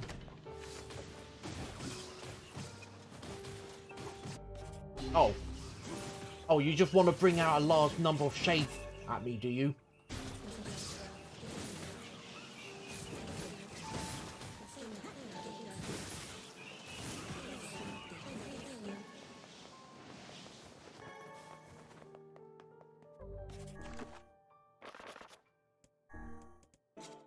Word edit, there we are.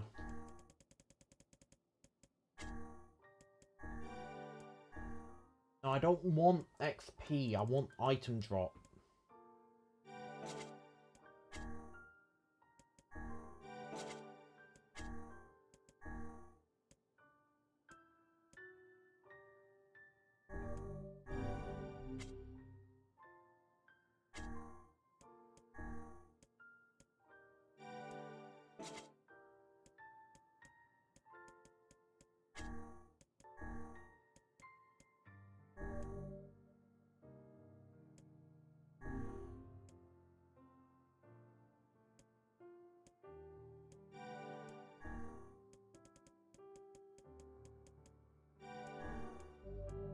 There we are. Apply that to now. That's applied to every single word, so they're all going to give me that. Going back to the lead pipe.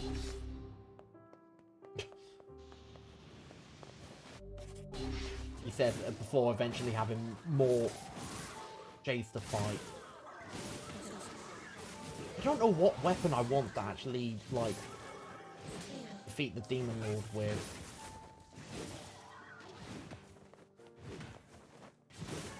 You know what, as first playthrough, I think I'm going to be more serious and we're going to go with...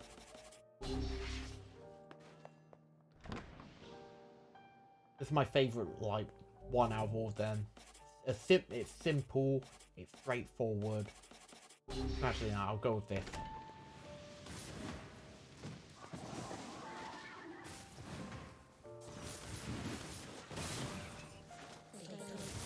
But no, I'm not really one for like overly designed weapons. I like weapons that look a bit more simplistic in their design. Functionality over appearance is what I like in a weapon. Weapon designs. That's why I quite like the Kusanagi. Right, here we are, now we're at the end.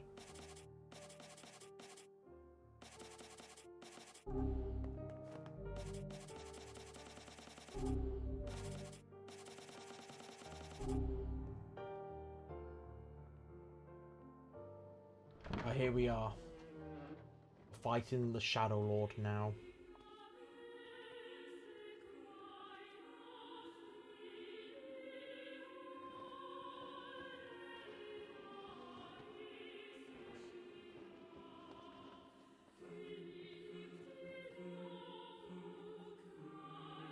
There she is. Yona!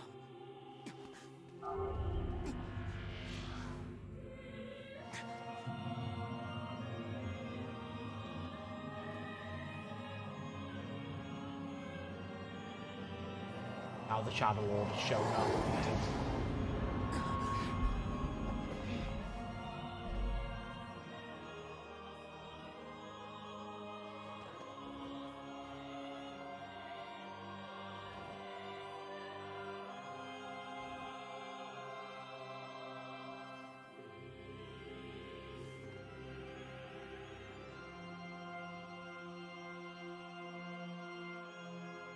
This ends here. Strike hard. Hold Oh, I was gonna say, where's Grimoire Noir? Here it is.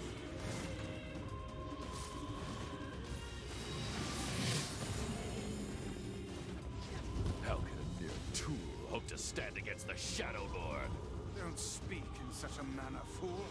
I am nothing like you.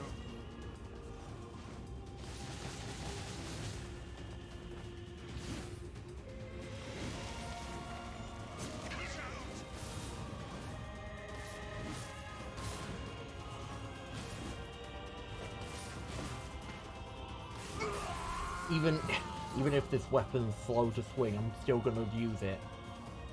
Right, he's defeated. Be careful. I know.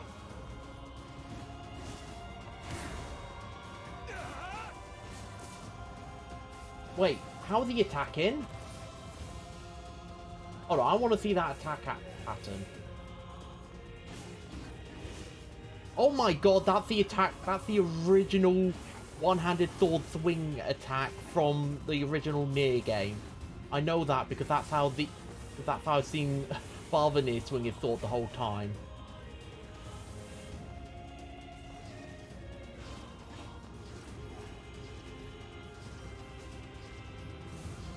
I did not think they were gonna actually do that. Wow.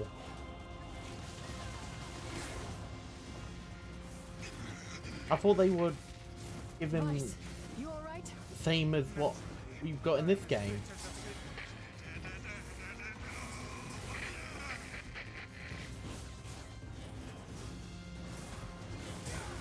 Ow. Oh my god, he even runs at me like the original.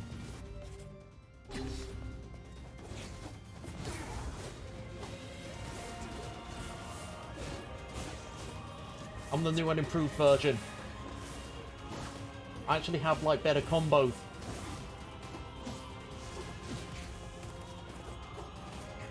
Where did your combat system go from? Oh. Where did your combo go from the prologue? Yeah, I can say that now. Yeah, I can say that the Shadow Lord's Arth is essentially told to us now. We know the Shades are human, and the Shadow Lord looks a lot like us. It is us. I can say that now. That's not a spoiler. I kept freezing because I'm like, wait, is that a spoiler? I've said it like twice though, so it's too late now.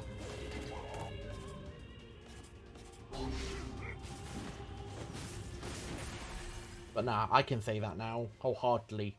I like keeping information secret until like no longer spoiler.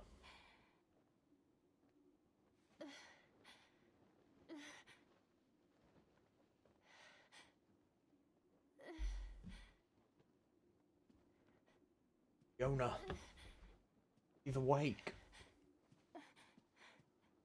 Brother? Yona. Oh.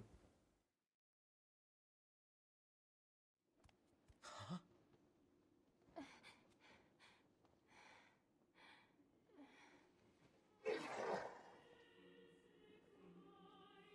Please, just stop. I don't want to do this anymore. I don't need someone else's body. I don't want it.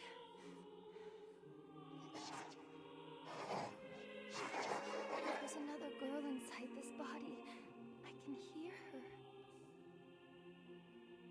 She won't stop crying. She says she wants to see her brother. Yona's been possessed? This girl loves her brother too, just as much as I do. It's not right, you know? It's not right that she can't see him.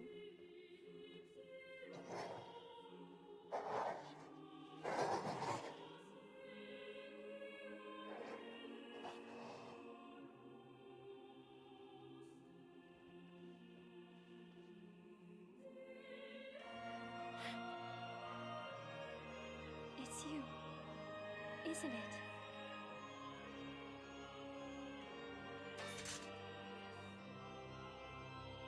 Yes, it's me. Let's go home. What she meant.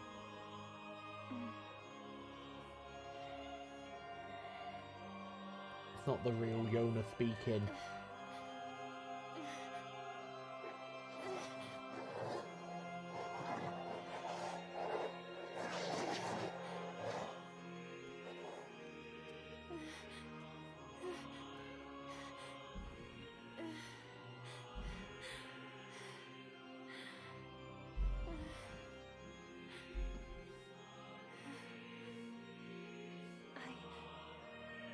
I'm really sorry.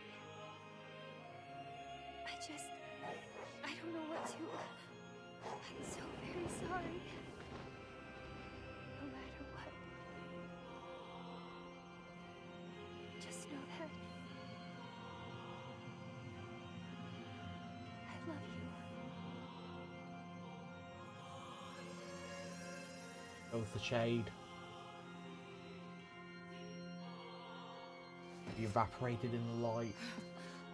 Hurry. The shade that possessed her is gone.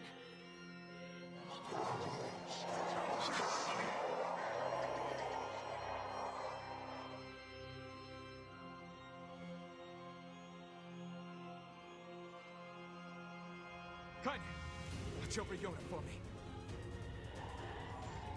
You want me to understand your sadness? Think I'm gonna sympathize with you? I swore to protect my sister and my friends. If someone puts them in danger, they must stand aside or be cut down. Now come on, let's finish this.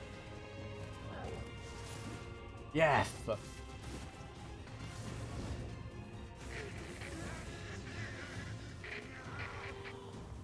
Bye? What's wrong? Are you okay?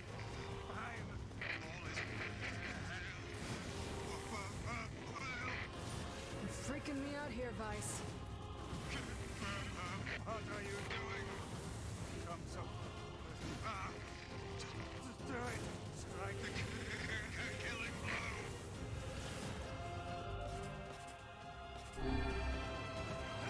blow. Oh, now I can actually damage Tim.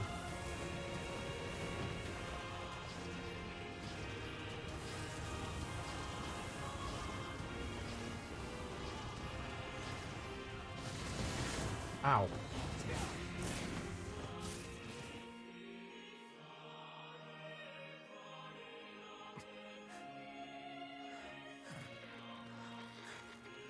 Ice? No bother. One moment, please. You okay? Fine, just fine. All right, no, I'm not. Vice. It seems some headstrong idiot has decided to push me beyond my limits. I should have taken that job as a cookbook when I had the chance. Vice, I'm sorry. I'm sorry. Only joking. I hate cookbooks. But... Let's go. Out of the way. I have one final task to fulfill. where are you going? Why, to stop him, of course. But after that, it's up to you. Only you can see this battle to its conclusion. I wish you luck, my friend. You can't. I swore I'd always fight by your side. You are an exceedingly stubborn lad. You know that, yes? Perhaps that's why I've so enjoyed our time together. But I fear this is where our journey ends. Vice!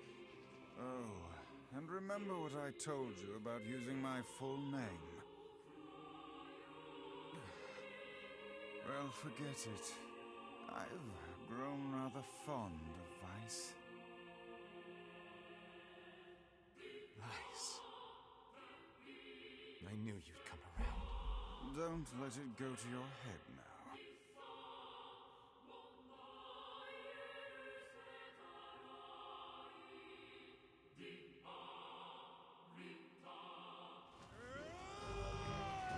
Grimoire of Ice lost all of his power, and I have lost all of my magic. I have something to defend.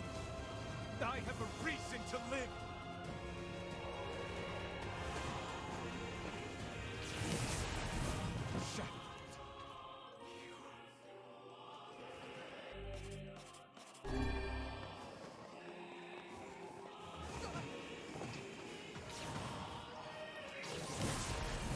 And one more time, come on! Oh my god, we're slowly eliminating the music. Come on, one more time. With feeling!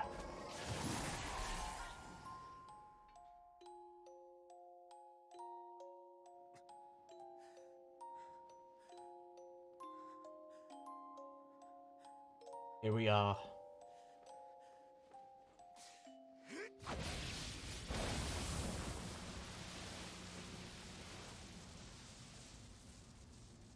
Shadow Lord has been defeated.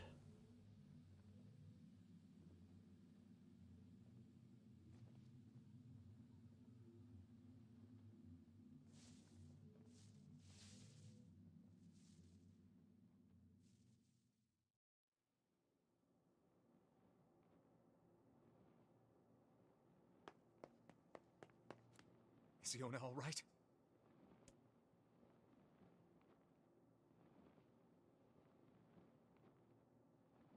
Oh God, no. Oh, please, the girl is fine. Life? He's still around? Weiss? Where are you? Are you okay?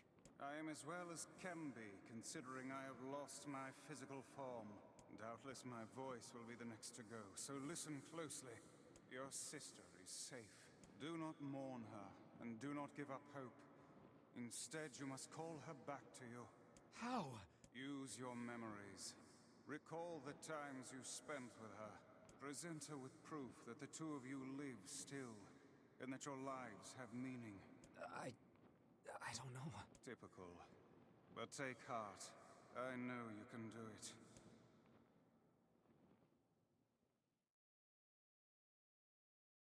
What's my favorite food? Cookies. What's my favorite book?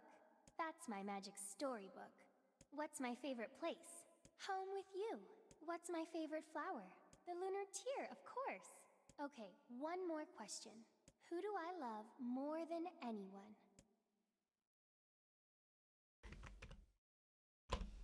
Arthival.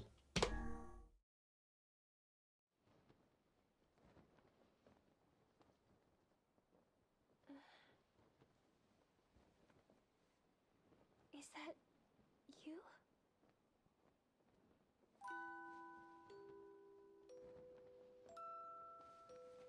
Yona.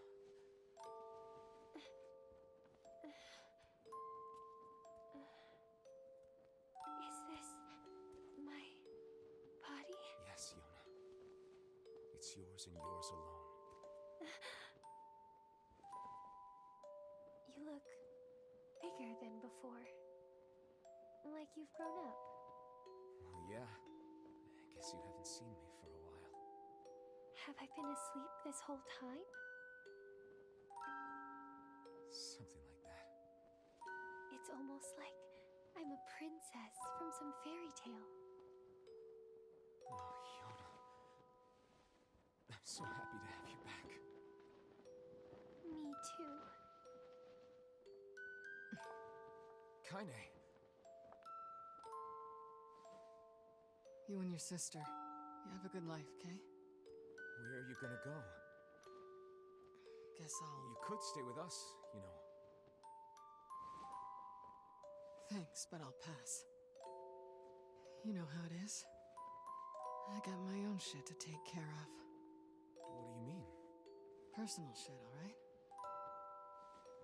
Anyway, take it easy, yeah? Kaine. Hey, look! It's beautiful.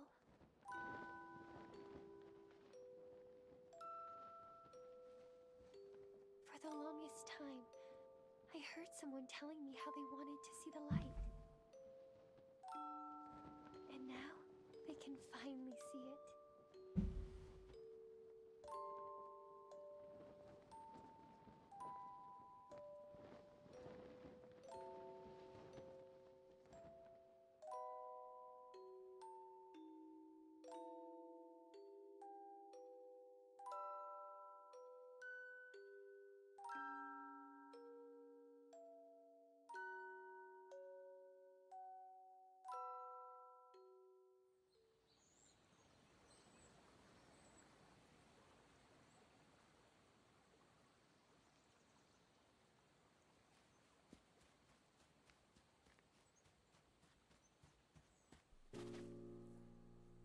2 of them 5 years prior.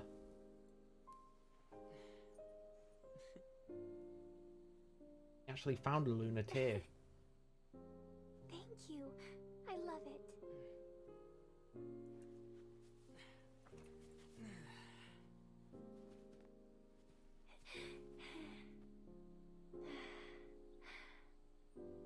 It's so sunny today. Yeah, it sure is.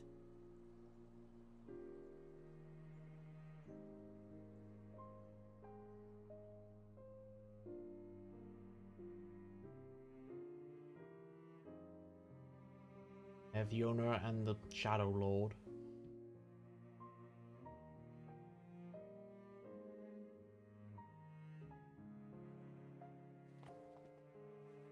Or, as I can probably say at this point now, Parsifal from the prologue.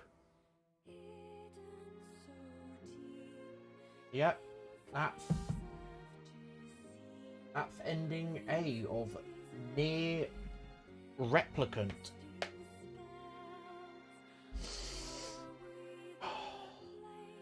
I was a little surprised to see the original one-handed sword combo on the Shadow Lord. I expected them to use, you know, the new one-handed sword combo, not the original Nier one, but not much I can really say about the game yet, because I haven't, you know, finished it yet, because there's, you know, a couple more endings to get. But no, I've really enjoyed this, actually. Shit, I've just kicked the bucket. Or bin. But no, I do very much enjoy this game. Combat wasn't actually all that bad. I'm sure I'll be singing a much different tune if I played the original, but no, I like the combat. Love the story. Like, when it comes to these games, you can never knock the story, honestly. I adored the interactions between everyone, especially Vice and Kaine. I cannot get over the little, like, banter between all of them.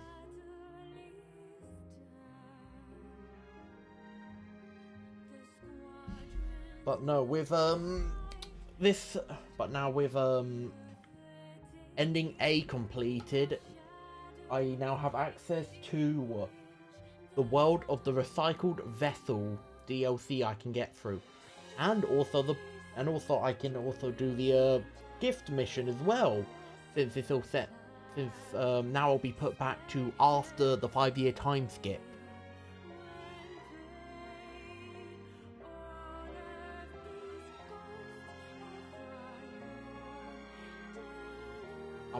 I don't know if I'm actually able to skip any of this stuff.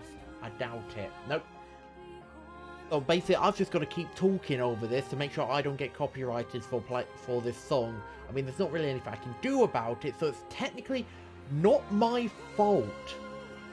But I could probably talk a bit about lore in that now, because like I've stated, the Shadow Lord is Parsifal, or Brother Nier, from the time from that prologue section. Which is why, when we have the fortune-telling thing, we go back there, because the Parsifal we play after that prologue is the replicant of the Shadow Lord. Some sort of, like, artificial body thing for humans to inhabit after White Chlorination Syndrome had disappeared, which was a special disease brought about in the world after the defeat of the Queen Beast in Tokyo by Kaim Angelus in the end of Drakengard, ending E. But no, there's so much lore to talk about, and God, I love talking about it, because it's so interesting. I don't know what it is, but sometimes when it's like little bits of lore given to you like this, enough for you to understand everything, but the way they just make it leave you just enough to intrigue you, I really like, because a lot of the time when it's like, oh, go learn the lore somewhere else, it's usually a bit more of like a slog or something like that. I'm not saying it's bad to have like lore crucial things and like really important story information somewhere else. It's just that the problem with it is many writers don't know how to like write a good enough hook to make you want to go look it up. I feel that's what something Yoko Taro can do very well. Even if I do, you know, act like I'm very angry at the fact that that I have to play so many other games just to get extra lore. Well, that just goes to show how much I love the Nier series and how good it is. I guess it's the multiple routes and possibilities, the what-if scenarios that make the game interesting. That too! The fact that after you beat the main game, there is more to do, which drip feeds you a bit more lore each time. So each time you get an ending, you're fed just a little bit more lore, which makes you want to learn even more. And then also, you know, each ending just gets so much better with each one. Like, I don't think I've actually encountered a ending I don't like in the Drakengard Nier series. Except 3. I can't speak for 3 because I haven't actually played 3.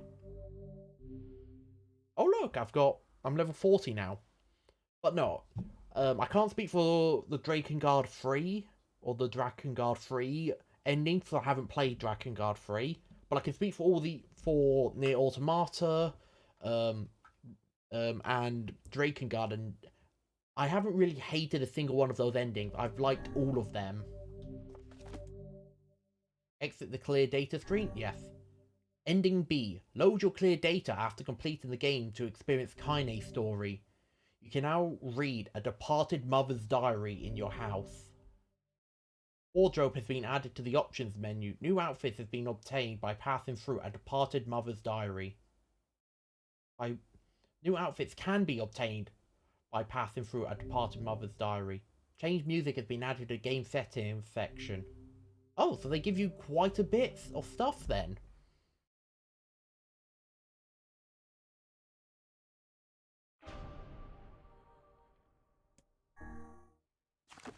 So, yes, in the wardrobe we do have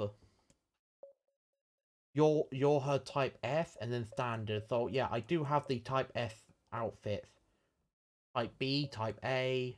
Emil doesn't get anything. Magic orbs, nothing there. So yeah, no, I do actually have these other outfits.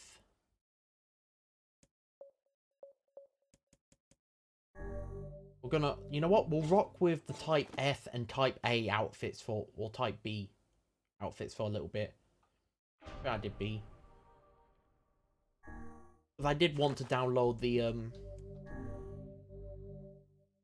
Nier Automata DLC. Oh my god, look at the bottom right. I have not put on these outfits since I've got it. I did not expect it to change the bottom right.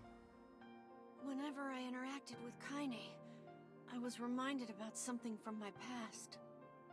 Maybe my mind has been confusing her with my sister this whole time. Anyway.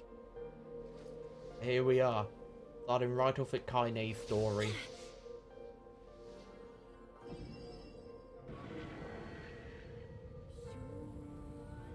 I'm not skipping any of this. Route B starts off with a lot of reading. Oh, I do not doubt it. Kaine's dreams. Discrimination. I'm sorry, what? I did not expect. I thought I was done with texted. Well, no, there's still. Oh yeah, I've got to go back to the Forest of Myth again and do more text adventure. Anyway, the sound of rain filled the village. The steep cliffs that surround the area magnified sound, causing even the slightest drizzle to rattle like a thunderstorm. The wisp of smoke streamed from huts as the villagers huddled in their homes and waited out the rain. A single child, however, had braved the downpour and now wandering slowly towards the wooden, hawk-shaped weather vane at the centre of the town. The wanderer reached the vane, which had existed for so long as which is because as long as any could remember. Instead, the child's face was simultaneously delicate and fierce, like a teacup that had survived a shipwreck. Those traits combined with pale white skin to give the face an almost sexless quality. If the beak turns east, I go home. If it stays west, then I... Child blinked. Rain slowly dripped down the young one's short hair and began its long descent into the ground. Come on, come on. Child felt a slight breeze and watched as the vein slowly creaked to life. Spinning this way and that for a moment. Spinning this way and that for a moment. It finally settled, with the beak pointing firmly towards the east. East? Really? Before the vein could move again, a jagged rock came spinning and tumbling through the air, striking home against the child's head. Force of the blow dropped the child to the ground as a hail of stones began to fall around. Oh no, they found me!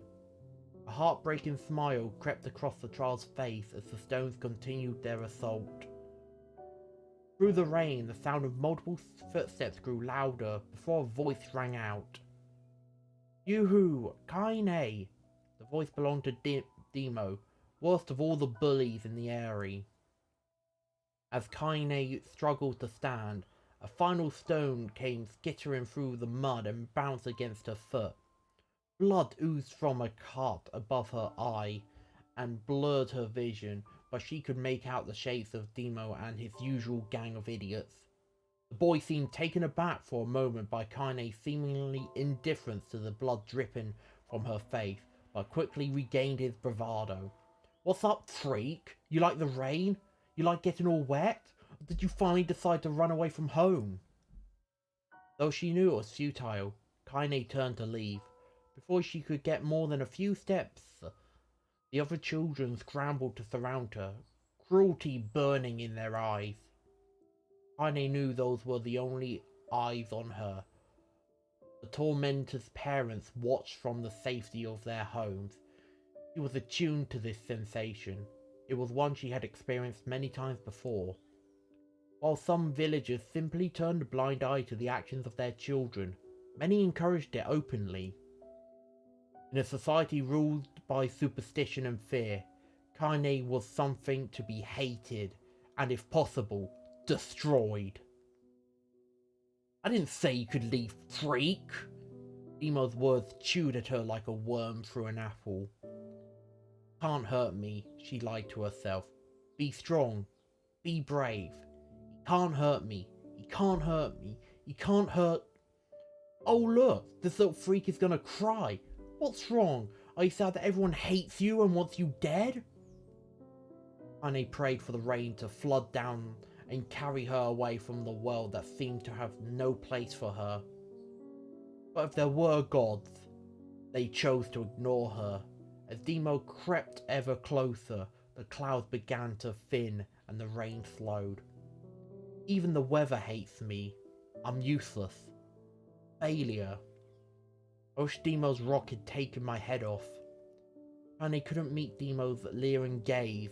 She lowered her eyes and stared at the muddy ground below. The bully moved forwards until he was inches away. She could smell the scent of old meat on his breath. The boy grabbed Kaine's face with thick fingers and yanked it upwards. She tried to turn away, but he forced her gaze back and jammed his thumb against her eyelid to pry it open. Show me! No! Did you just say no? Demo grinned evilly. You don't say no to me. No one says no to me. Not even taking his attention from Kaine, he called to his cohorts. Come on guys, let's give the freak what she deserves. Soon as Demo finished, kicks and blows began to rain down upon Kaine. Demo paused, still grinning, as Kaine curled into a ball and tried to make the pain stop. I don't get you, freak. What you acting like a girl for, huh? Everyone knows what you really are. Kaine ignored the question, choosing instead to stare at the weather vane. It continued to point east, as if supremely confident about the future it had chosen for her. Go home? Yeah, that's a funny joke for someone with dead parents and no home to go to. Freak, chanted the children. Freak, freak, freak. Kaine closed her eyes and listened to the rain, waiting for the pain to start again. As the clutching hands of the village children closed around her, she bent her mind to the sound of the rain, letting it become her entire world. The rain fell, but the pain never came. Only when the laughter of her tormentors turned to terrified cries did she dare open a single, blood-caked eye. Kaine was shocked to see Demo sprawled on the ground, holding his head and screaming in pain. She could see blood welling from spaces between his fat, twisted fingers. Oh my god, he's crying. He's actually crying. Deprived of their leader, the other children glanced back and forth between themselves, as if waiting for someone to step forward and take charge. When no savior emerged, they began an uneasy shuffle away from Kaine. But the young girl was the least of their concerns. Instead, their attention was wrapped on the ancient woman standing a few feet away. After struggling for breath for a moment, she finally spoke in a voice thick with rage. Hurts like a bitch, don't it? Now I suggest you scatter before I throw another. And if any of you little bastards ever touch my Kaine again, I'll do far worse than throw a rock. You can count on it. The old woman crouched down and gently touched the hand Demo was using to cover the wound. Before he could think to protest, she ground her palm into the wound and twisted back and forth. Ow! He screamed, leaping to his feet. Stop it! What are you doing? Quit whining! Ain't no one ever died from a scratch! You hit me with a rock, you stupid bitch! A big one! That thing could have killed me! The old woman shrugged. Death is the best cure for stupid. Demo's face twisted with rage at her words. Locking his eyes on Kaine, he took a step backwards and spat on the ground. Get out! Leave the village! No one wants you here! Either of you! Seeing the old woman grab another stone, Demo and his companions turned tail and ran. As they fled, the old woman grabbed her side and barked out a single laugh. Ha! Look at the fat boy go! Guess he's healthy enough to run from a fight. Oh, I love this old woman. The woman's smile faded as she turned her attention to Kaine. Kneeling down, she removed her shawl and placed it around the young girl's shoulders. Then produced a cloth from the folds of her dress and began blotting at the blood on her forehead. Oh, Kaine, she said, why didn't you fight back? You're stronger than that lot. The words of her grandmother stung Kaine, and she turned away. Don't be nice to me, she said. I don't deserve it. Nothing matters anymore. His tears held in check for so long finally began to fall on the muddy ground below. Everyone hates me. They think I cause bad things to happen. They think I'm a freak. I wish I was dead. As Kaine's tears turned to sobs, she felt her grandmother's hands on her shoulders. Despite her advanced age and diminutive size, she was a woman of surprising strength, and Kaine found herself unable to turn away. Don't talk like that, girl. The river wide and deep that flows between the realms of this world and the next, and it grants no mercy to any that attempt to cross in. You got a duty to fight until your last breath. Understood? The old woman tightened her grip and tried to still the tremor in her voice. You know the pain of losing someone close to you, Kaine. You know because you survived it. As the words hit home, Kaine was struck by the force of her love for the old woman. As a young child, she didn't even know of her grandmother, but when her parents died, the woman quickly accepted her as her own. Grandma, as Kaine called her, was cunning, vulgar, and quick to violence, and their first few years together had not been easy. But with each year that passed, Kaine and her grandmother had grown closer. However, it was only now, sitting in the mud with tears and blood caking her face, that Kaine truly understood the depths of her affection. Here was a woman who had seen hard times, who had seen death, who had fought through all these things and somehow emerged on the other side. If anyone could understand Kaine's pain and loneliness, it was her. Do I make you sick, Grandma? Of course not. Don't be an ass. Kaine drew her grandmother's moth-eaten shawl around her body and shuddered. But my body, it's not normal.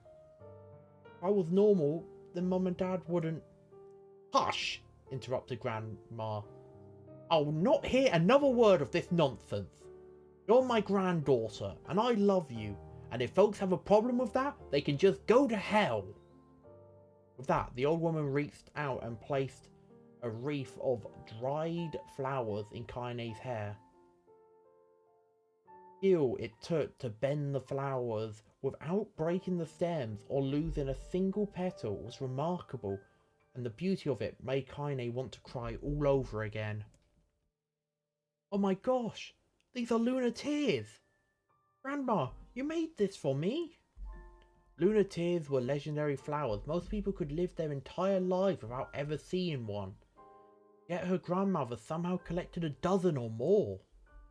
Kaine reached up and touched the wreath as if she couldn't believe it was real. Where did you find these? Just stumbled on them while I was out doing the shopping. The old woman turned away as she spoke, leading Kaine to suspect that the search had been more difficult than she was letting on. The pains she took to construct the ornament, let alone track down the flowers used in its construction, made Kaine's heart hurt. She reached up and gently adjusted the wreath, admiring the way it felt between her fingers. Didn't quite turn out right, she said. Didn't quite turn out right, said her grandmother as she squinted at it. Although these old hands have trouble with delicate work, but it sure looks good on a pretty girl like you. Kaine blushed and turned away. You think I'm pretty? Of course you are. What a fool thing to say. Thank you, Grandma. Her grandma smiled. We're gonna be fine, you and me, she said. Long as we got each other, we'll be fine. We'll be just fine. Kaine took her grandmother's hand in hers, and the two of them struggled to their feet. As they began the long walk home, Kaine gripped the hand with all her might, as if trying to stop smoke from drifting away on the wind. The rain had stopped. Kaine stood beneath the weather vane, watching it spin in lazy circles, no longer caring about the direction it faced when it stopped. I don't need to escape. I have a home now. Grandma loves me, and that's enough. Even if it's us against the world. Kaine let her gaze drift up past the vane and into the cloudy sky. The last faint hints of a rainbow were slowly fading. As she turned and headed for home, the light scattered into a million particles and vanished, seemingly taken away on the breeze. Oh my god, there's more. You were right, there is a lot of reading. But damn, it seems like I spoiled the fact that the thing of like Kaine's not normal. What are you doing acting like a girl? Yeah, it seems like I spoiled the fact that Kaine's a hermaphrodite. Because you see, I mentioned it after I defeated the large shade in the Airy with Kaine. In part 1, that one. I might have just used the names because they're all named after. Because a lot of them are named after like storybook characters. Hook. After defeating Hook, That's when I mentioned it, so kind of spoiled it there because I didn't know about this part, but anyway. In the distance, Kaine heard the steady sounds of an axe striking wood. The noise had a purposeful quality to it, as if she was hearing a master woodsman go about his work. The firewood being produced, however, was as far from a work of art as could be. Pieces of every shape and size were being flung about a barren yard with wild abandon. Anyone trying to stack such wood would probably die of frustration before the job was enough. You a piece of shit axe! Kaine's grandmother flailed away with the axe, filling the air with both splinters of wood and words that would make the most hardened sailor blush. "Grandma!" called Kaine. "Thank you, Kaine," yelled the old woman, taking her eyes off the wood for a moment. I mean, no, not thank you. Why did I read it thank you? That you, Kaine?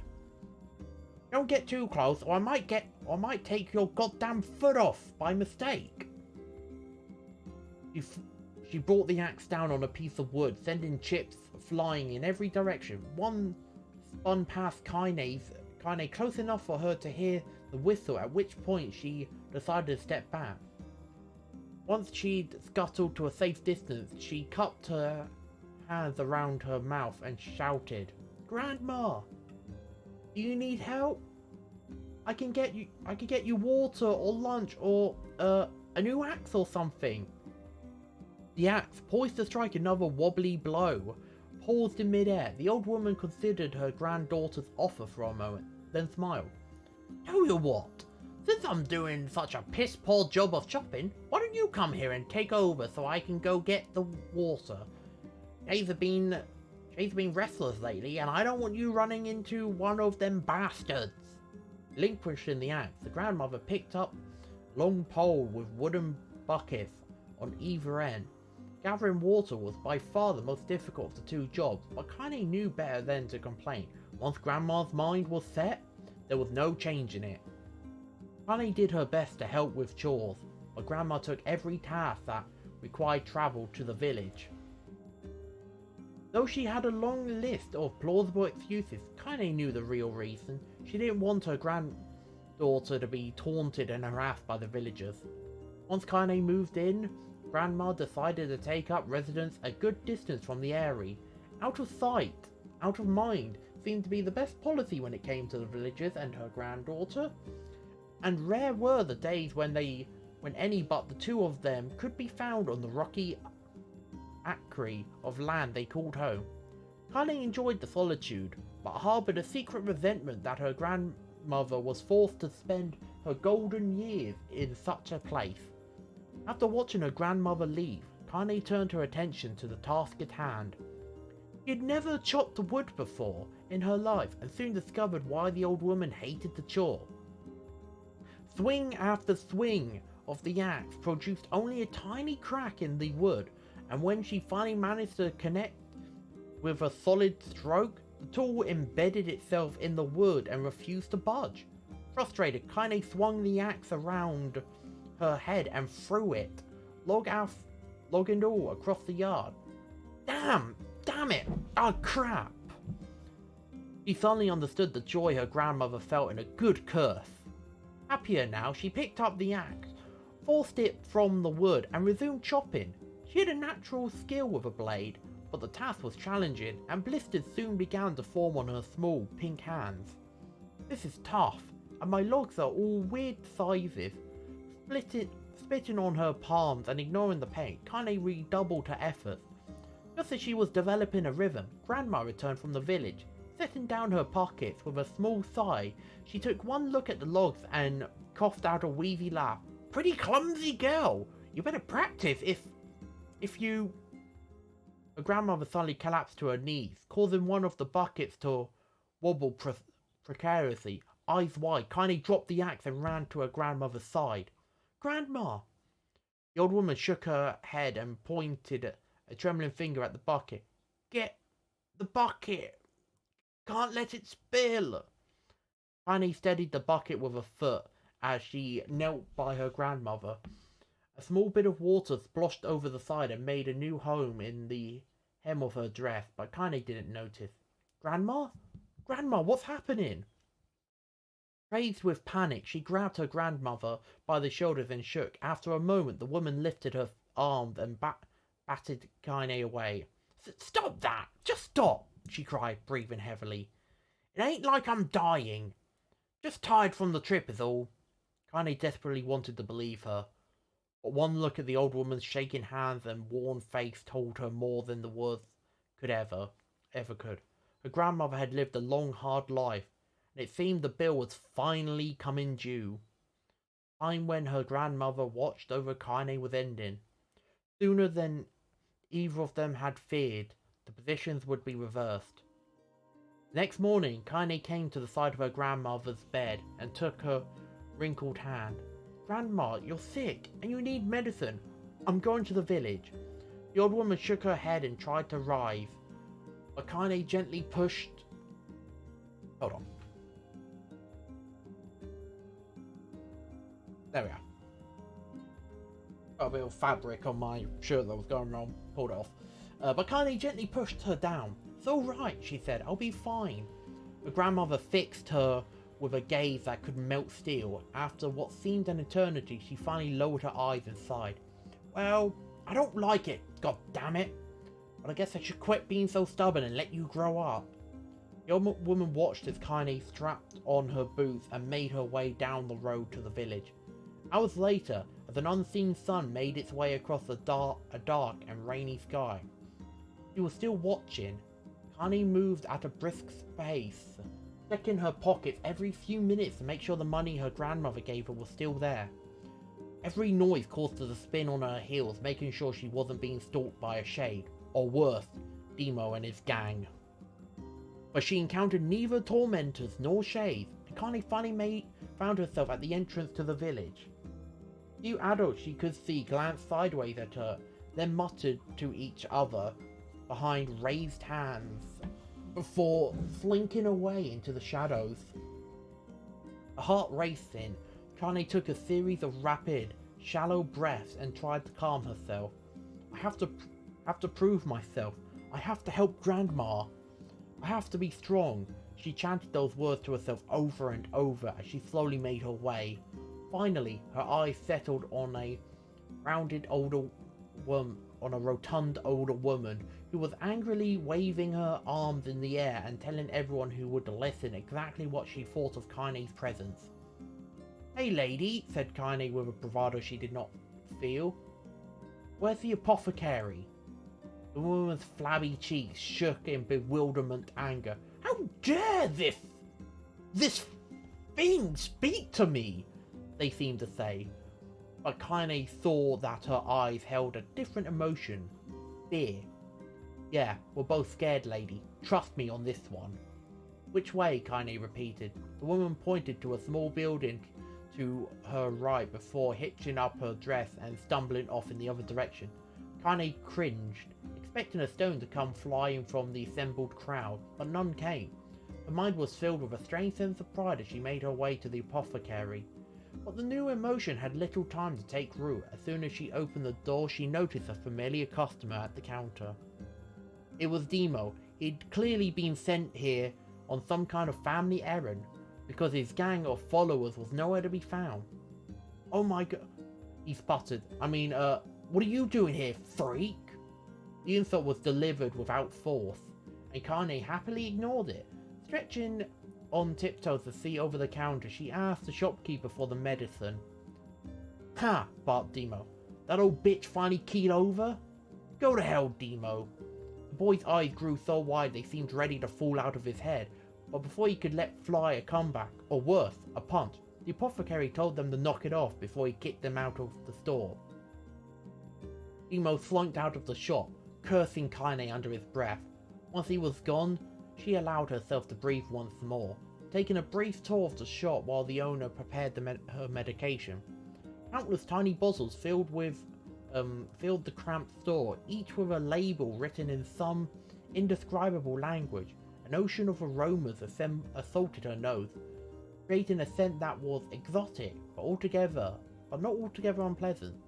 Seeing such a variety of supplies gave Kaine a sense of peace. Surely in a world so vast there would be a place that she could call home. On the far wall behind the counter rested a portrait of a stunning young girl. The picture had once contained bright, vibrant colours, but time had worked its cruel magic, and they were beginning to fade. The beauty of the work, however, remained undiminished. You like that picture? Kaine turned to find the apothecary with a small vial of medicine in his hand. His eyes were gentle but sad. They seemed to stare through her and into nothing as he spoke. That's my daughter.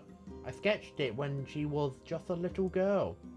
She's been dead a long time now. Kaine didn't know how to respond. She just stared at the portrait and tried to come up with the right words. Pictures are wonderful things, continued the shopkeeper. They let the ones closer to you live on forever. He shook his head slightly, then looked down at Kaine and smiled. Handing over the medicine, he reached into his sizable green apron and produced a handful of old wax crayons. I should have these. There's no one left that I wish to draw. Kaine took an instinctive step back, causing the shopkeeper's face to darken. Yes, I've heard the rumours about you, he said. Small village, and word travels quickly. Between you and me, I'm not sure which of them to believe. I also don't think they matter much. I know your grandmother, Carly, and I think the way she was driven out of the town was just deplorable. Grandma's name is Carly? Thought Kaine suddenly. She was still mulling this new fact over in her mind as she reached out and gently took the crayons from the apothecary's hand. Your grandmother is an old friend of mine, he said as Kaine scooted away yet again, and I owe her much. I wager she would like it if you drew a picture of her. Yes, I think she would like that very much.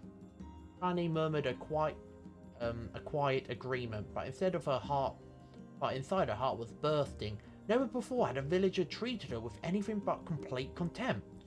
It was a tiny, almost incomparable step, but it was a step nonetheless, and with enough tiny steps, she might one day discover the rest of the world. When Kaine returned home, she found her grandmother asleep in her bed. Her feet were blackened and raw, even bleeding a bit in places, leading Kaine to think that she had been pacing around the room until exhaustion finally caught up with her. She placed the medicine by her grandmother's pillow and turned to leave, but found the old woman's hand clasped around her arm. Back already, are you? Asked the grandmother with a yawn. Come here, let me have a look at you. Grandma sat up and examined Kaine from head to toe. Finally satisfied with that nothing terrible had befallen her grandchild, she leaned back and allowed herself to relax. Well, how was it? Those bastards give you any trouble? It was kind of fun, said Kaine with a small smile. No, seriously, it was. But eh? Asked her grandmother in a voice which implied she believed anything but. So, anytime you need me to run an errand, just let me know. As she spoke, Kaine removed the crayons from her pocket. After a brief explanation of their source, she informed the grandmother that she was going to sketch her portrait. A portrait of me? Ridiculous. No one wants to stare at a wrinkled old crone. But Grandma, it'll make you live forever. Horseshit. Okay. That's one way to speak to a child, said her grandmother, throwing back the sheet from her bed. Living forever would just piss me off. Now put those crayons away and help with dinner. Kaine would not relent, and in the end Grandma found herself leaning against the wall of her house, as if posing for a master artist. Kaine took up the crayons, eyed her subject carefully, and set to work. Just as her grandmother was about to nod off, Kaine finished the piece. After staring at it for a bit, she realised it from her grip, and let it slowly drift to the floor. It's terrible, it doesn't look like you at all. I'm sorry, Grandma.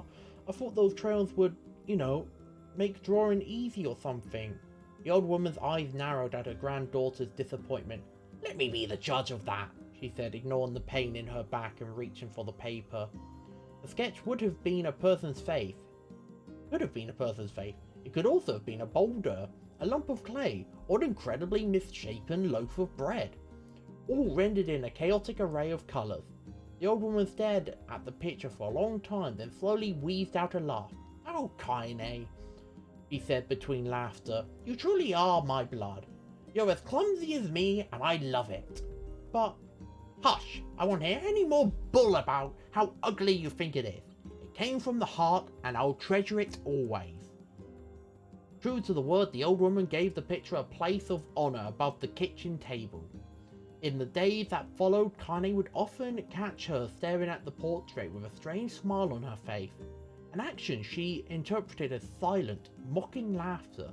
A week later, Kaine could stand it no more and asked her grandmother to take the artwork down.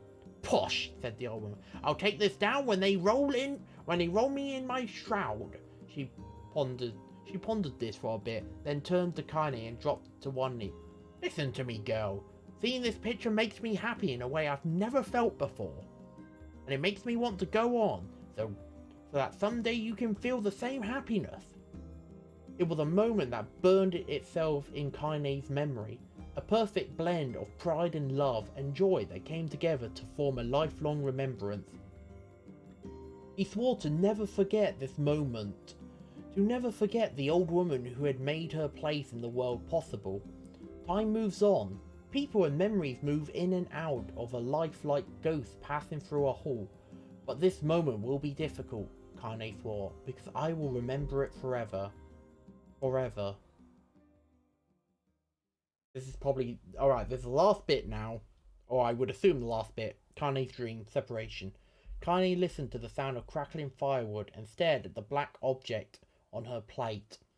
She's been pushing it down the wooden disc for a good 10 minutes, ignoring the bemused stare of her grandmother.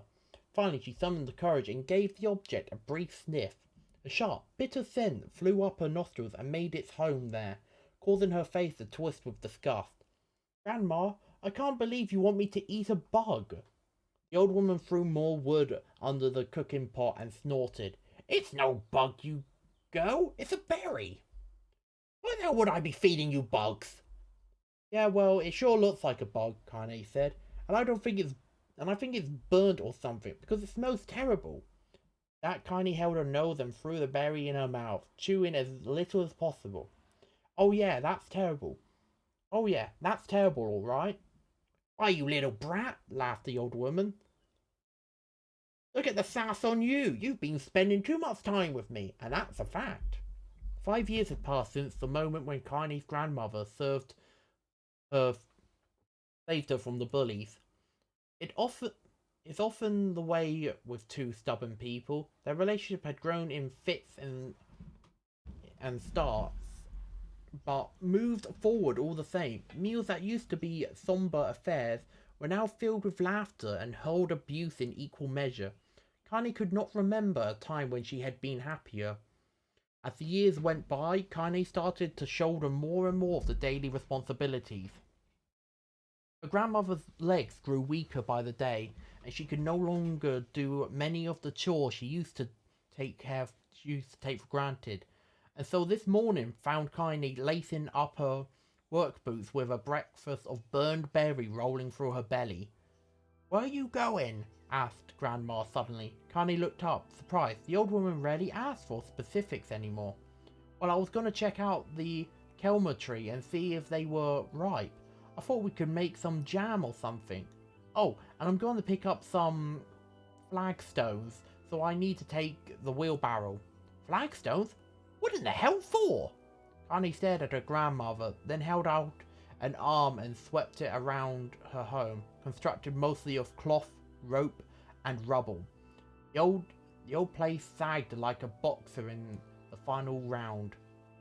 "Grandma, a dying cat could chew through this house, and I'm going to build a stone wall so we have some protection." The old woman laughed, exposing her toothless grin to the world. "Goddamn girl, if a bunch of thieves want to ransack this old place, let them come. We ain't got nothing worth stealing anyway. I'm not worried about thieves, I'm worried about shades. People saw one west of the village yesterday." The old woman tilted her head and stared at her grandmother. "Well, shoot, I don't know why you have to do it today. We can worry about it some other Grandma, no. If I don't go to the Kelma tree, we won't eat tonight. You know that. A confused expression passed across the old woman's face, and for a moment she was a small child lost at a carnival. Yes, she said after a bit. Yes, of course, you're right. I'm sorry, Kaine. Lately it seems my mind is... She didn't finish the thought, instead walking over to her nightstand and gently taking the wreath of lunar tears from the drawer. The flower petals had aged to a brilliant whiteness, and Kaine thought it was more beautiful now than the day she first received it. You're gonna be a true woman soon, Grandma said as she placed the flowers in the girl's hair. So that means less chatter about shades and building defensive walls and more talk about how beautiful you've become. Annoyed, Kaine reached up to remove the garland, but the look on her grandmother's face stopped her hand. You're a beautiful thing, said the old woman, and there ain't another like you in all the world. I'm very proud of you. Okay, Grandma, that's enough goddamn compliments for one day. Such a mouth on you. Where did you come from? Where did that come from? Gee, I wonder. I'll teach you to sass me, girl, yelled Grandma. Suddenly, she lurched forward and grabbed Kaine by the ear, pulling her around the room with a crazed grin on her face. Grandma, yelled Kaine in a squeaking voice. Grandma, stop! What the hell? The old woman stared at her and blinked, then slowly held her wrinkled hands as if it was the first time she had ever seen them. I don't know what happened to me. Don't know what happened there. I'm sorry, girl. Sometimes my mind just... Kaine thought the look on her grandma's face was the most heartbreaking thing she had ever seen. Listen, she began. Maybe I should stay home after all. No, I won't have you stay here to keep an eye on an old codger like me. You go get your fruit and your wool and whatnot. I'll be fine. And when you come back, I'll have a nice grasshopper dinner waiting for you. Kaine rolled her eyes and kissed her grandmother on the forehead and made ready to depart, trying desperately to ignore the worry that was gnawing at the walls of her heart. Kaine could feel the old woman's eyes watching her as she moved down the path. Don't turn around, she told herself, but in the end the temptation was too great. She spun on her heel for one final look and saw a small, bent woman standing in front of a ramshackle hut with a sad expression on her face. God, she looks so old now. Like the wind could reach down and just carry her away. Kaine worried about her grandmother all day, causing her work to suffer. With little fruit she could collect was tossed carelessly into the wheelbarrow, and she only found a couple of stones before losing interest in the project. Finally, as dusk approached, she decided to call it for a day. Cursing herself for the lack of focus, Kaine pushed the nearly empty wheelbarrow back down the path. As she crested the final hill, she suddenly froze in place. The wheelbarrow fell from her fingers and collapsed on its side, sending a few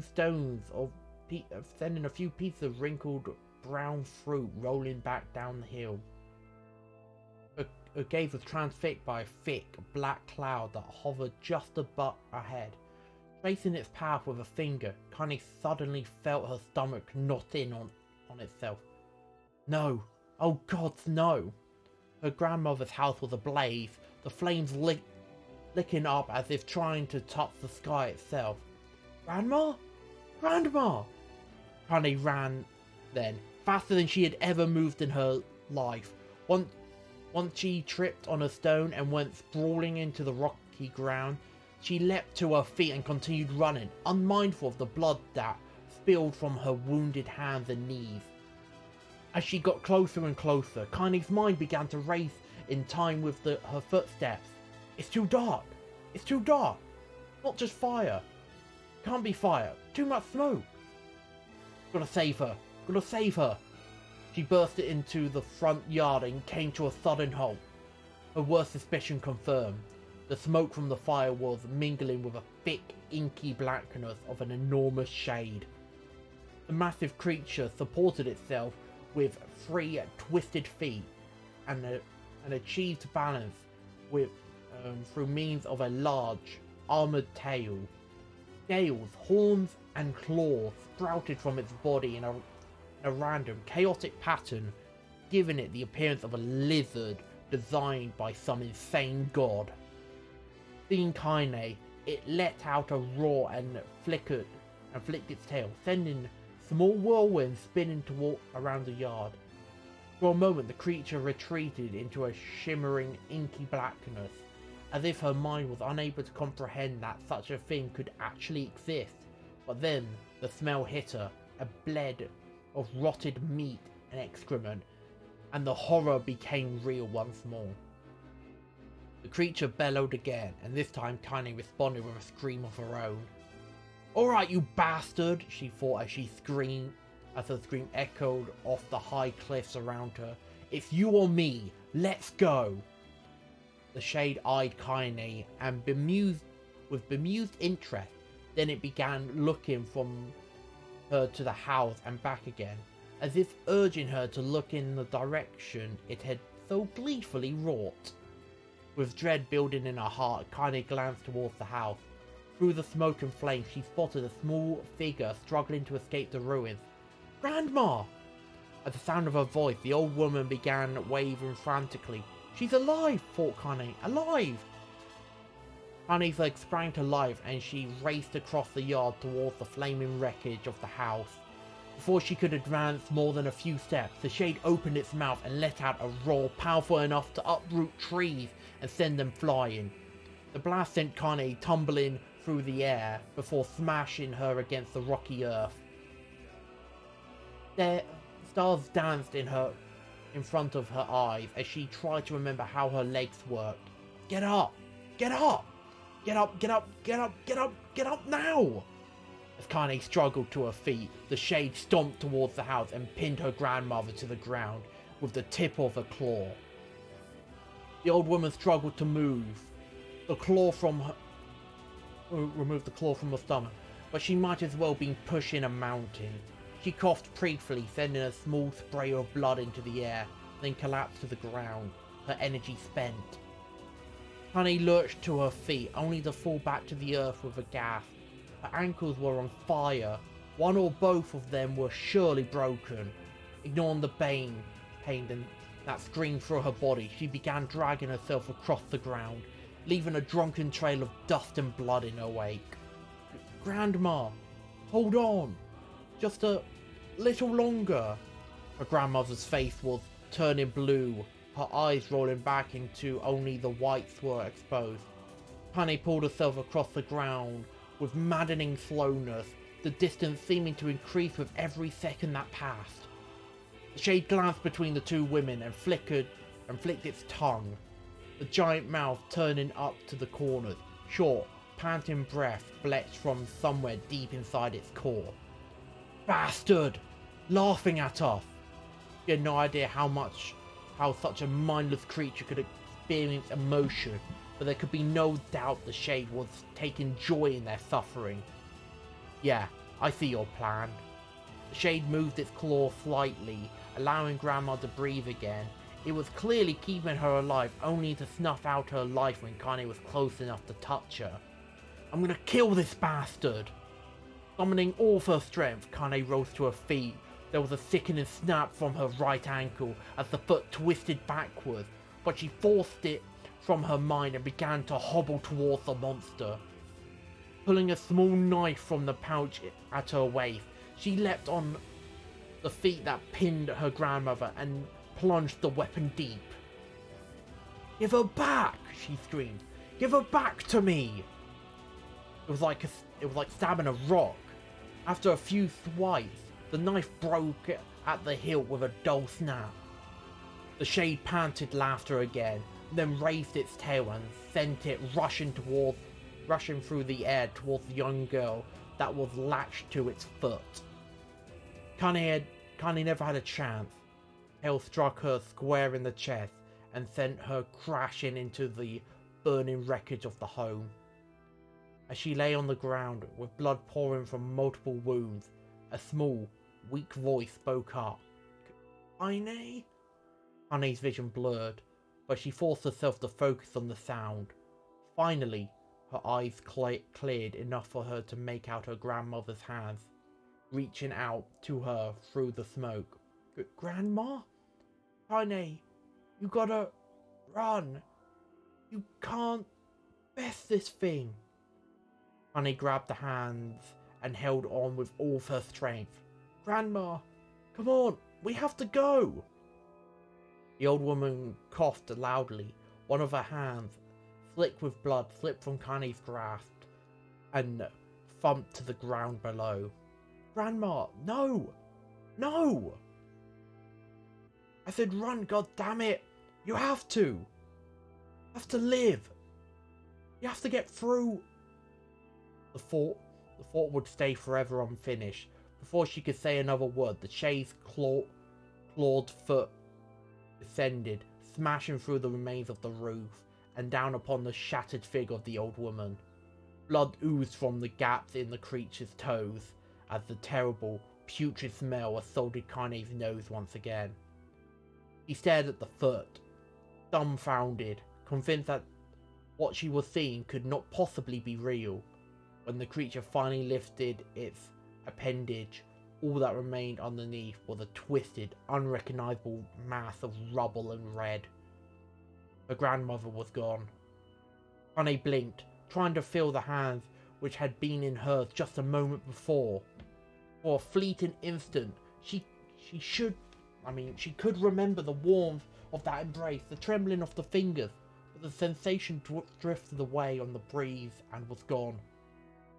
Memories flashed through Kanye's mind, one after the other, faster and faster, till they became a meaningless jangle of noise.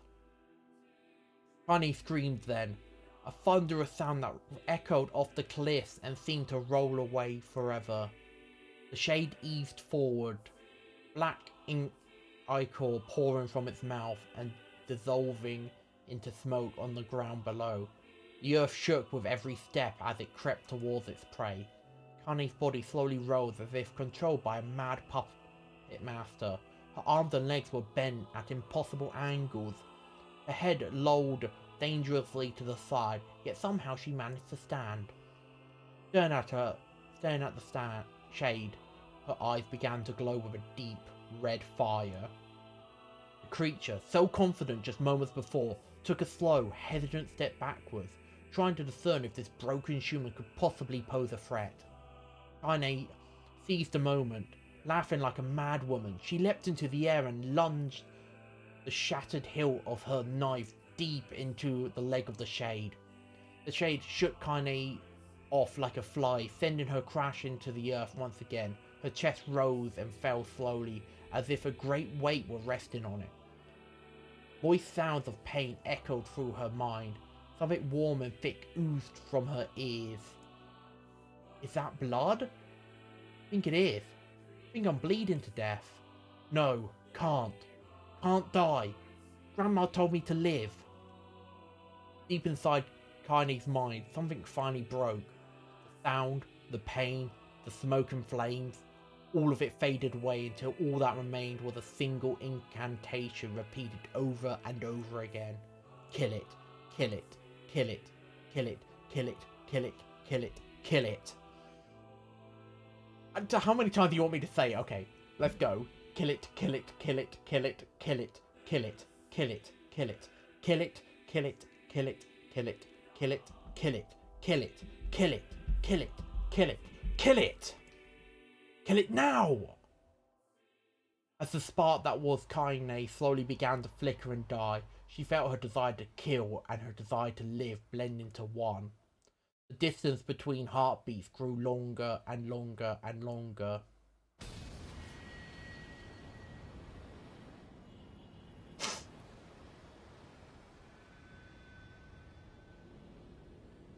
I just wanted to see what these outfits look like. I probably should have done it after all of this, but oh well.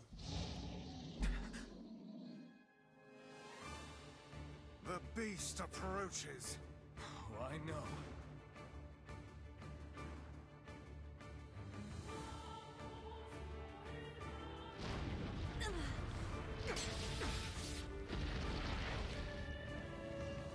Alright, let's go.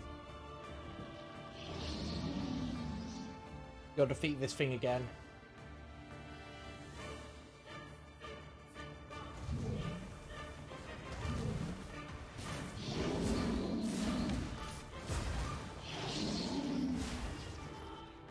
What anger this creature must have.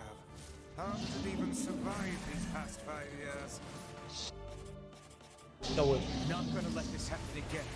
It dies today. My sword is lighter. It's not the blade but the skill of the user. Strike it down. Alright, there we are.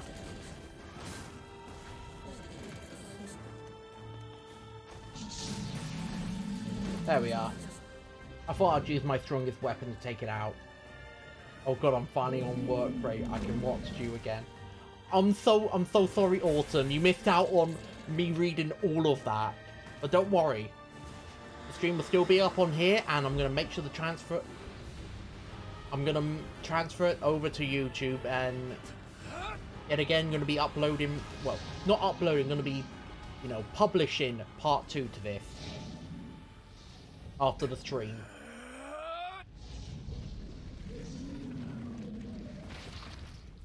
There we go. Now it's dead.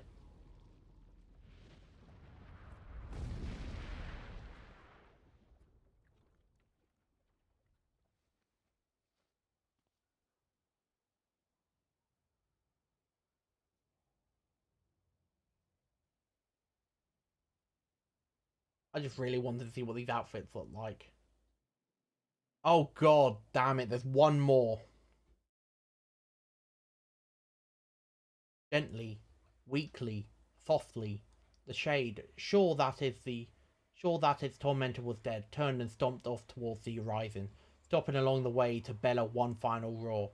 Couldn't kill it.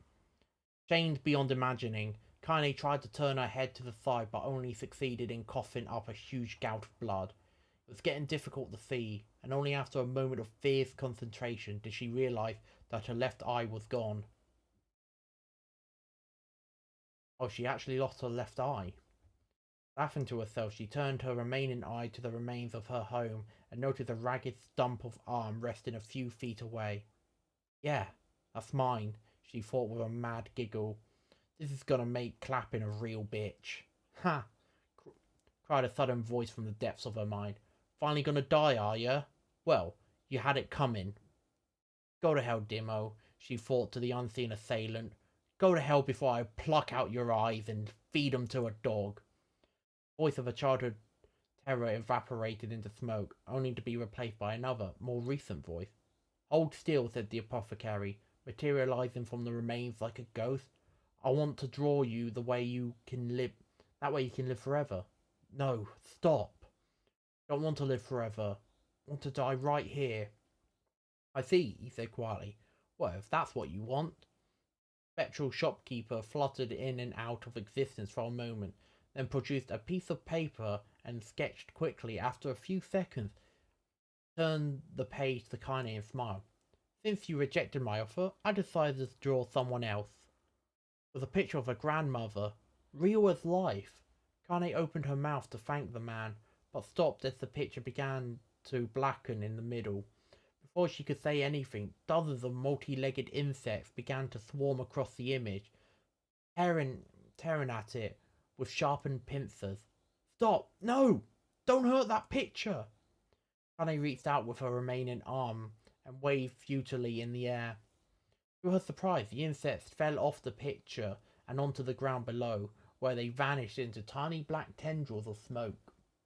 Relieved, Kaine turned her good eye back to the picture, only to open her mouth in a silent scream. The sketch now showed her grandmother as she truly was, a smashed, unrecognizable lump of nothing. The apothecary smiled and broke into a jolly dance. See that? He cried as he danced his jig. It's perfect now. She looks just like you. Ha ha ha. Or ha cha cha. I look like that? Oh god, I'm gonna die. I'm gonna die. Drowning in despair, Kaine laid her head back in the mud and smoke of her ruined house and waited for the end to come.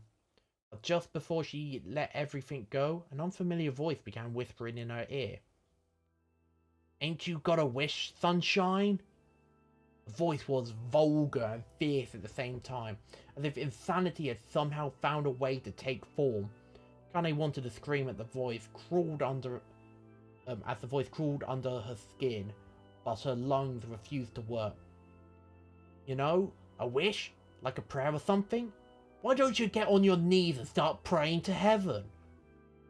Please, invisible man in the sky, save me! Save me!" Fanny finally restored to shouting at the voice in her head. "I don't make wishes. They don't come true for me. I'm a curse. A freak. I should be left to die." The other voice boomed in her ears. "Oh God, you are the best!" Fanny glanced down and saw a black, shiny substance oozing from her legs. She tried to brush it away, but her remaining arm would no longer respond. The substance slowly crept around her feet and then began moving up towards the rest of her body. Is this death? Is this what it's like? Or is my mind just losing itself? She could feel the slime oozing upwards, feel the hot, searing pain it left in its wake. Whatever else might be happening, she was still alive, and that was real. "Come on," said the voice. "Let it go." Granny tried to ignore the voice and concentrate on the pain, but the newcomer would have none of it. "Don't ignore me, sunshine! You're ready to give up, ready to die, so why not let me have it?" "Have what?" "Your body! Come on, give it to me! Give it to me! I want to stand on the ground, feel the rain, taste the wind." The voice paused as if licking its lips. When it remused, it was filled with mad, unabated joy. "And I want to take your hands and use them to choke the goddamn life out of people. I want to tear out their throats and bathe in the blood, just like before." In response, Kane shifted her hand and vomited. The warmth of it crept down her front and mingled with the pain of the encroaching black ooze. "Are you a shade?" "Yeah, maybe. What of it?" Slime reached her face, crept up past her nose, and slowly oozed into the socket of her missing eye. The moment it touched her brain, Kane was struck by the most powerful sensation she'd ever felt in her life. It was ecstasy. She wanted to scream with delight, but all she could manage was a small, whispered moan. "Feels good, don't it?" asked the voice with a chuckle. "Yeah, what can I say? I know how to please the ladies. Now give me that body. Come on, give me the body, and I'll give you more of this feeling. It's like a fair trade. It's a fair trade." A black lump began to protrude from Kane's side as she watched it grow longer and thicker, eventually taking the form of her missing arm. "I can see better," she thought. "My eye must be growing back too." The slime reached up to envelop the rest of her body, but she managed to brush it away. "Stop," she whispered, marveling at how she had regained her voice. "Stop!" The black ooze hesitated as if considering this request, then quickly shimmered down her body before disappearing into a cloud of smoke. "Ah, what the hell, sunshine?" screamed the voice. "We had a deal! I thought you wanted to die!" Grandma said, can't die yet." A brief image of her grandmother, bloodied and broken, flashed before her eyes. She saw the shade that had killed her and heard its mocking laughter, then closed her eyes and forced the image from her mind.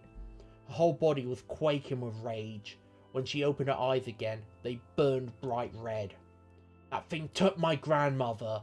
I have to kill it before I die." Arnie glanced down and saw a mysterious pattern. The pattern of the shades burn itself into her left arm. "Well, I'll be damned," said the voice cheerily. "Look at that, sunshine. I think you and me are going to be good friends now." Fanny stared intently at her arm. The more emotional she felt, the more the letters seemed ready to puncture her skin and begin infecting the rest of her body. The arm clearly had a will of its own now. Stop! Gotta stop! Holding her left arm in her right, Kane took a deep breath and tried to calm herself. Come on, don't fight it, pleaded the voice. Hate's my favourite dish, and I'm hungry. Let it go. Feel the anger. Burn with the fire of revenge. Thirst for blood. Then go out there and... Shut up! Shut up and get the hell out of my body! Your body? Oh, that's rich, sunshine. Real rich. Look, why don't you just up and die so I can have this body all to myself? What do you say? I bet those buddies of yours in the area would love to see you dead. Kane grabbed a nearby shard of glass and tried to saw off the shade-infected portion of her side. Before she could, her darkened left arm grabbed her right wrist, crushing it. Kane screamed and dropped the shard as the sound of bone crunching on bone filled the air.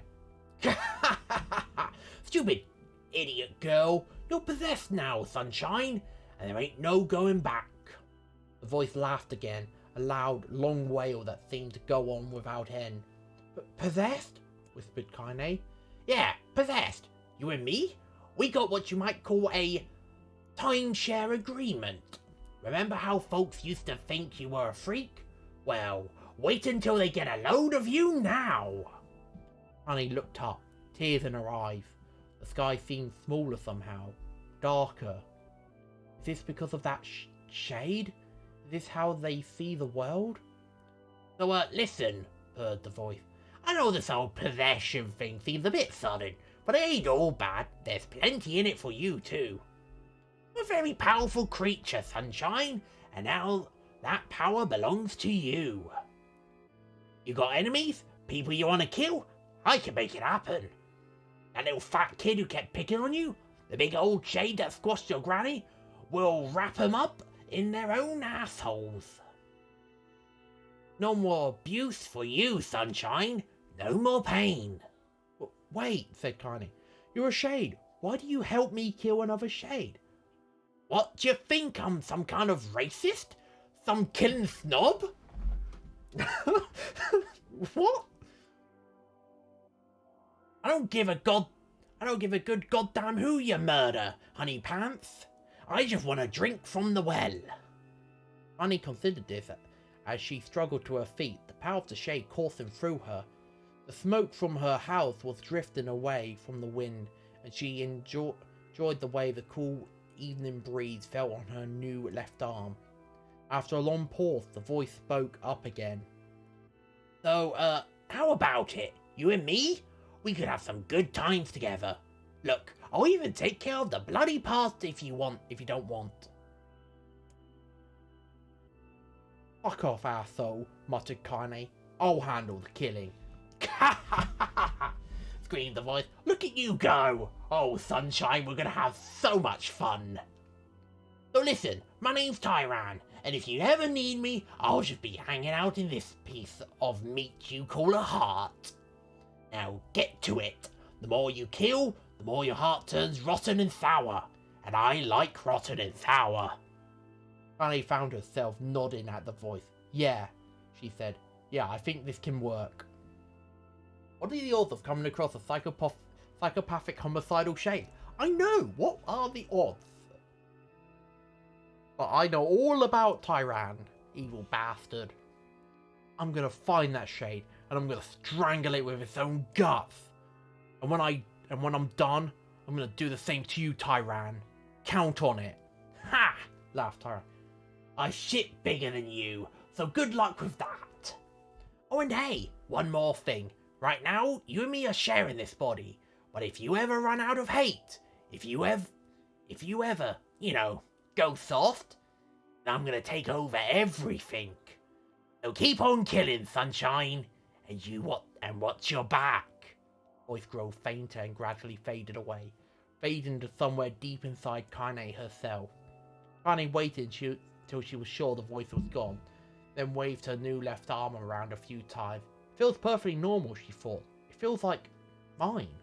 Desperately, she began poking and prodding at the new limb, determined to find something wrong with it. She didn't want it to feel normal. that would mean the creature inside her had already won. I am not a shade. I am Kaine.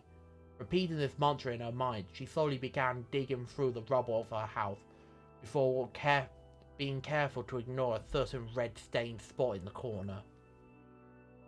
Finally, after what seemed like an eternity of heartbreaking work, she found what she was looking for. It was the wreath of lunar tears. Though it had been through hell and back, the garland's petals were as bright as ever. Annie started to place it in her hair, then slowly lowered the wreath and stared at it. Sorry, Grandma. So sorry, but I don't deserve to wear this anymore. I'm possessed. Corrupted. Freak. This time, I don't think there's any going back. Holding the flowers to her heart, Connie fell to the ground and sobbed. The night gradually lightened to dawn, and the people of the area rose to their daily lives. She remained in that position, as if tears could somehow wash away the horror that now infected her world. Alive. Stay alive. Stay alive. Grandma. Kaine, you gotta live. You gotta come back to us. Now, these outfits really do not work. We need their eyes. Definitely gonna be taking it off next chance I get. Hey.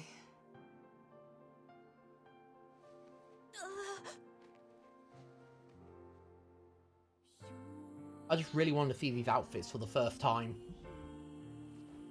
Because I haven't actually seen what they look like in game.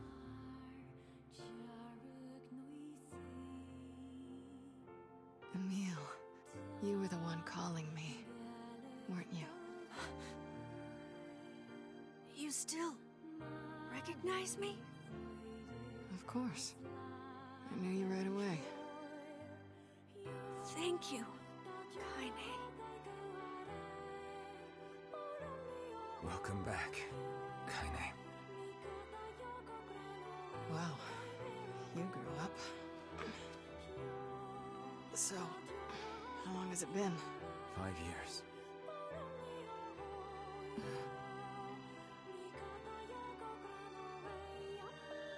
It's so weird seeing this like 9S outfit on adult, Shit.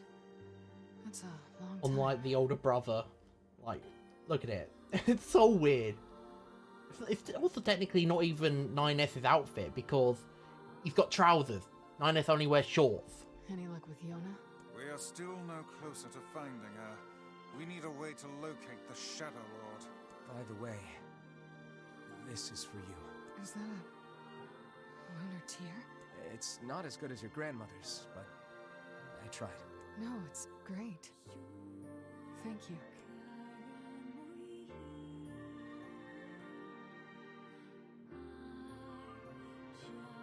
Kaine waking from her long petrified sleep. Emil's unflagging kindness. Our reunion was a happy one, and we let it wash over us like rain. That is, until Devila and Popola had to go and ruin it all.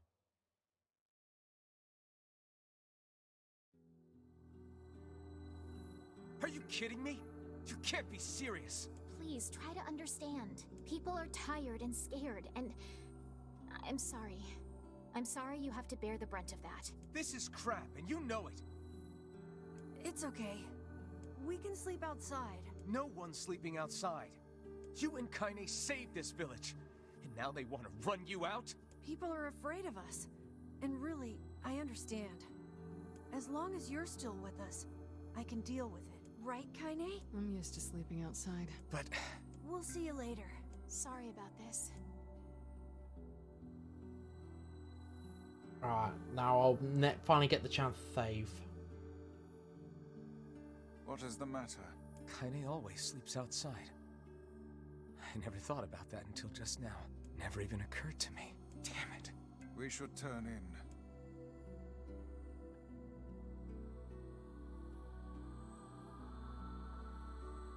I didn't get much sleep that night. the first time in my life, I hated Devila. For the first time in my life, I doubted Popola. But those feelings are pointless in the end. They said and did what they did for the sake of the village. To protect it from the horror of the Shades.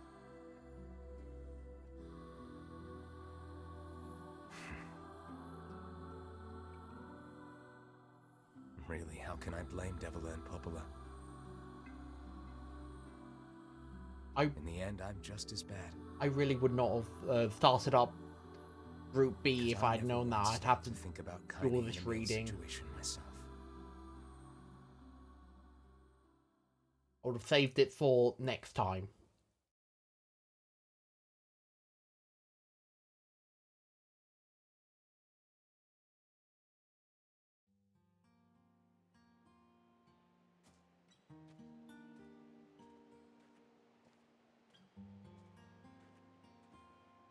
Oh, this is new.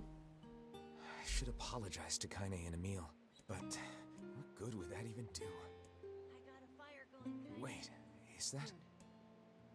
Campfire? Yeah, no, this is definitely new. I'm so happy to get to talk to you again, Kaine.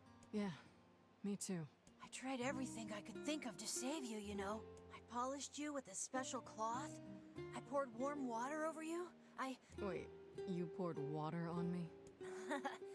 Yeah, but it didn't really do much except make you all shiny. Hey, Emil. Thanks for saving me. I guess you noticed how I look different now. I'm sorry, Emil. I'm sorry for all of it. Well, I mean, this new form isn't all bad, you know? At least I can look at you when we talk, right? Hey, so why don't you tell me something about yourself? I'm not very interesting. Come on, I just want to know you better. Please? Fine. This all happened when I was a kid. Before the whole shade possession thing. My body is different. And when the villagers found out about it, they started treating me like a freak. But one person, my grandmother, accepted me just as I was, no matter how bad things got. She gave me the strength to keep going. She's really special to you, huh? Yeah. Oh, hey! That gives me an idea. Since we cured your petrification, we should start looking for a way to cure your possession in my body. I know we can do it if we all work together. Heck, it'll probably be super easy. Let me guess. More warm water?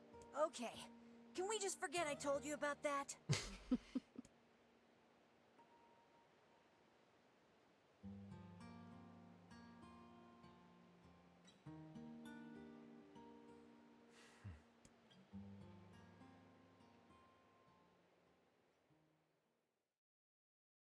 Oswald made a new friend, and guess what? He's a king! I wish I had some friends. Sleep well? Sure. And yet your red eyes tell a different tale. Don't be so hard on yourself, lad. I need to go see Devila and Popola. Very well. Right, there's a new interaction thing. But oh my word, I've severely gone over time for how long I usually stream for. That's going to be everything for today's stream. Thank you all for coming and watching, and I'll be back again tomorrow, this time from 2 till 6. So, a little bit shorter stream, but hey, at least we've got more stuff to actually do now, so you don't have to watch me run around like an idiot trying to kill time to grow bloody flowers. Oh no, thank you for coming along and watching Autumn. I always appreciate getting viewers. It means a lot. It means people actually, one, like listening to my commentary, and two, can actually understand what I'm saying over the lisp. But no, thank you all for coming and watching. Let's just quickly see if there's anyone we could possibly raid.